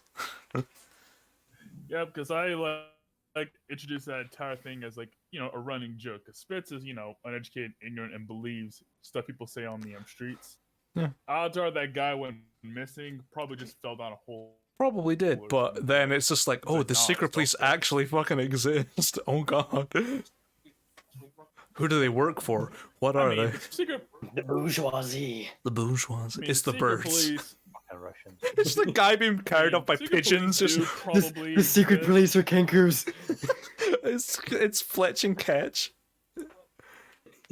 They've been following us the whole time. Don't know what you're talking about. Dude, I Explain Spice even Time? Moo, I'm I back? want you to bring that character back in some way. I even wrote down, you can check in my journal, back when we met the fucking birds, that I wanted to buy the spice pouch and buy the bird. Like, I want the bird. Yeah, I have it in my notes as well. Save the bird. Yeah, it says buy Heward's handy spice pouch and try to buy bird. Bird is kawaii and must have. All caps. Exactly. See? Exactly. Yeah. Yeah. Relatively. Like, I enjoyed just listening to you guys patter on. I was muted half the time on the stream. I was just like, just drinking my vodka and just fucking, yeah. You know, see, Moo, character interactivity. You've learned something that more experienced DMs have known for like decades, and it's this. You see, the DM can be amazing, but the players gotta pick up the slack too. Oh, yeah, like, storytelling is a two-way system, in my opinion. Like, if you read a book, it's Everybody from your worships perception the- as well. Than the writers. Yep, like, yeah, if you worship, like, people worship at the feet of Matt Mercer as the ultimate DM. I mean, he is Well, let's pretty be good, real. but Yeah, oh yeah, he's really good. I love his variety. Yeah. Though his encounters lack imagination, if you ask me. somewhat. But the players, though, they role play together, and it makes magic happen. 'Cause Oh, they yeah. are so good with each other. They interconnect with each other. They laugh. They bounce off each other. They have fun. Yeah. And their characters at least sound like believable people with their own hopes, dreams, and flaws. Yeah. That's what I've been trying to do a lot of with like Henry and Lucius, and it's working out pretty fantastically, if you ask me. What's the phrase I would look for? Come for the DM, stay for the players. Yeah. And One thing that I think a lot of people keep forgetting about Critical Role, they're all voice actors, so they've all Yeah. used to playing a bunch of different characters and Yeah. getting into those roles. Yeah. Like, I'll Yep. fuck up a voice every now and then, and I'm just like, fuck it, I guess that's it. But some voices I'll stick with, because I know Gwestivere, I know I've created Blackwood years ago, and I've always had the voice in my head. But, like, Morris, I was like, you know what, I'm just going to go stereotypical with this. Fuck it. Best way I could do it. Yeah, I mean, hey, it worked. Hey, it works for Morris. I mean, And it means I can drop Spitz the character. this voice, usually. Yep. And frankly, Spitz is just a relatively bad, vaguely southern accent that's a bit grumbly and moany. Yeah. Because Spitz sounds a bit like one of my uncles. Kind of talks like this out the side of his mouth, and just I good old channel him saying. when I'm speaking, but adding some of that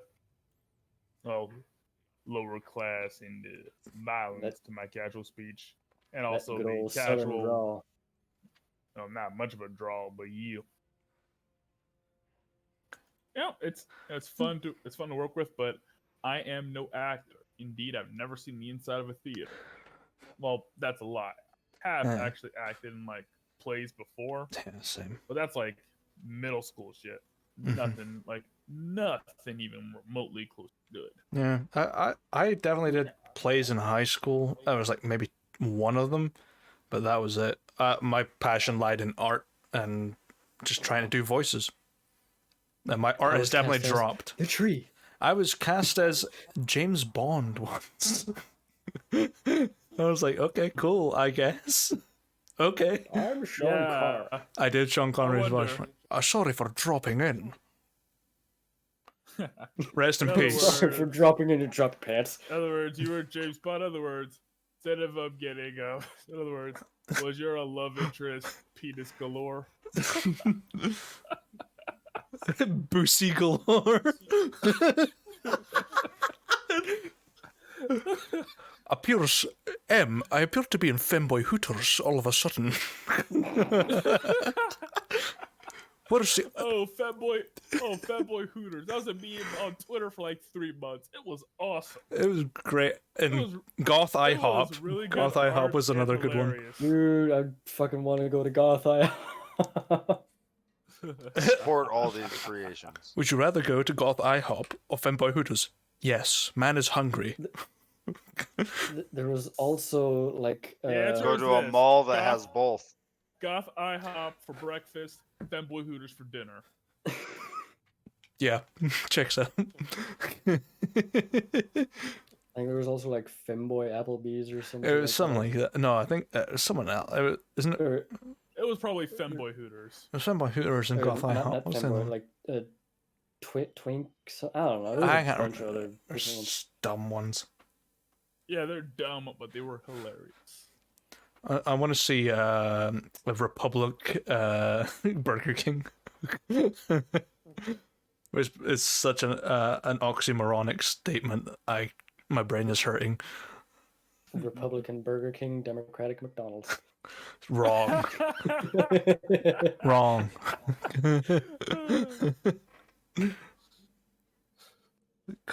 Oh, that's beautiful. But yeah, it's like a lot of fun.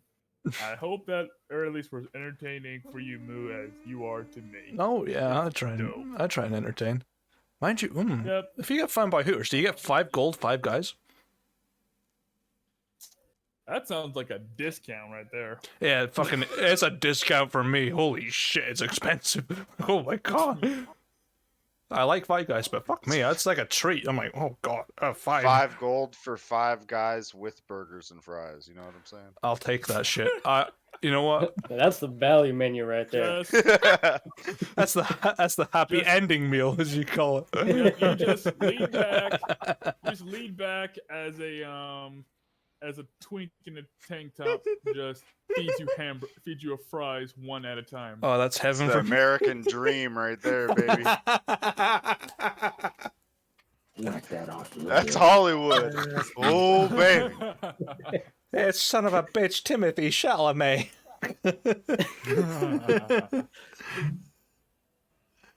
Just have that just have that Kevin Spacey energy. Oh, Hey, Barbara, get over here. You gotta see this. Oh yeah, that's right. Kevin Spacey's a creepy rapist. I couldn't watch House of Cards after I heard about it. I was like, I need to watch this, and I was like, I don't want to watch this. Yeah, I feel you. Like, I'm here to date your 6-year-old. Regardless of how the actor behaves and all that, doesn't make their work suddenly bad. Yeah. House of Cards is still a really good show. Yeah, I know, but Sure, it's yeah, not but every- it sours the work. Like, it does. I love, No, but I like- love the old that's why H.P. you leave it Lovecraft in a books. closet for Yeah. the last 10 years. Like, and then H- go Yeah, with it. H.P. there's Lovecraft's a good. Old whole H.P. lifelong Lovecraft books. But the Oh, problem is that if I met H.P. if I was alive at the same time oh man. H.P. Lovecraft was, he would see me as a literal degenerate, Yeah. malinfested human Yeah, being. and if He's like, like here's the thing, like he's the kind of like holier than thou racist and classist. mhm. He sees poor white people as also being degenerate. Yeah, You're like- not rich and have money. This is H.P. Lovecraft's thoughts of you. yeah, but like H.P. Lovecraft Yeah, was there's this poor whole for a long time. lifelong debate about separating the artist from the art. and Yeah, so on. but like that's like Yeah, that's it's like good- it's saying good- again, it's good art, it's good stuff. yeah, But it's soured a bit because you know that the person who Yeah. wrote it would probably imagine you as one of these elder right. entities. So here's the thing I always pose against the art versus the artist. Mein Kampf. I have no I mean- idea. Oh yeah, I'm- I read Mein Kampf for the prose. No. yeah, I watch porn for the plot. I've never read it, so I have no idea what's in it. Yes. So I can't Yep. even try to separate it because I haven't read the art. Yeah, it's. On I mean, the other hand, how about Aquaman?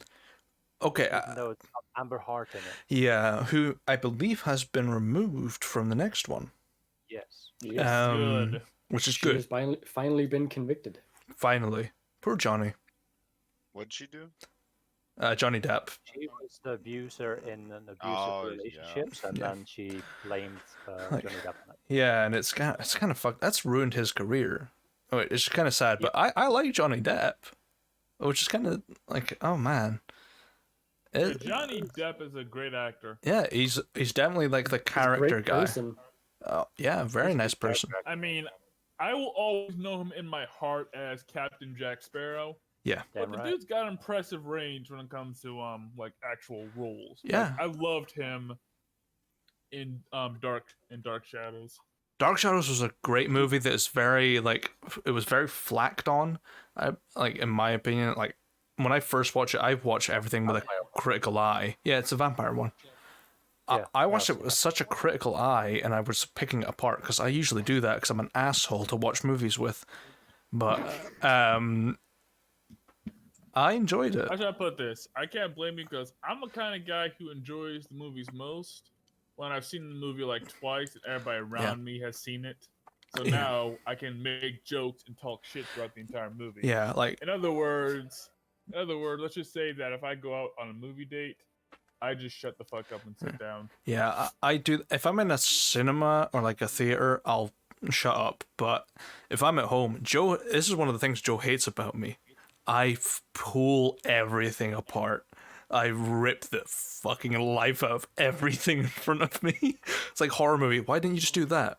You know, it's fucking clearly evident. You know about it. Why didn't you do it? Horror movie. Yeah, I know, The but entire genre is built on people not doing the thing Yeah. they should do.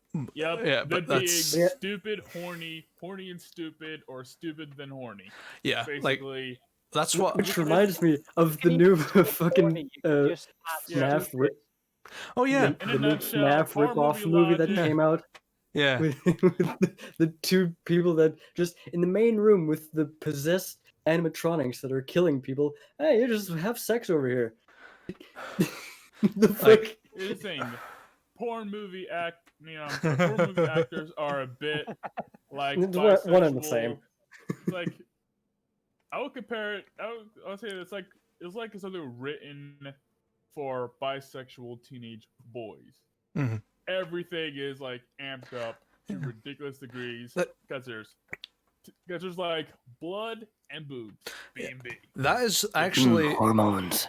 that's the one thing I liked about the Cabin in the Woods. It just took the genre and just flipped it, and was just like, this is why this is like this. I'm like, Well, I like that. I'm talking about like the classic like Oh, yeah. 80s, Oh, 80s, yeah. 90s like slasher Like kind of horror Friday movies, the which I 13th. admit are the Elm ones Street, I yeah. like. Yeah. But then the more existential horror movies genuinely messed me up. Yeah. Get Out made me uncomfortable. Yeah, that Us movie's great. ruined me for a while.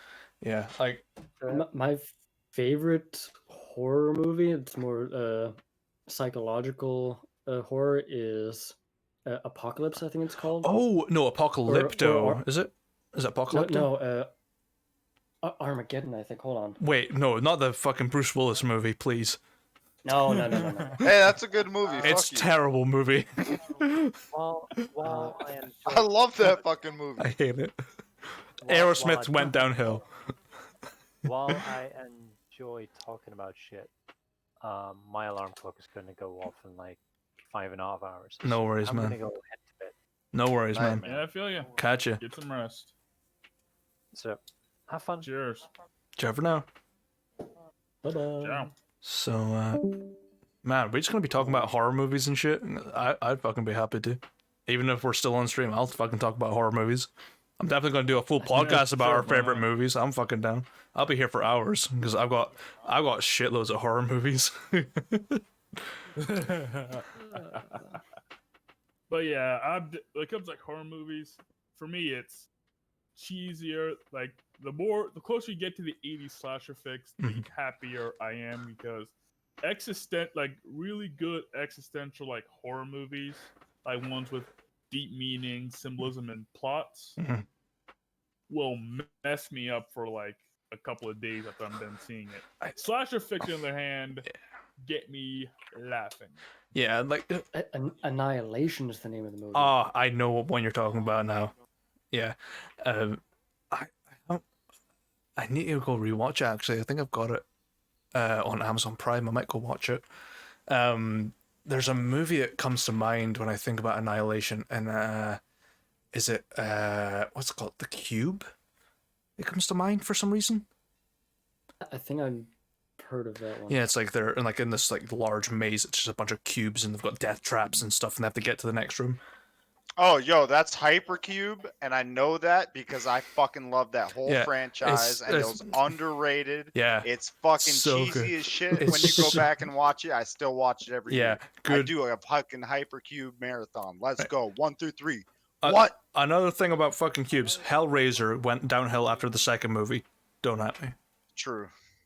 Honestly, the only good Hellraiser, I only like the first Hellraiser movie. First I one saw had the like second one. such good fucking effects, like such good practical. Yeah, good practical effects, and it actually holds up decently well if you just go with like a critical eye. Yeah, like But at the same time, sorry, but like, they still creep me out though. oh yeah, like they're fucking creepy looking. I'm like, whoa, what the fuck? Yeah, I remember seeing it as a Cenobites are kid. like- I'm like, what the fuck? Yeah, it's like they're all creatures twisted so far that they're like Fucking yes. essentially can't Yes. tell the difference between like pleasure and pain. It's like, oh my god. Drunk cheesy horror movie night. I'll fucking do it. I'll fucking I'll go onto fucking Netflix and watch that shit. I'll fight. All right, just means I need to hit the grocery store before we start. Yeah. I mean, I've been taking it easy for the session so I can stay, fluid for like RP and shit. Just fucking right. Like, It's this like cup is filled with like I'm not sure if you can see it, but like it's just water. Like I've been sipping it between like swallows of beer because alcohol dehydrates. Water. yeah, like I mean, I'd be down for a cheesy horror movie night. I mean, I'm off tomorrow. I could easily do it right now. But yeah, I'm I got down. a thing tomorrow night though. Yeah. Yeah, Yeah. I'd say at least a couple of weeks once I'm done with moving and everything. Yeah, I'd say that. But I'm yeah, gonna be gone here soon. But yeah, just like No add more it to the cardboard list of, desk. stuff we gotta do. Yeah, man. I'll easily. All right, well, I got 2 movies to toss in. Can't stream it though. That's the Gotta only watch downside. Rose Red. Obviously Oh, not. You'll, holy shit! You watched Rose Red? I love Rose Red. I watched it when I was a kid. It terrified me. It's still one of the only scary movies that have ever scared me. That and 13 Ghosts. Wait, which Dude, one? 13 Freaked Ghosts me Which the one? fuck out Amazing. when I watched Was it it. the- I love that movie, but it freaked me the fuck out. Like, Are we talking I about walked the, past the windows and 0,000? looked at shit weird, like Okay, for like a okay. week after that movie. I was Yeah. like, "Yo, all right, Yeah. I don't need to go to the kitchen that bad." That is such a bad movie, but it's such a good movie at the same time. If you deconstruct it, it's terrible, but when you look at what the lore is behind it, it's amazing. It's such a good film. And the original Exorcist. So 3 movies. We gotta watch the original. Oh yeah, The Exorcist. It's a classic.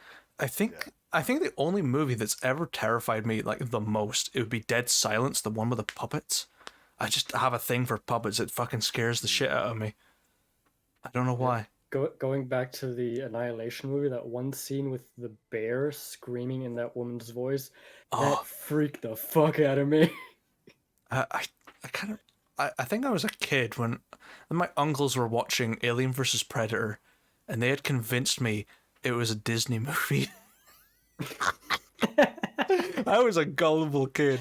I remember watching it, it's like, oh yeah, that's Mickey Mouse, and it's a fucking predator. I'm like, really? I Okay. remember the first horror movie I've ever seen. It was like Ghost Ship or something like that. That is a fucking remember- awful movie, by the way. I remember the cover art of being like this massive Shit with a skull on face it. or what- Yeah. Yeah. And there's one scene that I will never forget that freaked me out the most is the fishing line or whatever cutting everybody in half throughout. Oh, like, the start. Yeah, the intro, and it's just like the fucking, and it's just bifurcated. Yeah. Because I was young when I Yeah. saw that. I was like, And the little girl is just I'm not gonna be made it able to because she was sleep. too short. Yeah. yeah. What- All right, Yeah. hold on. If you wanna traumatize your children, show them Saw when they're in the 4th grade. Nah. I saw the first Saw movie in the 4th grade. Nah. That gave me nightmares for Nah. quite some Right. time. If you want to traumatize your kids, let them watch Toy Story and tell them that their toys come to life at night. Because that's what my parents did to me, and holy fuck, all my Watch- toys were locked in the closet. Watch Teeth for sex ed. Teeth is a great movie. Oh, What movie? Like Horror in a different way, baby. What up? yeah, my mom she's a big horror fan, and I remember I was maybe like 8, and she made me watch the Hostel trilogy. oh, what the hell? Yeah, like I was like, She yo, showed I'm that down. to a kid? Yeah, like she don't give a fuck. I watched that shit. You're right. Heck, Your mom does not give a Right. crap. I mean, Jeez. Joe and I, our first date was Human Centipede and nachos. Like, The real hint, let me eat your ass. Yeah, I already told you. He was pushing the eat my ass fucking aesthetic from You know, right there. you know, Bill, I almost cracked open another one because you said that. Thanks. If I have a rampant descent into alcoholism, it'll be your fault. mwah. All right, hold on. Much Let's love. go around. What's everybody's like favorite bad scary movie? Oh, okay. Oh, that's a tough one. Yeah, it's Mine is Ghosts on Mars with Ice Cube in it. I haven't seen that. No. You should count yourself lucky, but also it's so bad that it's so good. Basket Case, the whole trilogy. Terrible set of movies. Actually, the first one's pretty good. Actually, come to think of it, but the other one's fucking weird, and I it's a guilty pleasure. Actually, Evil Bong is also another one that comes to mind. Oh, I remember that. Yeah, I think Okay, this is I think gonna- Evil this Bong's is coming gonna in be, there. Okay, this one is. Well, granted, I am a black guy, so this is gonna be like funny to you all, maybe. My favorite bad horror movie is Count Blackula. I think I've seen that. It's like horror. It's like a horror movie crossed with like 70s era blaxploitation. Yeah, like I'm cheap low I'm quite cheap low familiar with budget nonsense with black protagonists that eventually led to black people actually ending up in like big movies. I mean, But yeah, Count Blackula was weird, awful, and funny to me all at the same time. I think I have seen it. It's called Blackula, but Yeah. you know. I think I've seen it because I remember watching it, and then I got recommended to watch Bones, which is the one with Snoop Dogg in it. And then I went to watch that, and then I found out about Tales from the Hood. And I was like, oh, I want to watch that. And that's a whole section of blaxploitation, but it's like they're such like interesting movies in themselves, and I fucking love them. Honestly, nobody makes enough good urban horror movies. No, like I think the only one recently would be some... Us. I think that was the most recent one. Yeah, because like I don't know why Hollywood directors are less inclined to make like urban horror movies. Because like if you think about it, if you're a monster ready to like cause problems for people, I'd do it in the city. Here's why: because cities are so weird and effed up anyway that if you like cause people to go insane and kill their kids, nobody's gonna notice. Because oh yeah, that was on the news the other week. Yeah, that was like a spree now. Not my problem. That's like over in like South Philly. I don't give a shit. Fuck, that reminds me. Generally speaking, like big cities are like where you could totally have like these urban legend type stuff happening. That poses ironically, Japanese horror movies tend to be based in the countryside, but also they have more of a city presence because of ghost stories and urban legends. Yeah. Plus, I for one enjoy watching Japanese schoolgirls get murdered by monsters. It's hilarious. It reminds me, like, there's a lot of like urban ones, somewhat urban ones. I remember watching Hush, the one with the deaf woman and the murderer outside her house. That was probably the only most recent movie that I've watched that I was just entirely intrigued by and had no pointers to make about it. I was like, interesting protagonist, basic killer. I love it. You know, there's just silence the whole movie, and you're like, fuck, this is fucking tense. Quiet Place failed that, by the way. Like, they fucked it. Despite it being lambasted a lot on the internet, I liked Mr. Babadook. Babadook was okay. Like, the only problem I had with Babadook is the kid. The kid is the most annoying part of that movie. That is it. The rest of it, gold. Although he was kind of meant to be. Like, the Babadook represents grief. Yeah, but the kid was just... Oh, God. I don't know. Maybe it's just an instilled hatred of children screaming. I just don't know what it is. Mostly because I have 3 siblings. Kids, I would recommend you pull out a Joe then.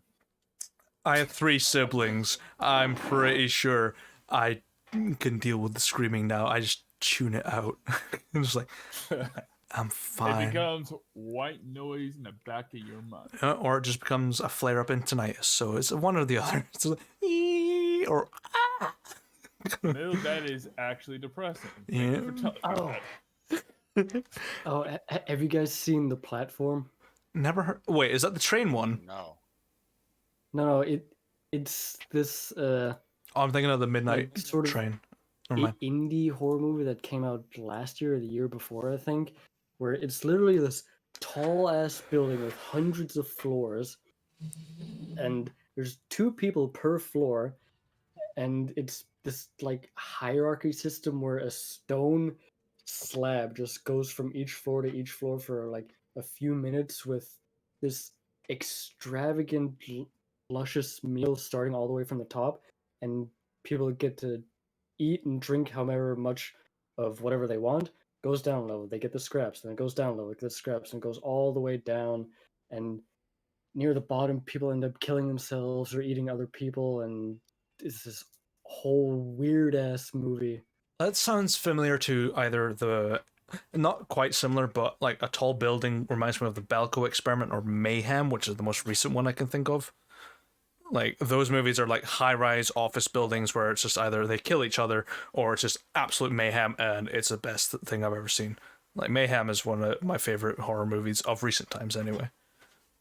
Man, we're still on stream. We're just talking about this shit. It's like, fuck it. Did you guys ever watch that fucking Skype one? I sat through that whole piece Unfriended. Of shit. Wait. Yeah, It's Unfriended. terrible. Oh, Unfriended. I was sat thinking of- through I- that I was thinking of whole piece Smiling. of shit, and it's fucking awful. Yeah, dude. I think It's trash. there's a lot of problems with the app-based horror movies. Like, you've got Countdown, you've got Spree, you've got Unfriended, you've got I can't remember the other one, but there's a lot of them and they're just terrible and they can't do it properly. I think Spree's up there though. It's quite good. Relatively. I haven't watched any of the other ones. I just watched that one and I was like, wow. It's the only movie I can think of in my entire life that at the end of it, I legitimately was angry at the time lost. I think when I was mad that I had lost that time forever. Yeah. I remember I was either high or drunk when I watched it, so I don't remember much of it. And then we watched any of you watched Howling 2, Your Sister is a Werewolf?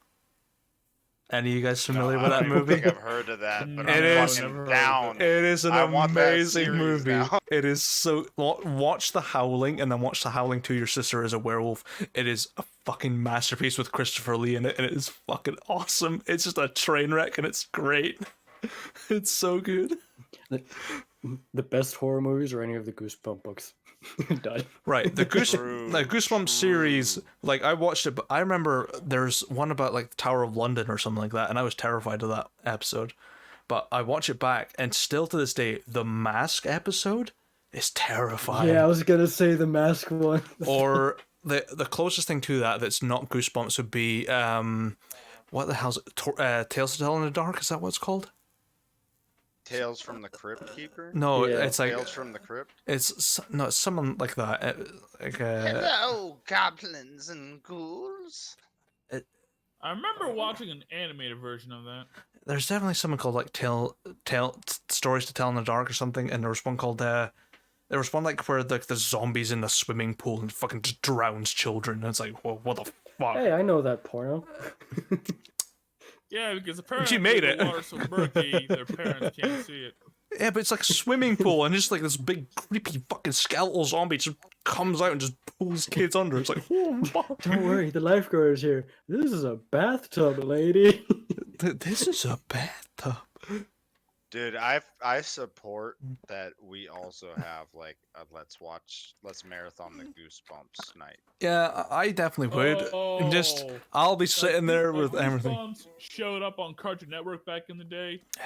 And I basically read through it and borrowed every Goosebump book that my school's library had. I think everyone's Goosebumps done that. is Man. great if you're a dumb kid who enjoys like thrills.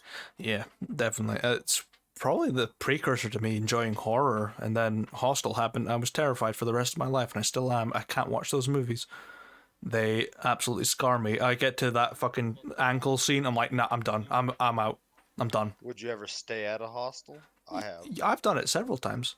But yeah, like I watch those movies, I'm like, I'm never doing check this. the whole fucking room. You check everything. You start like fucking. Oh yeah. The moment you pull in, you start like fucking like looking around the whole building. Oh, I can just eye up the vibe in the room, and I'm like, there's something not right. I'm gonna check. Otherwise, This room doesn't pass the vibe check. I'm out. you failed the vibe check. Peace. You've already paid for the room. Fuck it. I'm out. I'm going elsewhere. I'm paying for a hotel, bitch. Bye. I didn't pay for my room. What I paid for was my life. Now I'm going to the next hotel. Goodbye. I paid for the vibes. I paid for the vibes, and the vibes were wrong. Yeah, like there's a small hostel in Edinburgh, which is just like the capital of Scotland, essentially, and it's tiny. It is like a house that's been converted, and it looks over the entire city, and it's beautiful. Very strange vibes from it. There's very particularly painted walls, and I'm like, I don't like that it's all flowery and happy. There's something not quite right with a very happy person in Scotland. What is wrong with you? Especially in mind you, Edinburgh is quite a happy place. I tell her. Yep, confirm. You see, the Scots are only happy in spurts. For example, Boo is only smiling when there's liquor in his hand or when he's DMing for us. Everything else, it's abject depression. I'm gonna tell Joe you said that. Yeah, I was gonna Good. say, man, What's he fucking gonna- screw Joe, huh? Like shit. And if I tell him, he'll But did you agree. see the way Moo was looking at his glass of alcohol? I really would marry you if I had the opportunity. Just sitting there, it's like, Swig. I love you. If only you had a slightly Here's bigger the thing. opening, You we see, could make Joe it work. is part of the happy times because whenever Joe shows up in this room, he's giving Moo liquor. So there you go. I killed Moo for a minute. I'm just imagining like a fucking flashlight version of a bottle of liquor. I don't know why. What the fuck, Eddie? What have you put in my brain? You're welcome. I'll be back in a minute. Arrow. Just fucking click the fucking.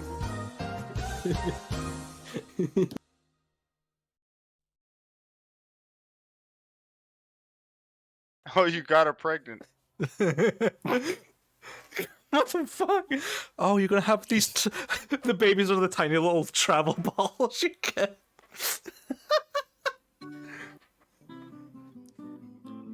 Yeah, but if you watch it for long enough, you get to see them become, 40. You see them become tall boys, then 40 ounces. It's like, oh, you're. Where they will be paired away with another depressed Scotsman or like a wine They mom. grow up so fast. Hey, Jimmy, what do you want to be when you grow up? I want to be a 40 ounce. I want to be an optic, please. I want to grow up to be a handle. So people can touch me inappropriately. So weird Chinese men can chew on me on game shows. Sponge boy, me lad. I've taken a boatload of ketamine and now I'm being eaten by a scrawny Asian man. I can't talk shit about my friend. Elliot, if you watch this, I do apologize. I sincerely apologize, Elliot. Please bring out a Chef 3, please. And coochie. And coochie. I like coochie. Hello, I like coochie. Such a. I need to set up my soundboard so badly, but the downside is everything in OBS is tied to my number pad on my keyboard, and every time I press something, it will trigger something in OBS. And like, Yep. Oh, I like your funny words, Magic Man. I'll be RB. Yep. In other words, you gotta rely on Yoshi for the soundboard, which creates weird moments like he used in the middle of a session. And there goes all the tension in the scene. That's what I'm here for.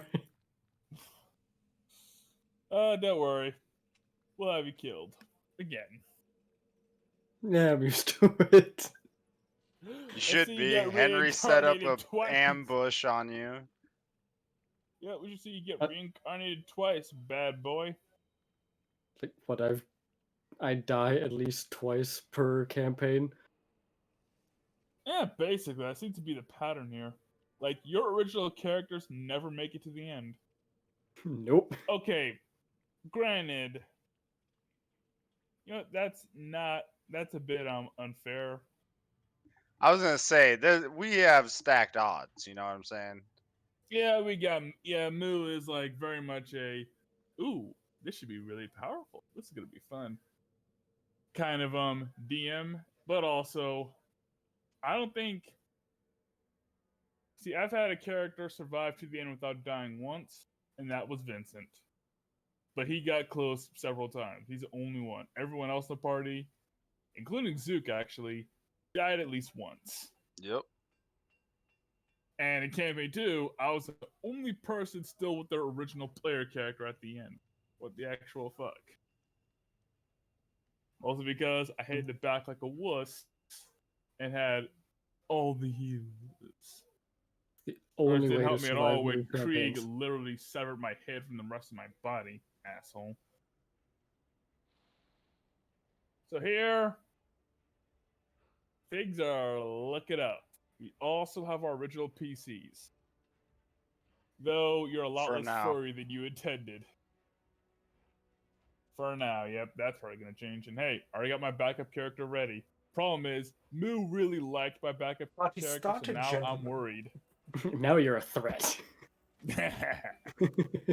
Yep, good furry. Finish me off so we can get one step closer to the backup PC. What the fuck did I just Moo, heard? stop finishing him off. Yeah, I just heard you need you to stop me finishing me off. I'm like, okay, sorry. I didn't realize we're on a paid situation here. You didn't even wait for the 5 gold. You just started I know. finishing them off. I What know. The fuck? I'm a professional. Gotta keep clientele. Speaking of like finishing In off, America, we call those sluts, not professionals. speaking of finishing off Rook, I still have your lore from the desert town that you were talking about. Oh yeah, did you finish that? Yeah. It was great. Right. Yeah, it's fucking great, ain't it? That's how thick of the lore I've written. Oh, all right, Moo, you got me excited. Yes. I'll feel less bad.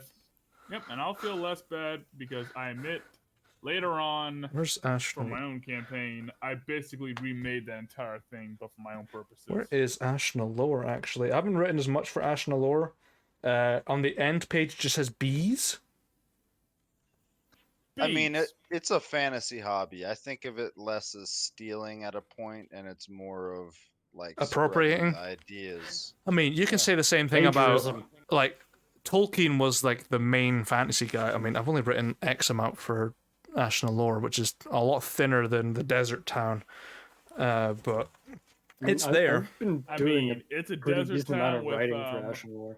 like dangerous land, old robots, and all sorts of other cool shit, and the soul jar. Which, if Yes. that's in this campaign, I would love to do at some point.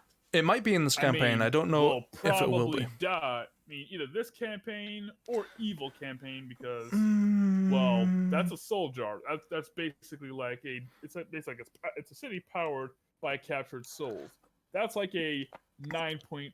That's like a 9.5 on the necromancer scale. I would say campaign Liches 5.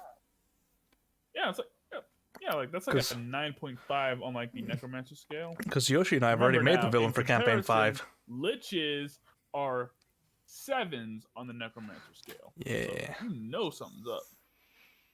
I shortly heard my name. What'd you say? We've already made the villain for campaign 6. Or Said campaign 5, Lich. sorry. Yeah. Oh, yeah, Lich, yeah. Yeah, I mean, Moo likes to write about his colleagues. Hell yeah. Like, hey, like, some of my friends come up with ideas, and I'm like, hey, I'll take that. And I'll just incorporate it. Like, Moo is the epitome of this moo. It's like, hey, I made this. I made this. made this. Like, I feel like I'm sampling shit. Like, there was something I came across on. What are you, a DJ? I feel nah, not really. I just realized that Spitfire's thing was up.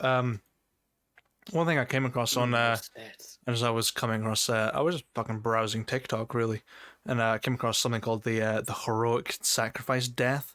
So you can choose to outright just die instead of rolling death saves and do something super cool as you die, but you can never come back from doing it. Like even with Revivify, you're just dead outright, but you just do a shitload of damage or you kill the boss and like in your final sacrifice. It's like, oh, dude, that's cool. But I'll be real with you. If you'd have introduced that to us during the Avran fight against Avran Desusan, yeah, I definitely would have used it. I It's didn't right know there. about it until maybe Wednesday. I just stumbled across it. I was like, this is actually a pretty cool idea. I mean, it means that you're not just like sitting there like, oh, I might die, might not. I might die, might not. It's actually quite a cool thing. It's just like, oh, I'm just about to die. Fuck it. I'm gonna use my reaction to fucking just pounce this guy and get rid of him, or try and get rid of him. You got the wrong mindset if you're rolling your fucking death saves with the mindset of I might die, I might not. Every time I roll a death save, I'm like, come on, baby, nat 20. I'm gonna stand up, I'm gonna punch him. Nat 20. Let's go. That's what I was like in the first ever like 5e campaign I played in. I was playing a character that you'll probably meet in this campaign, who basically all my PCs become NPCs. But we're in the Storm King's Thunder, and the final boss. I got down. I was like, fuck, and everyone else had died. I was like, come on, this can't be the end. Fucking, I was like, big money. Ooh, nat 20, get up, and just was like. I know I'm being cheeky, but because I'm a giant, can I get 2 HP back and just fucking wipe the bitch? Like, yeah, fuck you, action surge. Get rid of him. It was great. But Yeah, like, it was great fun. there's actually an ability kind of like that for the Zeal Domain Cleric, which I will throw at you if Hey, Spit's dead. I'm all down Hey, for it, if man. you kill my backup character after Spitz, I will throw a Zeal Domain Cleric Like- at you. Like, Fuck you and your fire. I mean, But like, essentially, the cool ability is this: at 17th level, when a Zeal Domain Cleric is knocked to 0 hit points, they get to basically make 1 melee attack at advantage. If they hit, does 5d10 thunder and 5d10 fire damage. Then Nice. they start dying and making death saves. Hmm. It's like one final screw you before they die. I would probably have written that into the heroic death sequence and just be like, if you hit, you just fucking crack the shit out of them and do a shitload of damage and just double whatever result came out. And if you die doing it, that's it, game over. But Yeah, I mean, I can accept that. like Again, if it was the Avron Duel Sulsan fight, yeah, and that happened to Spitz, I definitely would have just killed Spitz on the spot and did the kill him, like do the heroic death thing. yeah, like if I knew about it, I might have allowed it, but like I never go into these fights thinking I'm going to kill you guys. I'm just like, this is what this is set as. Let's see how it goes, because usually you guys crush the bosses, usually. But that fight was just fucking rough. Until Roll20 decides, nah, you're all gonna roll shit. That's the thing. Joe rolls really well. We've got a dice in the living room that we just decide things on. We just roll it. He rolls like 19s and 20s constantly. And I'm like, why the fuck don't you play? Come on, play, please. Join me and become a dice goblin. You know? Yeah. It's, Like I say, next time I have death saves, I'll Joe roll them. But also, I guess ever since like for the other boss fights, well, in the previous campaign, 2 boss fights, yeah. we had a few things going for us. Well, Yeah. number one, we had let's be real, C2 PCs are basically the strongest ones we've had. Uh-huh. Like their stats were better, they had way better and way more options. Like even at 3rd level, Daron could crush Spitz. No questions asked. Mhm. At his current power level. Mhm. And it's at like assuming they're both level 3, Daron could crush Spitz. Yeah. And we, as I mentioned, we all had like for lack of a better term, some of us had like safer fighting styles. Mhm. Like we had 1 or 2 people in melee, but the rest of us were like, climb away at him with spells and fire. I don't think. And we had like a lot of potent and immediately available healing. Yeah, the only person in this party that has range is Lucy. That's it, or Lucius. But yeah. Oh no, I have range too, but it's Yeah. It's a most of my rock. features require me to be in melee. Yeah, so it's pretty much like that's the one thing I've never accounted for, because I'm used to you guys either being a ranged attacker or spell slinging from like mid to long range, so I need to compensate for that. And that's probably why I built Avron so fucking dangerously in melee, because if he gets close to you, it's pretty much shit show. But yeah, I think I have learned from that fight, and I've changed all the stat blocks from here on out. They are all different. They're designed for melee combat only, and they are a lot more fairer. And all the blood mages potentially after here are a lot safer. Oh, good, because Spitz will be killing as many as he can throughout the campaign. Because All he of has us a bit now of a convert to grudge. ranged only. He has something of a grudge against him now. Although, I would like to see if I could like learn a bit of blood magic through the campaign. I mean, Lucius. I got the constitution for it. Insider knowledge: Lucius was brought back by blood magic. Oh shit! I should definitely learn blood magic then. Just throw my hit die at somebody who's dying. Henry, take my blood. Yeah, Punch somebody in the Fuck's face, get their blood on your knuckles, and then use that blood for your magic. Oh my god, the ultimate combo! In my dying breath, as I'm falling to the ground, you attack yourself to activate your blood magic. I intercept you to block the damage from you attacking yourself. You still get the blood. You resurrect. We good. No. That's something I probably will want to like explore if given the opportunity. If you want to. Get spits like a little bit of blood magic. There are people in the world called blood brawlers that do use blood magic to basically coat their fists in like hardened blood and just punch the shit out of things. Kind of like Brachydios, yeah. Is it like a fight club or something else? I don't know. It was just like an idea that I stumbled across. I was like, yeah, there could be casters, but what about a melee blood caster, like a blood knight or something like that? And I was like, why not just like a monk that just beats the shit out of people with themselves? Just. Cause hey, if I gotta like take a level in like some shaman class or whatever to like use a bit of orcish tribal blood magic, I'll be down for that. Cause that would be, it would be nice to have some options and have the ability to throw my hit die around like it's money. Yeah, I like it. Here, take my blood. Money. I just throw it at you. Yeah, I'm fine now. Yeah, the tribal orcs definitely know how to use blood magic. I mean, Zakar's old and he's blind as shit, but yeah, he brought back Lucius in some form. But yeah, I mean, I'd be happy to let you use it. I would need to go find my notes on Forbidden Arcana, but. Actually, I think I touched on it in the podcast, partially. I did, yeah, in the third part. Mm-hmm. Yeah. Yeah, I mean, I won't use it for, like, pit fights, because, Spitz has some sense of honor. Well, I mean, it's been rankled a bit, because he swears to this day that monk was using magic.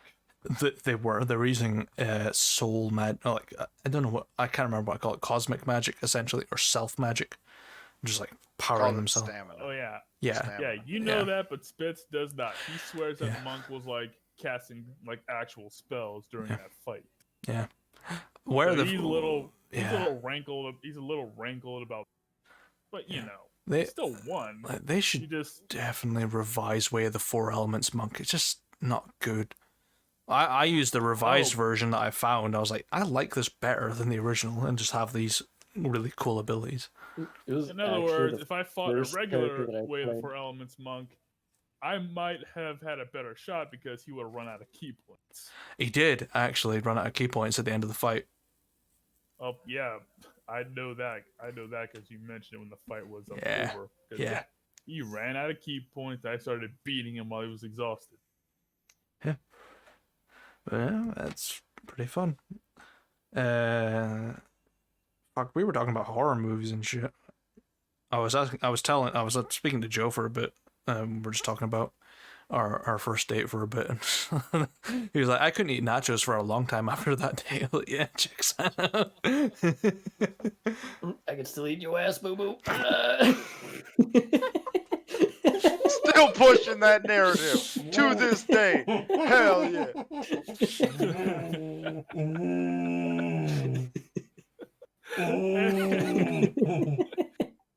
Now he's gonna order nachos tomorrow, and you're gonna know what to do, baby. Give me some of that extra dip.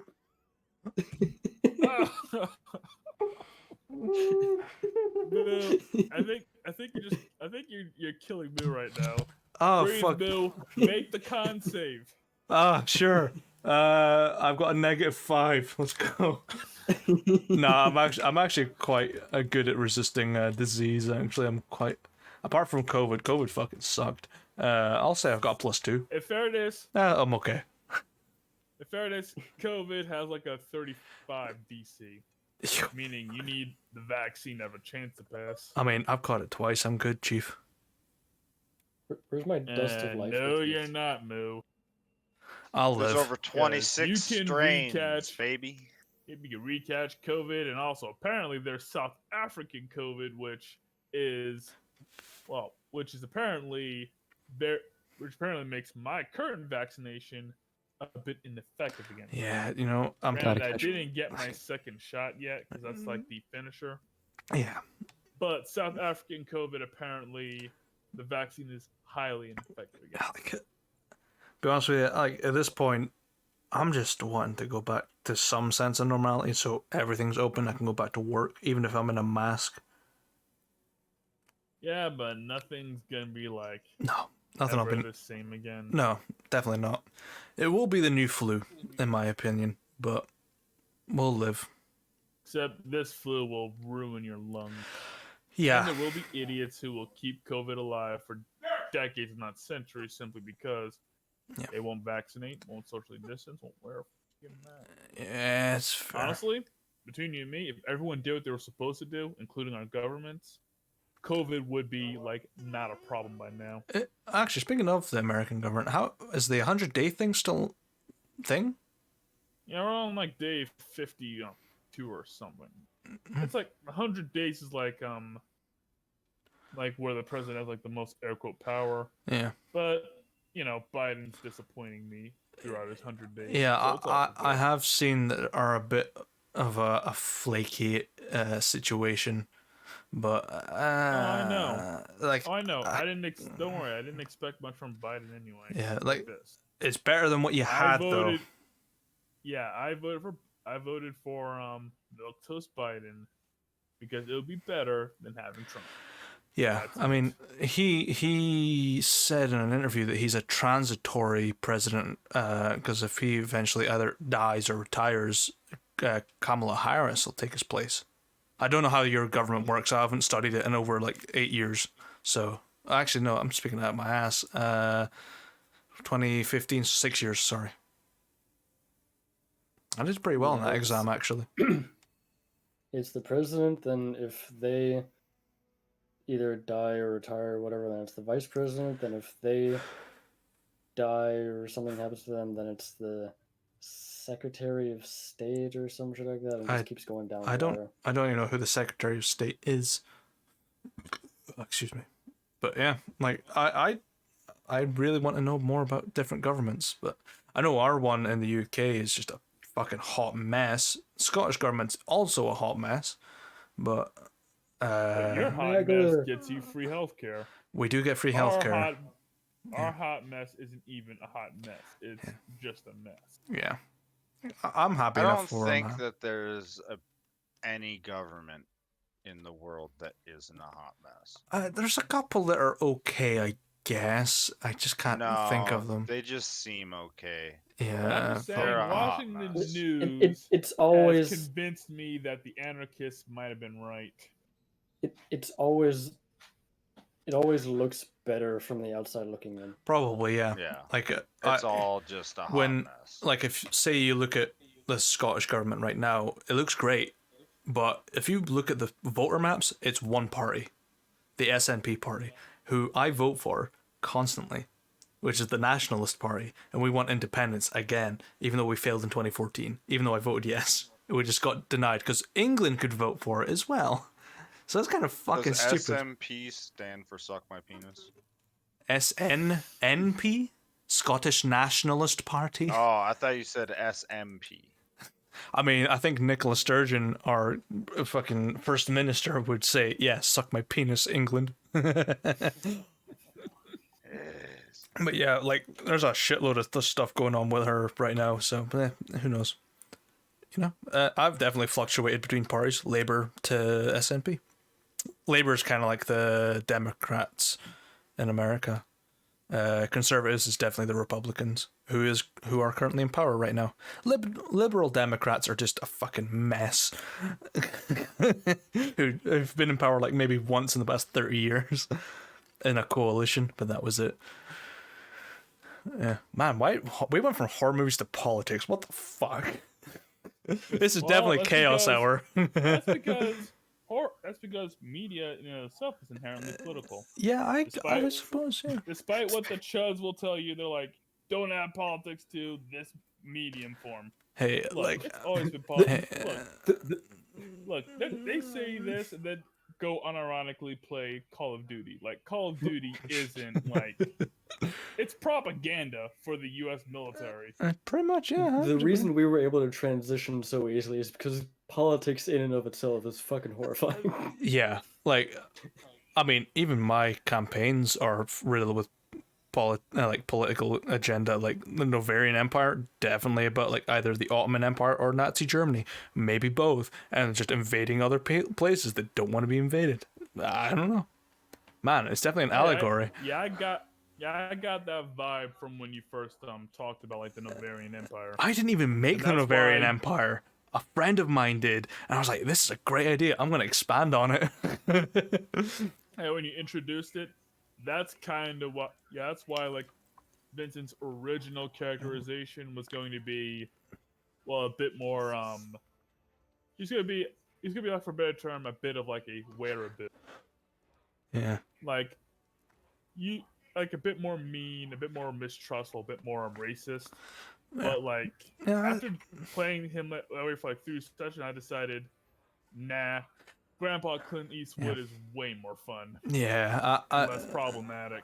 Yeah, like in the moment, like makes me think of the character I'm playing in the Avernus campaign that Holly's running for us right now. Me and the Oh, good. and your backline. How much did you pay for DM favor? Did you in fact? $29.99 all the time, every month. Hey, premium premium package. Yeah, but That cute servant boy will always say yes. yeah, I was like, we do a 1-on-1 before the session. It was like a week before, and she was like, does your character speak at all? I'm like, nope, barely. Probably signs a lot, just a gesture. Prefers not to speak to people. So very confrontational about that. No one knows my name yet, and it's been 1 session. I'm like, yeah, I don't give a shit. My character will not mention their name. Yeah, that's cool. Yeah. But yeah. It's like, characterization moves on, but it's all inherently political. Oh yeah, Yeah. like I'm definitely gonna I speak think- eventually. I Oh think gosh. we agree that Grandpa Clint Eastwood was more fun. Yeah. Because, he was like a bit more of he was meant to be more of a bitter character. Like he's had basically his life and his family stolen away from him through the ravages of time and war. He was supposed to originally be like a bitter character, but it didn't fit the tone of the world that well. Yeah, like And by that point, players were dropping left and right. It was during that time. yeah. And then the other thing that convinced me to truly kill off that part of Vincent's character, Fialak. Yeah, like No. like that's like in terms of my DM career, as it were, feel like it's a black spot, in my opinion. Like, fucking, just the character and the player in general, just like, to any DMs that watch this, get rid of toxic players. Love of God, just get rid of them. Just make up something and just say we can't continue with this character. Just get rid of them. We were lucky Yeah, that he the decided to blood leave. I was like, to leave on thank his own. fuck. Like, God. I said like, oh, sorry you're going, but inside I was like, thank fuck. Thank fuck. Because he was so, oh my God. I don't remember Yeah, like, much he had of this- like, he before had we this went in the habit, Underdark, but really, as like- soon as we went down there, all of it just went to shit with him. It's like, oh my God. Yeah. This even Because in like out of session, I was like, this guy just sucks, man. I would never Like, associate myself the with someone Blood like Eagle thing messed me up. And the thing that truly pissed me off that. Just was the moment when Vincent found out, oh shit, my son's still alive. yeah, And he's like, it's like a big emotional moment for him. Yeah. And then he friggin' ruins it by saying, yeah, your son's like alive. Lol. I was so mad at the it's- time. I was just like, yeah. Just Yeah, around was the it same moment. ruined like that little bit of characterization Yeah. for me. Yeah, during that Blood Eagle thing, because at the time I was playing Sethir already, I think. Yeah. And he was like, "This is wrong. Don't do this. What the fuck are you doing?" And he actually, like, as the player himself, got mad at me because I was playing my character against him. yeah. It's like God. I think we will never stop fucking flacking on the player. No, because he's the perfect example of Of just, what like, not to do. Yeah, like just like for us, terrible player. Maybe for someone else, but not for like this group who is just like, okay, we're gonna develop a story and characters as best we can, and there's gonna be a lot of RP. That's just how I build my campaigns. It's a shitload of RP, and then crucial combat is what I've listed it as. It's like, this is a moment in a story that makes sense. There's no intermediate combat that you'll see, and like maybe early like level, like you'll get bears and cows and shit like that, but later on it's like bandits, useless. Kobolds, completely useless. Like but for someone just to be like, oh yeah, fuck it, daylight in the Underdark, a place shrouded in darkness, let's just do it. And just outside of this place that has been known to have a prince who is waging war against the light domain of the Underdark. Yeah, let's fucking do it. And also in an open field where a sign was right in front of us. Where you can see a giant fucking wall of archers in front of you. It's just like, yeah, let's do it. And just fucking ping us our location. Idiot. And then basically they reenacted that scene from the one where the guy gets covered in like arrows. Oh yeah, like the fucking field of wheat, and there's just that. It's like, oh god. I definitely want to do a podcast about like toxicity and shit like that in players and Good DMs. Baby, can't you see? Like yep, that's what basically happened. And yeah, it was it's like something we had to learn and deal with and overcome. It was honestly, like, if I'm honest, like it's a great learning platform for a DM. Yeah. Like I learned from that. I was like, I don't want anyone in the campaign it's like that. Yeah, better no D&D than bad D&D. But yeah. Hey, like at the very least, his existence convinced me to get rid of the bitter part of Vincent's characterization. Yeah, and I think your character benefited from that. Like, instead of being like an angry old man, he's now instead, again, perhaps worn down, but more of a knight in, rusted armor. I think he literally became the dad of the group. Yeah, definitely did. The father figure, definitely. Like, he was like I like that. That fit the campaign and the tone far better. Yeah, and I had more fun with this character. Mm-hmm. And I decided that in the end, bitter characters just just aren't as fun for games that require this much RP. Yeah, because bitter people are not fun to be around. I can tend to disagree with that because like having a starting bitter character that slowly evolves into this caring person, that's obviously one of my favorite tropes, like the enemies to lovers sort of situation. Like you're just like getting to know the person a bit more and why they're so bitter, and then unleashing that and helping them let go of their bitterness. That's one of the best character arcs you can get. Like, in my opinion. You tried to do that with Krieg, and we were all I really did. No. Yeah, Krieg definitely had a softer side, but you were like, fuck Krieg, fuck Aaron Kenway, fuck this dude. Just, yeah. Let's turn him into an actual imbecile and beat the shit out of him falling through the sky. Well, Gotron still wanted to save him till the end until Aaron ended up turning him into basically undead slave. Yeah. At that point he was in a way beyond saving. It doesn't help that at the time, even though we were being nice to Krieg during I think the Feywild event. Yeah, it's during the Spring Festival. That's because on Daron's part he had he's a very social character, so he was willing to play nice with Krieg, but Daron still very much wanted him dead.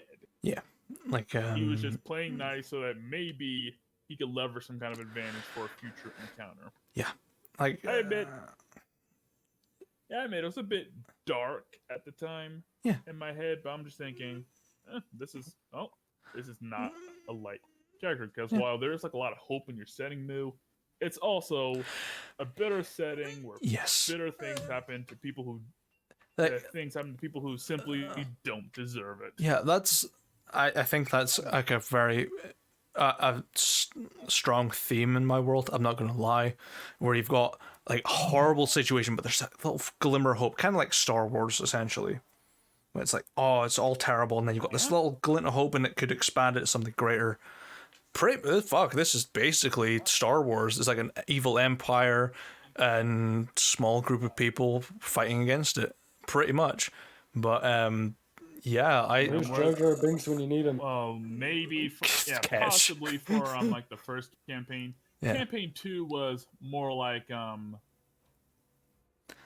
don't like know how to explain bad it. versus like actual evil. Yeah, that was like the Because it first was time I made it like an actually evil villain. It had evil intents, straight evil, just no redeeming qualities whatsoever. I think it was the first ever villain I it made was like that. basically like, yeah, it was like it was basically like neutral looking evil versus actual like evil. Yeah. Which was, but what I loved about campaign 2 in that way was that, again, it felt much more personal. Like Gorvax was just an outside force. Granted, I created Gorvax, and I'm very proud of what you did with him, though. Thank you for that. Still around. Kenway and Krieg were much more personal villains because we made them our enemies. Yeah. In turn, they might have helped us in some parts and fucked us in others. And they basically threw down the gauntlet when they killed Cypher. Yeah. At that moment, our differences became irreconcilable. Like It's like a building of like tensions almost, as they get one over us, we got some over them, and just kept stacking. Yeah, and eventually Until- it came out like sort of the victors, but kind of not really. And it was definitely not. I would say that for the characters, it's the closest thing to a victory that they deserve. Yeah. Like the closest thing to a victory they deserve. Because here's the thing: our characters were not, fundamentally speaking, good people. Yeah. Like most of us were neutral. We've done awful things to advance our own agenda. Mm-hmm. The fact that Jessica, well, not Jessica, Esmer didn't like basically arrest us all and toss us in Sigma Keep is a miracle in and of itself. That would have been, in my opinion, an appropriate ending for the Stormbreaker. Yeah. I mean, it would be a sad ending. Yeah. But also would have been an appropriate one. It was actually with the first intention. I was basing a lot of the ending originally off of like Red Dead Redemption style, where you just have a terrible ending for your characters and there's no redemption for them. But I was like, you know what? I like to have like a good ending for characters. I don't want them just ending up as just give them like an out as is. But this campaign, I'm still up in the air on what will happen. I have no idea. Because I've written points in which things will happen, but between those points, it's all on you guys what happens. So yeah, the irony is that I think so far anyway, Campaign 3 group is nicer than Campaign 2 group, but not quite the saints and heroes of Campaign 1. Yeah, like I'm gonna definitely do that with like campaigns throughout my run with you guys. If you continuously want me to run campaigns, it'll be heroic, neutral, mildly okay, and then evil, and then go back to the base of heroic, and then go through. I think I did mention Gestalt at some point, which I will do. I will definitely do a Gestalt campaign. I mean, no matter what campaign we do, all of my characters always start as true neutral. Yeah, but I definitely look forward to it. Henry was true neutral. I think he was lawful neutral. I believe he was. Yeah, I had to give him lawful for Paladin, but Yeah. he, like, all of my characters always start as either true neutral or as neutral as I can get them. Yeah, and then I will have their alignment change as the story progresses and things interact with them in the world. And their, like, character's worldview kind of gets solidified. Yeah, that makes sense. I try to build my characters with, like, an already established worldview. Yeah. But one that might get changed throughout their times. Yeah. Like in this case, granted, Spitz's worldview hasn't changed very much, so I felt no need to change his current alignment chaotic neutral. He's like a bit of a paradigm in his life. He could would the same amount of conscience be do the right thing or do the wrong thing? Yeah, Luckily, his morality anchor is, well, Henry, so he'll probably become a hero eventually. Henry becomes one anyway. Yeah, that's Fair enough. how I see alignment. It's not your person; it's your person's view on the world. So, like chaotic evil, the world's out to get me, so I'm out to get the world. Lawful neutral is I'm here for the world, and the world is there for me. And then neutral is like either or. It's kind of like in the middle, and then it's all the in betweens between that. So, alignment. How would you define chaotic neutral then? Chaotic neutral, I would say. I'm out for the world, but the world, if I get it, will help me. So it's like, oh, I could do a bad thing, but that bad thing could benefit me and others along with it. That's kind of chaotic good, but it's as close as I could get with that idea. Lawful neutral is the smallest amount of good to benefit the most amount of people, which is I can't remember the socialist term for it. I can never remember it.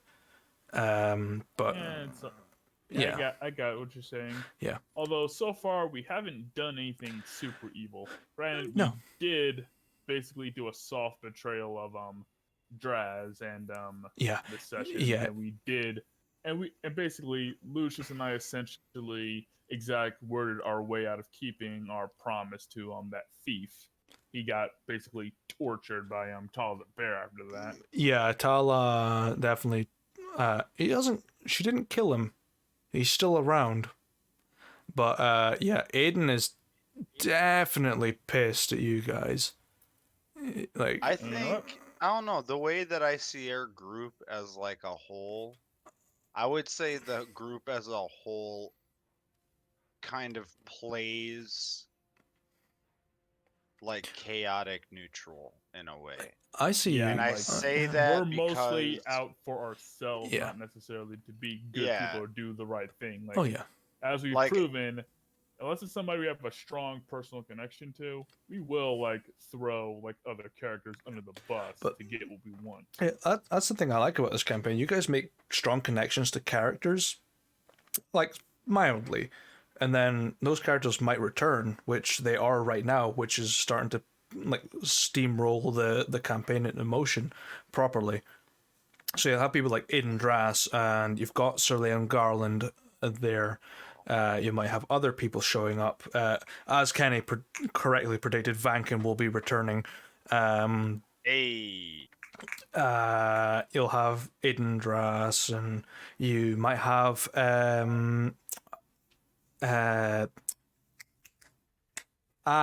what's her name? The High Priest from Anir. Merzeni. When I was, actually, I should get back on the party note train now that I'll be able to consistently show up to sessions. I should do that. Good. do we 10 get session the man. brother and sister Cancun? You might. Yes. Yep, we might see them. We might. We might not. Charlie might show up again. You never know. What I will say, spoiler alert to viewers, Blackwood will eventually return.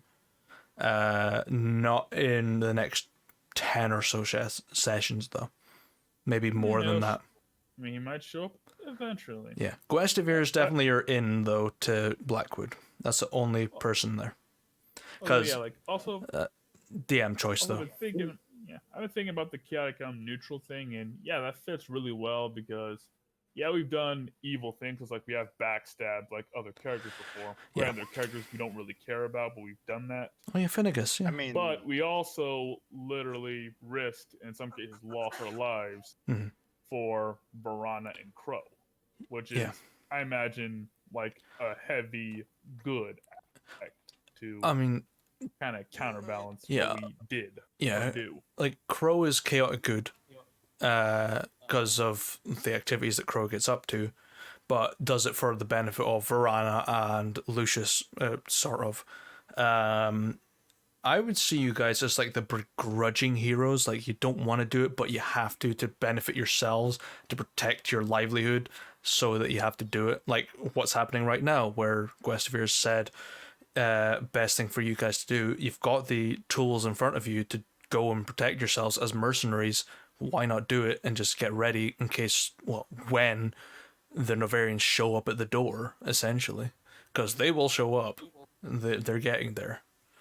Yeah, it's probably like a number of them first time, especially because like long rests take a week here. So Yeah. like us taking us taking a week off to recover or whatever might mean that was close to knocking over the indoors. Like- why we may want to consider making peace with Draz after a couple of days. Yeah. I mean, Like I do have something of a plan mhm. to like up to perhaps convince him we're serious and actually on his side for real this time. We promise.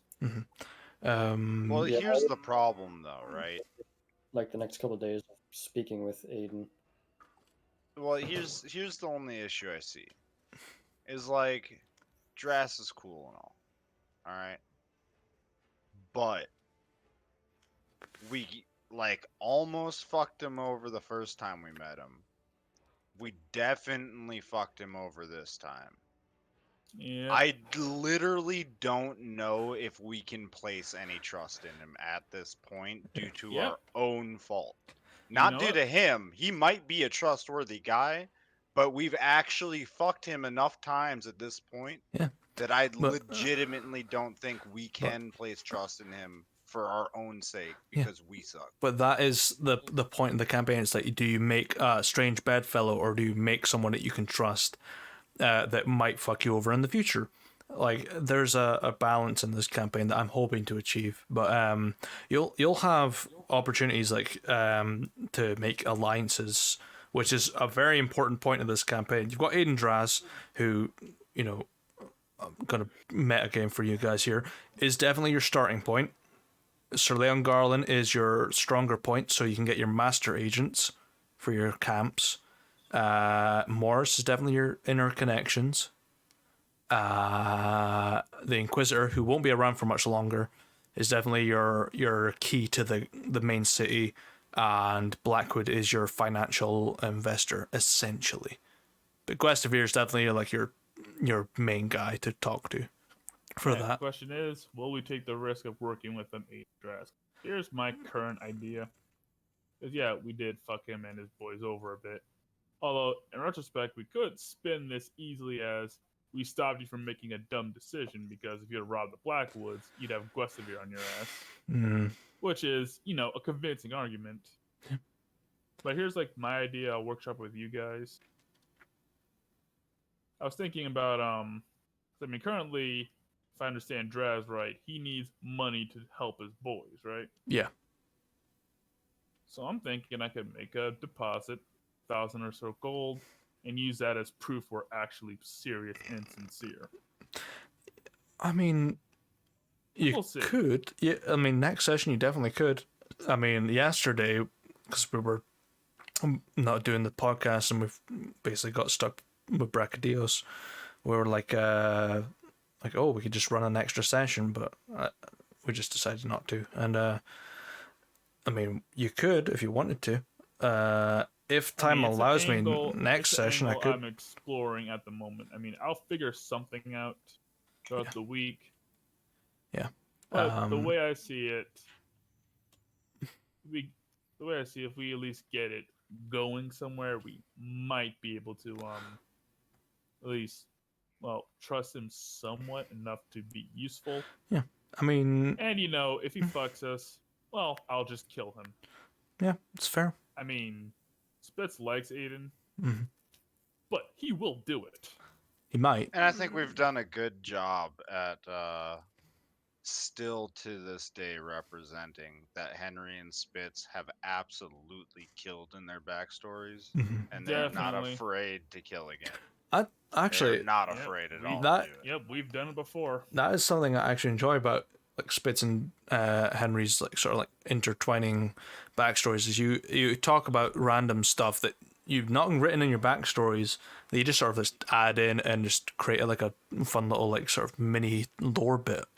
Like the guy just disappearing and the secret police might have taken him, but it could have just been he was murdered or taken into witness protection, or the pigeons took him away into some unknown land, or he fell into the cow dimension. You going with I do appreciate you going with whatever I like throw out there. Oh yeah, I go with whatever you guys have. That makes it fun. Kenny goes with it. I love improv. I'm down with it. I did it too when I was telling the story. It like Yeah. threw you in there to do some improv on it. Yeah, that's Oh yeah, the no one campaign. about the married chicks. Yeah, I remember that Yeah. part. I remember that bit. I said, "I did tell you she was trouble, Henry." I remember that part. Yeah. Improv is always great. Like that's what this campaign's all about. It's like I'll Yeah, write yeah. like 2 bullet points and just let you guys rip on top.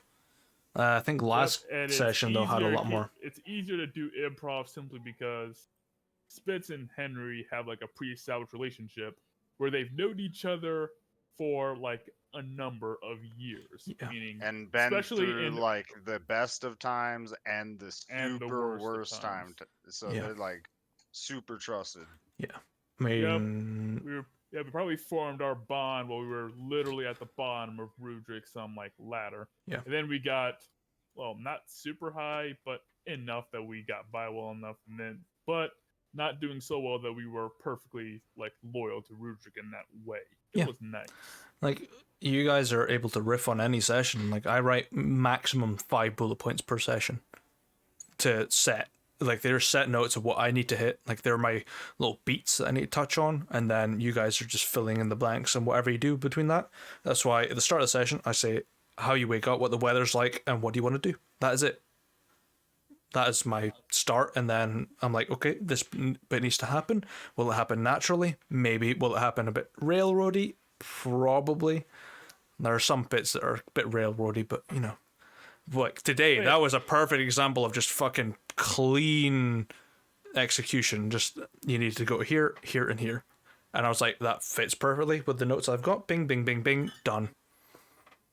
Yeah, it was. The session came out in a really good way, and it like gives like some hint to whoever's watching the true nature of the player characters. Yeah, and it gives like the insight of what's actually happening, which, if they want to know more, is available as the link in the fucking chat is right now for World Anvil, which I think I have linked in the Twitch already, just directly to it. So you Right. can. So if you're somehow still watching this, Yeah. check the Twitch. Yeah. Look at Check World the Anvil. Twitch. See what you're working with. Yeah, man. And I imagine at some point or another, we definitely will get around to fleshing out the actual characters on World Anvil. Problem is that World Anvil leaves your profile looking empty unless you fill it in with the most minute and dumb things. Yeah, like I talked about fairy flu at one point, which is the dumbest illness that you can get, but it's fun. Speaking of like characters being fleshed out, I still don't know much about Coronar. Like as a DM, I don't know. Like I know some things, but that's it. So I can't do much. Jeeves has never been one for like in-depth backstory. Even if it's bullet points, I can work with that. Like it's like this is what happened here, here, here, here, and that's it. Yeah. Like okay, cool. It's just like I can work with that. I think he just likes to imagine like to Jeeves, Coronar's history doesn't matter as much compared to what he is now. Like yeah, Like You know why he does it? He doesn't want you killing off his orphanage-sized family. like there's a couple of things I know about Coronar. He's a rune knight, so ergo he's either had a Jotun heritage teaching him, so a Goliath or a giant. He eventually ended up in Anir, so there's a curiosity behind that. He has a problem with the Dark Draft family as well, which will return to bite him in the ass eventually. Yeah, there's a few things I know, but not enough to make a whole arc for him as I did Lucius at the start. Because you all get one arc and then you get a late game arc. That is how I build you guys. Or write for you guys. Anyway. I admit I did not build my character much of an arc in and of itself in mind for him. You got one already for me. I've built one for you. It'll be about level 6 to maybe 8, give or take.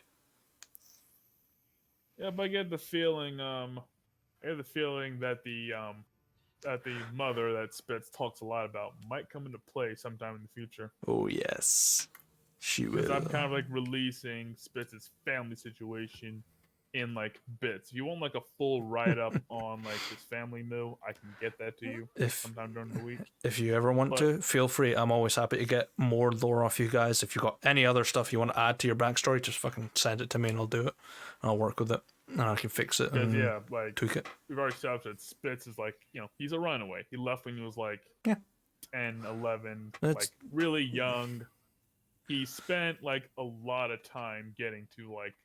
He spent like a lot of time drifting around till he got to Anir when he was like 12 or 13. Yeah, so, Then he fell in with the Rascals around that point because, well, he was only like 13 at the time, but you know, gangs recruit young, and Spit's a half orc. He's pretty big. Yeah.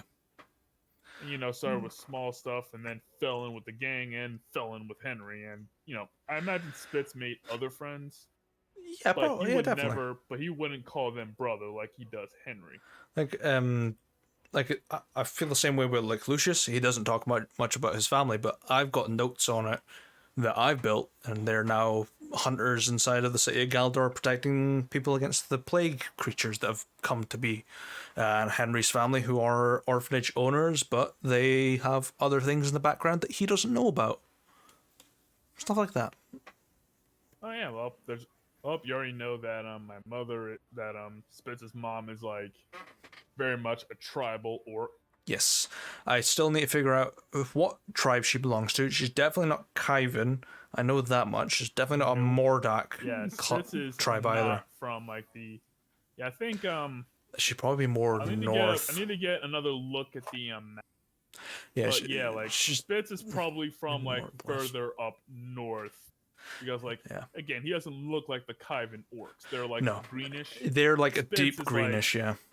Yeah, they're like a deep green. Spitz is like his Brownish. Spitz is Yeah. Spitz is brownish like the bark of a tree. I would think like, there are brown orcs like up in the north.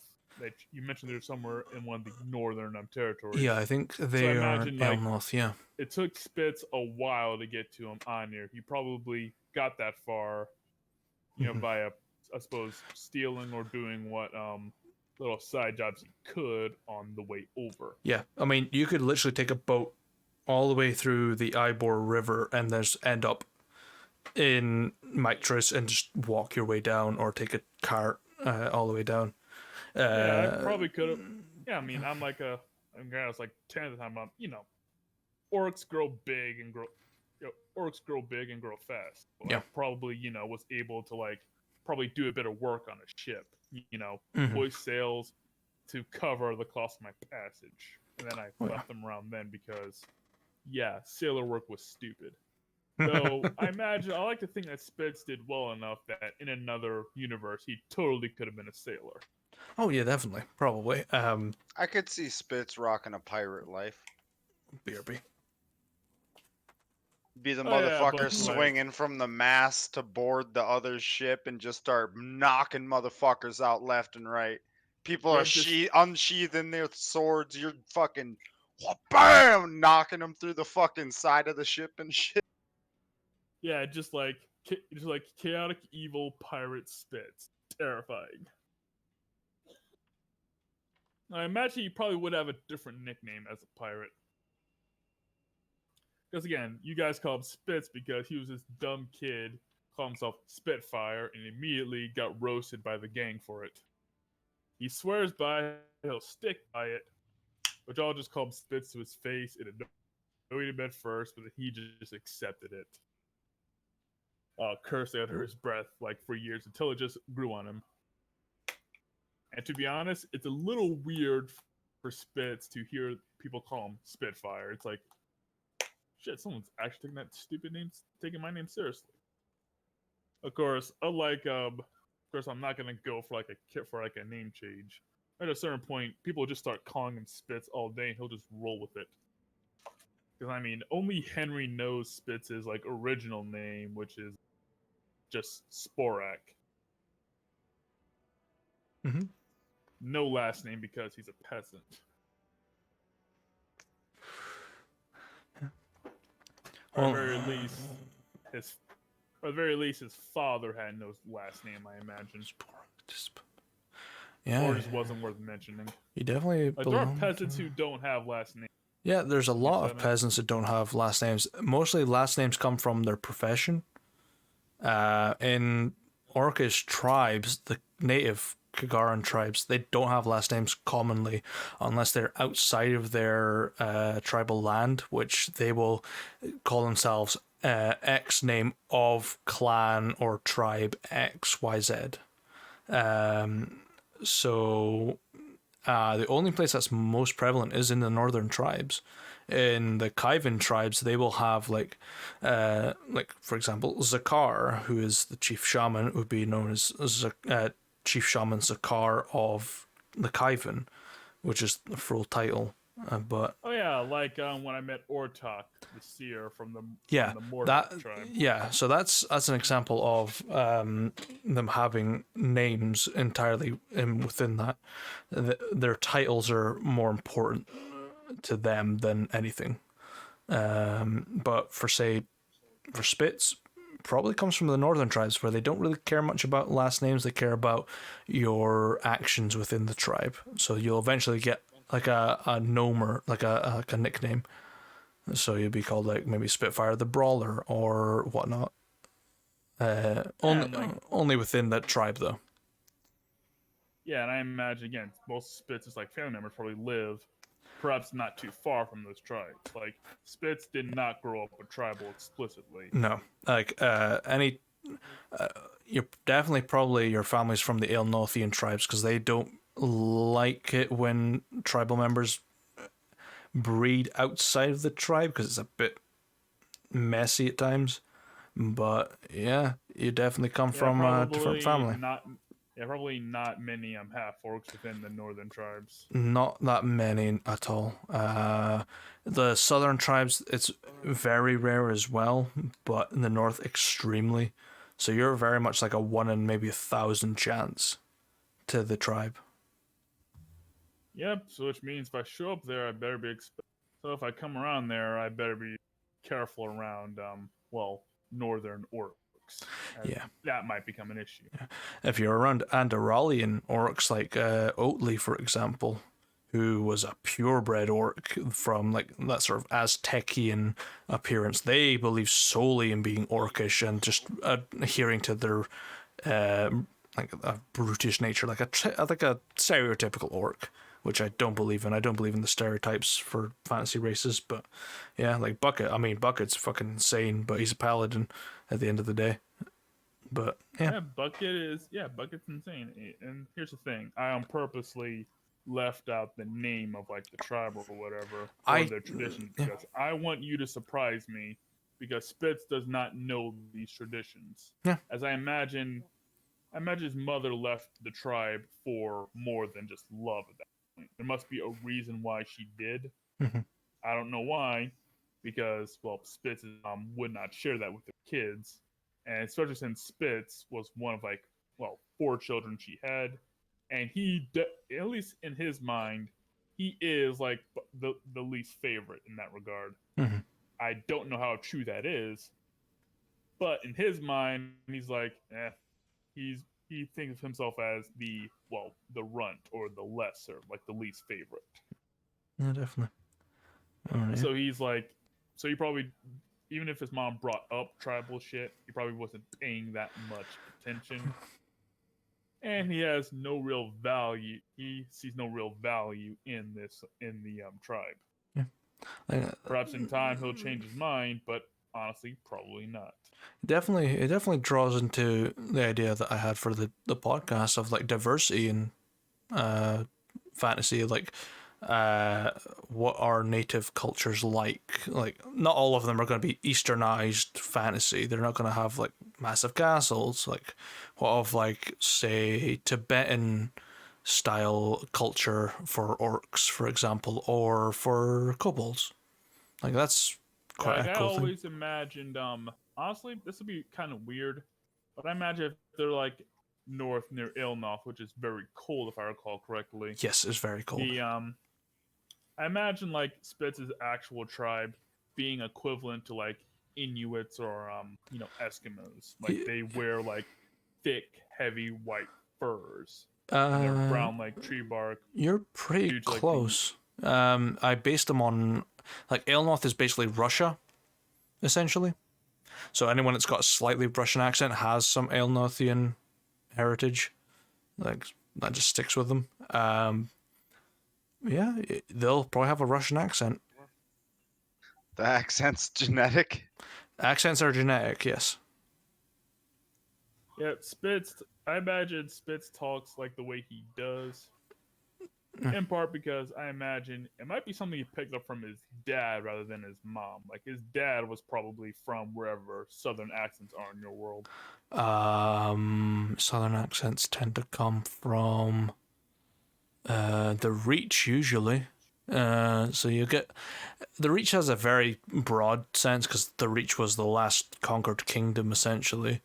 Well, apart from Bannerfall, but yeah, there's a lot to that. There's so many cultures there. You get from like sort of like Eastern Pacific sort of accents down to like Southern accents. There, it's a huge broad scope of accents. Lucius's one comes from the Fasal archipelago, which is probably as close as his name actually comes from, because the Rim of Fasali translates roughly to from the Rim of Fasal. Yeah, that actually sounds very good. And yeah, I mean, I think it creates an idea of what this family is like. Mhm. Mom's a bit overbearing. Dad's a foreigner. Is probably a foreigner in these lands. Might have been a sailor or something once. Now he's a farmer. Mhm. Well, whatever they farm up in Aelnoth. So probably like, I don't know. You tell me. I mean, And again, like Spitz, as I said before, like Spitz has like two brothers and two sisters. One's in the army. One's like young. Like when Spitz left, the baby was like 2 or 3. Yeah. So yeah, Spitz is 17 now. The kid's probably like around 10 by now. yeah, give or take. His oldest sister is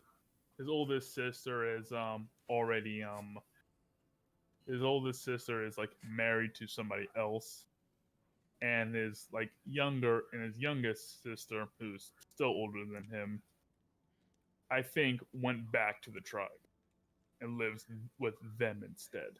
That's kind of like the hard note there. Like I'll just put it right here. Just like, yeah, I'll send you like in the form of like a DM in case you want to do something with them. Yeah, I mean, I always do.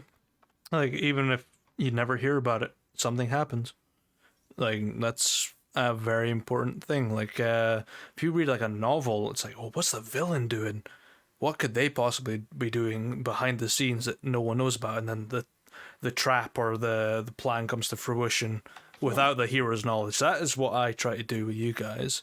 Like, you don't know what the Novarians are up to. You know that they're approaching, but how are they approaching? Are they going to attack straight? Are they going to infiltrate through spies? You never know. But I definitely want to see a bit more of that. And like, I see it like kind of like a thriller action movie sort of situation where it's like, do you find the culprits? Do you uncover the secrets of what's actually happening? Which you've kind of done actually with Avaran, surprisingly. And yeah, I think. Oh, he won't be assassinating anybody else now. Yeah, at least. Well, at least nobody. Well, at least we hope he won't be. Yeah. Yeah.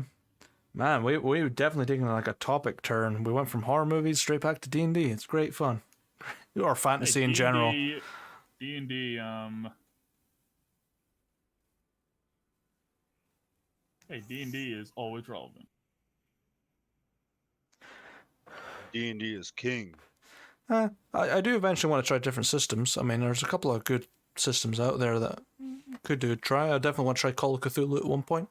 That'd be good fun. I do love Eldritch Horror. Oh, yeah.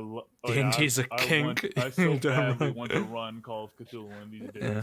Like, I'm a huge Lovecraftian like nerd, but apart from the fact that I hate the author in general, because I don't even want to even look up the name of his cat because it was fucking horrible. But yeah, he's a dick. Yeah, I even listened to a biography about him. I was like, this is the guy's just the worst. Like, damn. But there you go. Oh yeah.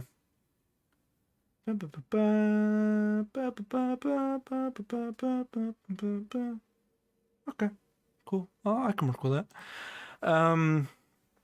Yeah, like Yep. I imagine in that way, I guess Spitz and his youngest and the Spitz and like his older but still not oldest sister are probably like the rebels within their family.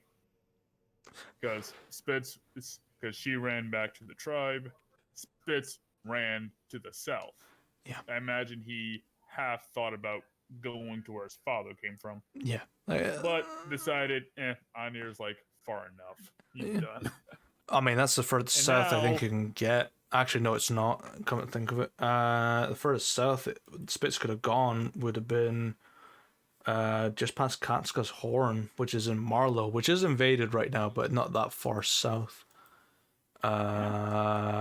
Yeah, there's nothing there. It's just mountains and grasslands, but yeah, you could have escaped all the way south. Yeah, but that's the south as he went in his mind. Yeah, which isn't far actually. The furthest south place that you could possibly go would be in Fane's Port, which is in De Gralin, but that's it. Like Yep, you were and pretty the much as irony far is south as that- you can go. Yeah, with the way like the invasion is going, Spitz might be forced to go home. This is gonna be funny. Meaning at a certain point, if things keep going northwards, we'll eventually make our way back to Elnoth. Like everything is being invaded easterly, so well, eventually it's going to go like spread out to the north and south, but yeah, you guys are in a bit of a pickle because you're right on the border of the river, pretty much. But yeah, Yeah, but it's going to be interesting. I don't expect to get hit with that plot at a certain point. about I would say end of level 5 at best, give or take. Yeah, but like Elnoth is like a very far away. Oh, a couple hundred upon miles. How far? I guess it depends upon where I guess the Elnothian like military will send their people. Because odds are, if Spitz is gonna run into any of his family members, odds are it'll be his oldest brother. 'Cause Potentially, being yeah. in the army, he has like the most range of motion, air quote. Yeah. And here's the thing. Spitz didn't much Spitz didn't like his mother, and he wasn't that fond of his oldest brother. You know, he always found him to be like a goody two shoes and a kisser. Yeah. His favorite sister was the one that rejoined the tribe. Yeah. I'm actually looking for where they are on the map. Oh, there they are. Okay. And his youngest brother was just the baby. Mm-hmm. Well, it's been like 5 it's been like 7 years since he left, so probably a young child now. Yeah. But yeah, just the baby at the time. Yeah, definitely. Yeah. I'm pretty much down to explore every facet that you guys could possibly come up with. Because end of the day, it's your story, not mine. I'll write it, but you guys make it. That's the best way I could describe it. It's our you know- story. Yeah. Yeah, it's our story, but I think it's important for D&D characters to have like a established, Yeah. some kind of like familial unit. Like even Oh, yeah. like Daron, whose family is mostly non-existent, still had a named mother and even like a stepfather. Yeah. One Yeah. which we never met during the campaign, thank the Lord Almighty. Yeah. But he also had the master, who was his father-like figure, who he came to reconcile with. Yes, which was quite an interesting interaction, and maybe we'll get more of that. I am anticipating another like Ayane situation because that shit brought me to tears. I was like, fuck, that was the saddest thing I've ever seen in my life. Like, eventually we'll probably have an emotional session like that where it's just like, okay, we definitely need a power down session after this one. Like, fucking hell. Yeah, we probably will at Fucking some point. pull the emergency brake real fast. Just, okay, shopping session. Let's just go. Beach session? Hell yeah, let's do it. Yeah, it's just that I expect Spitz meeting up with his like mother again would be a less than pleasant thing because in Yeah. a way, I imagine like if his mother at class levels, she'd definitely be a barbarian. Yeah. because she has that same fire that he does. So they have like that similar kind of like attitude. It's like how people who are too similar to each other piss each other off, especially the more abrasive personalities. Always say Spitz was the kind of kid who didn't learn his lesson even when you beat him. Speaking of just D&D in general, with like stories and that, you guys been hearing about the new movie they're planning to put out? Oh, a D&D movie. This ought to be good. Yeah. Yeah, and Granted. like next year or something. Yeah. Oh, cool. What's it about? I'm curious about this. No idea. I've just heard on the grapevine, actually. I'm going to actually look into it a little bit more. I mean, I remember like the Critical Role people were doing like a animated Yeah, I'm still movie or waiting for something. that shit. Yeah, I'm waiting on that. Yeah, like seriously, they talked about it back in 2018 or something. I'm still waiting for that. It's been 3 years, guys. What's going on? Okay, it's coming out in 2022. 27th of May 2022. Well, for the UK anyway.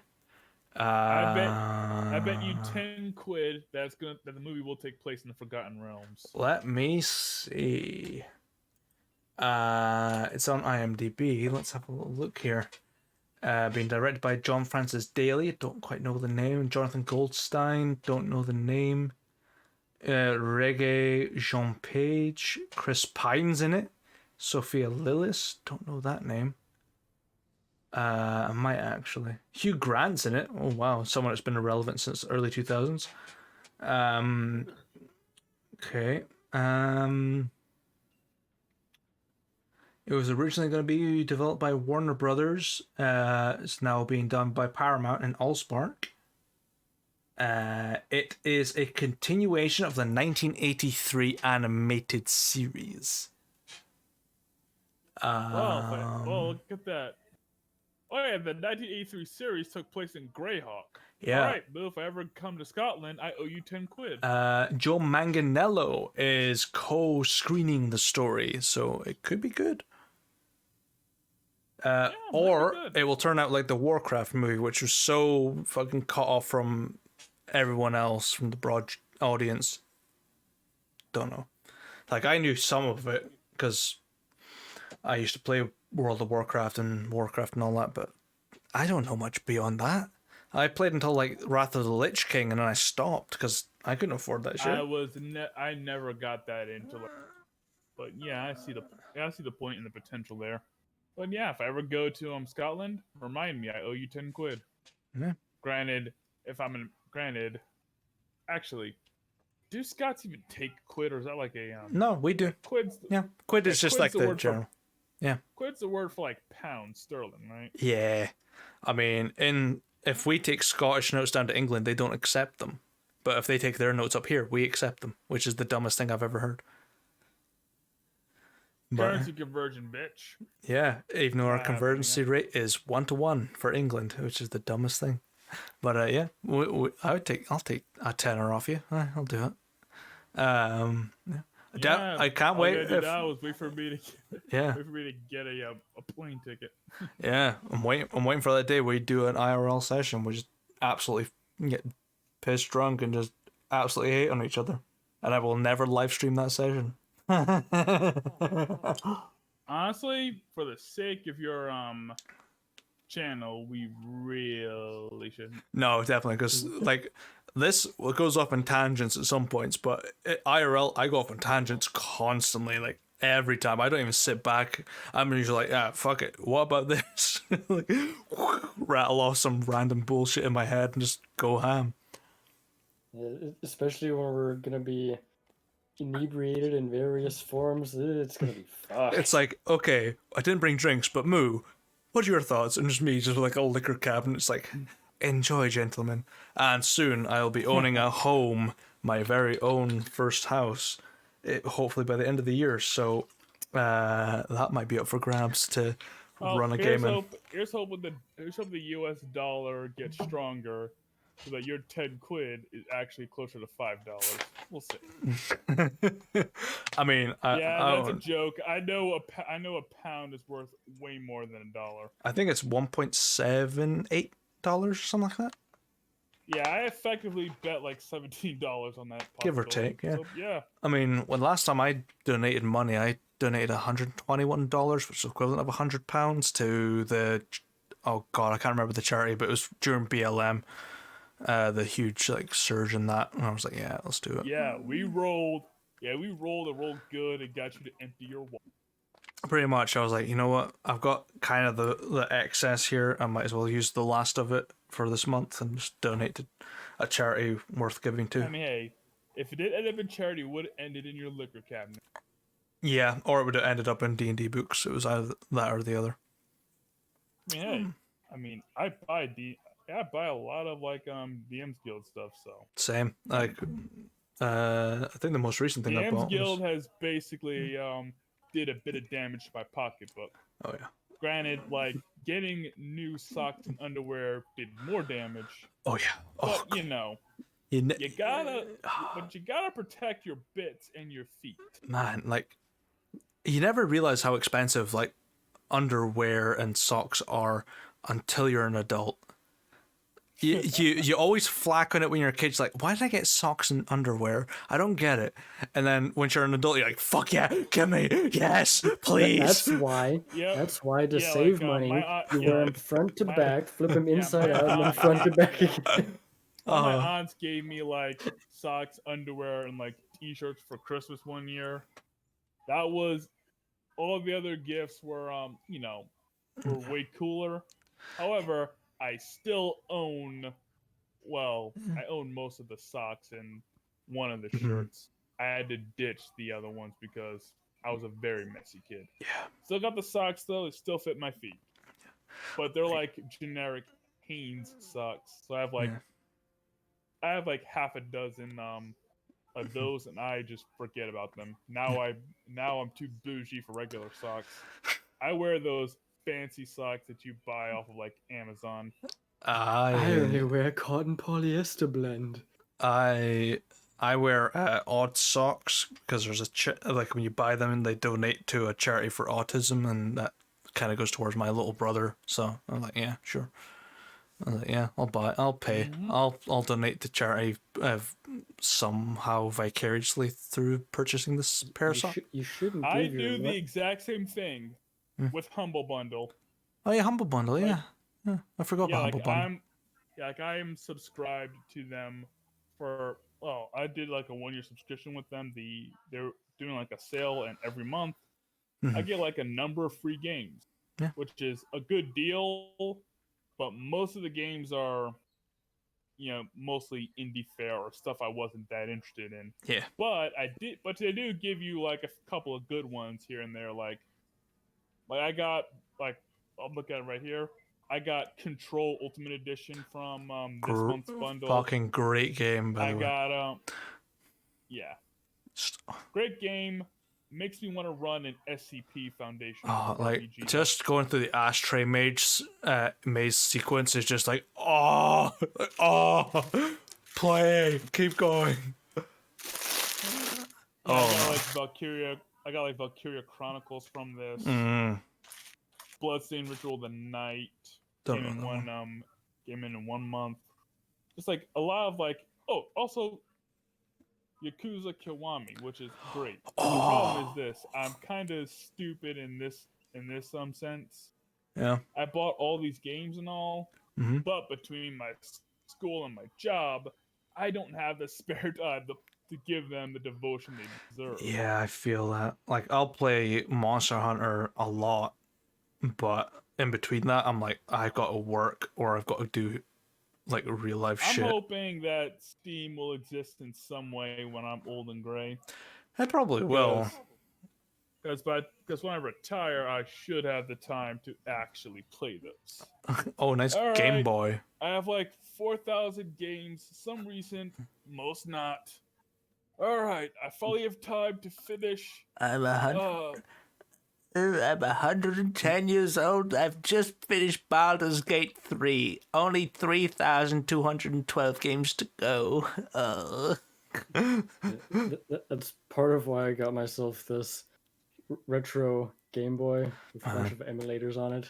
I've still got my old Game Boy Advance SP, which has the original 1982 Zelda Link's Awakening cartridge inserted in it constantly. And man, what a nostalgia trip that game is. What fun. Honestly, I didn't start liking Zelda till I got to the 3D games. Like Twilight Princess Yeah, that game's is what great. convinced me to get into Zelda, and I am disappointed in myself in never getting a I Nintendo still got this Switch baby. because I want to play Breath of the Good old Wild, but I don't want to Pokemon buy Yellow. a Nintendo Switch. Right, I'm not gonna lie, I bought a Nintendo Switch solely for Zelda. And I finished it in a week, and then I sold it to Holly. But Yeah, I got the Sold the Switch game. for Breath of the Wild as well. yeah, I still have it. I just sold it to Holly. So I was like, I've finished this game. I've completed it entirely. Have this. And she bought it off me cheaper than what it was on the market. And I was like, here you go. And now she still uses it to this day. And I'm like, you know what? Fine. Cool. Because like I prefer to either play it on the PlayStation or on here. So it's one or the other. Mind you, I do want to go back and play Halo Reach for a little bit. Go back into that. Be good fun. I want to go back to the Halo CE days. Oh, Halo CE was the shit. Oh, yeah. I was never good at Halo, and I admit I spent most of my middle high school Xbox years playing. I was a COD kid, all right. Back then, I was a COD kid. I was for a wasn't, bit. Yelling racial epithets like to live Oh, people. God, I had I that. mostly preferred to mute my teammates because they were loud as hell. But I was like a COD kid. I did all the dumb shit. Yeah, Drop Good shots, old squid. bank throws. yeah. I would literally blow myself up and an enemy for shits and giggles. Like I would, like if a guy was like sniping or whatever, I would pull a pin on a grenade and just hold it and blow us both up. Yeah. You gotta get the kill cam. Yeah. Like Yeah. I remember I'd stopped playing Call of Duty for a while, and I went back to it. Maybe I was maybe 16, and I went back to Call of Duty Modern Warfare 2 because there were still lobbies about, and I went back into it, and there was this kid, like literal kid, speaking over the mic like, "Oh, level 1 fucking noob, get wrecked," and I fucking wiped his ass in no time. I was like, "You're fucking with a Halo MLG player. Go fuck yourself, kid." Because I was a Halo MLG player because I had no life. Yeah, like the COD I quit on was Black Ops 2 because at that point, well, That's when the franchise died, in my opinion. yeah, basically it died for me. I was like getting in my later high school years. I was like not too far from graduating to going to college and shit. I was just like, yeah, I think I'll just stop here. I got like the second prestige, not bad. Yeah. And I got good enough at the game that, what? I got good enough at the game that I was like, yeah, that's not much improvement I could do here. I'm done. Yeah. After that, I basically got super into like RPGs. Yeah. Which eventually led me to playing actual D&D when I signed up for Roll20 on 2016. Yeah. I've done some online, done some live, but it's been a good time all the way. Some good games, some bad games. I believe some of you might remember the Umber Hulk story, which is like still traumatizing. I've had some run-ins with Umber Hulk as well. I started playing D&D in 2016 in the 5th edition. I used to be in forum RPGs and stuff like that beforehand, and I played it 2nd edition because I really liked Baldur's Gate 1 and 2, and I knew about 5th edition, but you see, I did not have much money back then, nor did I max out my pirate foo. So I had no access to the actual 5th edition rulebook outside the quick start rules. But I did play Baldur's Gate 1 and 2. and I had a file of the old like books from like second edition. I had like a ton of them because they were given to me by like another player for free. Yeah. And I played second edition for years. Yeah. In fact, I only recently stopped playing second edition, but that's because my job. So I've been playing the same game for like 4 years. Mhm. My job kept assigning me on Saturdays, and Mhm. this is like worse than my Sunday issues. Mm-hmm.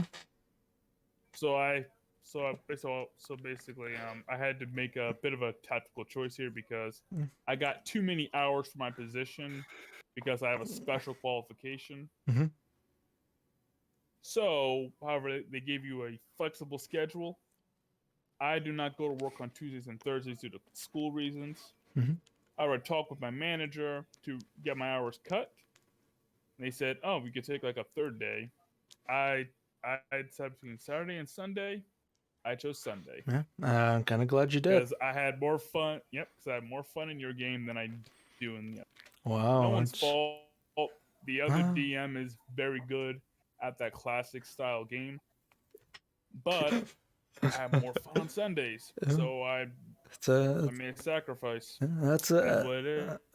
I mean, that's a compliment to Schedules me. change. But yeah, like, I mean, I usually work Sundays as well, but obviously I'm not at work anymore. Well, for the time being. But yeah, I try and make time for you guys as much as I possibly can, and try and write as much as I can for in between. But yeah, glad you're still part here. of it is this. It's like for me, it's like the time the game starts. It's like in the afternoon. Yeah. The way my job works, I come up early in the morning and I get I get let off at the afternoon.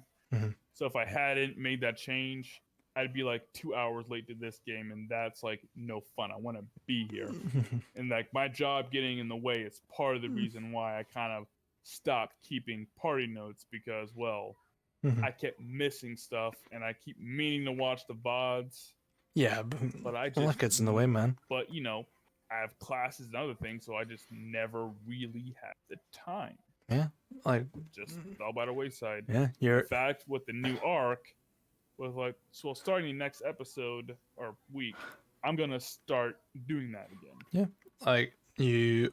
I'm glad you stuck around because you would have fallen to the fifth character like curse apparently, where they just disappear out of nowhere. It's like, oh, okay. But yeah, it's glad you Well, stuck the fifth around. character curse still happened. It just happened to Owl instead of me. Yeah, I mean, he had his reasons. Like, I speak to him usually, and he's got his reasons. It's fair enough. He might be back eventually. But yeah, it's good times. I mean, because for what it's worth, he did add pretty good to our dynamic. Yeah, a ranged spellcaster, despite being a warlock, had some capabilities. I mean, hey, if Spitz gets killed or gets retired, well, we will have him as spellcaster again. Mm-hmm. Problem is, I gotta go find that witch PDF again because the link I gave you all died. I'm gonna have to go and find it again. Yeah. Maybe it ended up on DM's Guild and I'll just download the official version. I'm pretty sure That's what happens sometimes when Yeah. it comes to Unearthed Arcana and such. Yeah. Like players will make their own little version for shits and giggles, realize, oh, I can make money off of this. And then they take off the old ones and then put the paid version up, which typically has more features. Yeah. That's what happened to the Pugilist, by the way. Mm-hmm. There was a free version out there originally. Mhm. Then the author just put it up for pay on DM's Guild. Mhm. Honestly, it's a good class, so I gave him the money. Yeah, it's fair enough. Like, I'm happy enough to give money to the martial exploits as well. I was like, yeah, this is pretty damn cool and seems balanced enough because it's like a one-off thing that you can do until you do it. Yeah, it's a and one-off train. thing for it works on a short rest basis apparently. Yeah, until you train again, and then you have to pick another one from the list you get. But yeah, So I probably use the bloodied one for the pit fight, but I do want the I'm gonna make use of the one that makes my allies do more damage. Yeah. Because honestly, if I had those if I had one good exploit during our fight with Avron de Salsan, I think we could have survived it actually. Like if I had the Like,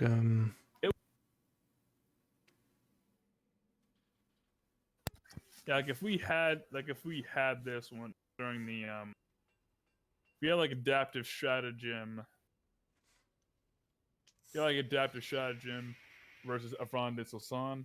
I think we definitely could have beaten him without casualties. Yeah. Simply because well, it provides a bonus to damage rolls and saving throws. So if I used it before he cast a nasty spell at us, yeah, definitely. well, I know Lucius would have made more of his on saving throws.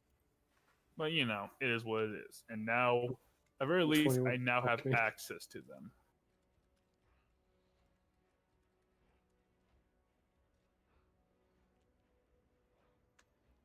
Pipes, But yeah, the pipes. the way are the way it works on Mill is that exploits essentially are like, well, they're a bit like powers, in that they have recharges, 3 sets.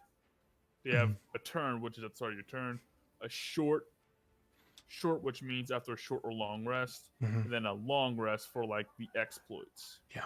Like in this case, the exploit I want to take, which is well, bloody ending, which you're giving to me, is rank 1 exploit, offensive weapon short, Yeah. meaning it recharges on a short rest. I believe it's actually like the training is there for me to replace the exploit. Yeah. Yeah.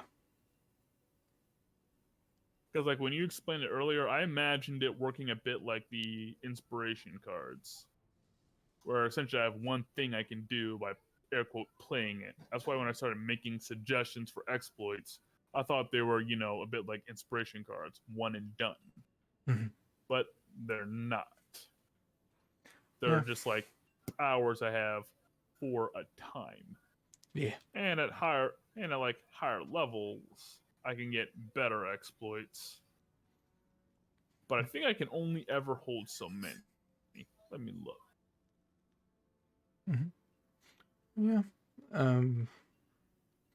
God, I can't remember where I was going to go with the conversation. I think I was talking about how I got into D&D, but nah, never mind. Okay, Yoshi, how did you get into D&D? Yoshi's not here anymore, man. Yoshi went to bed. Yeah, he went to bed, man. Oh, I went to bed. I didn't even notice. No wonder you were so silent. How'd you get into it, Kenny?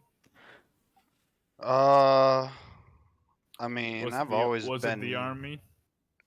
No, I was into D&D way. I didn't even play while I was in the army. I'd actually had to take a break and never had the time for it. I got into it when I was fucking real little. I grew up in a really small town of like fucking 900 people or some shit. So, like, we did that as just something to do. 'Cause we were all outside and shit, so we just ended up fucking like doing shit like that. And then I ended up taking breaks like periodically, a couple of years at a time, and then I finally got the time to where I just started getting really back into it. And then 5th edition came out, and I started playing a lot of 5th edition and hopped through some fucking bad groups, some good groups, and been here for a while.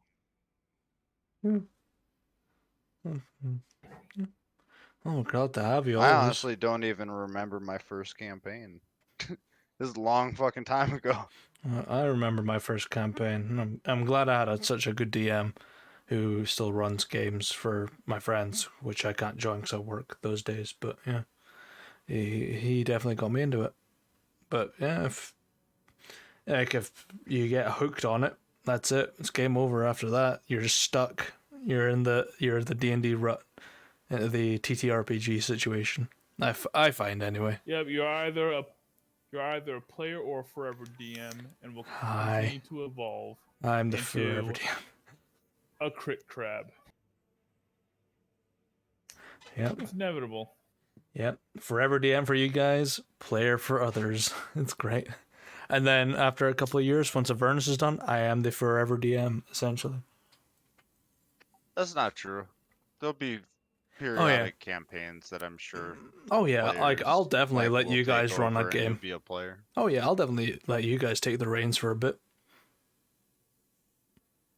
More than happy to. I'd offer, but I have my own campaign I run on like Saturdays and let it be fine, basically running the exact same thing. Yeah. But yeah, it's like, yeah, it's hearing you guys stories about it. I'm like, man, it's definitely a change of what I went through. It was like we started our forum campaign back in I'm gonna say 2012.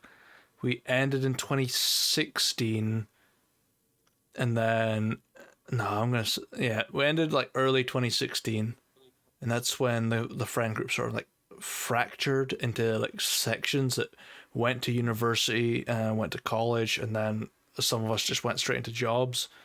And then I was in my first year at university, living in just a very small apartment. And then Holly was like, "Hey, my cousin is running D&D," and I said, "Okay." And she's like, "You want to join?" I was like, "Isn't that for like nerds and basements?" And she was like, "But it's kind of getting cool again." I was like, "You know what? Fine, I'll bite. I like fantasy. Sure, let's do it." Made Noble as my first ever character, and we played one session, and that was it. That began the absolute anarchy that was Eurothon as I started writing it.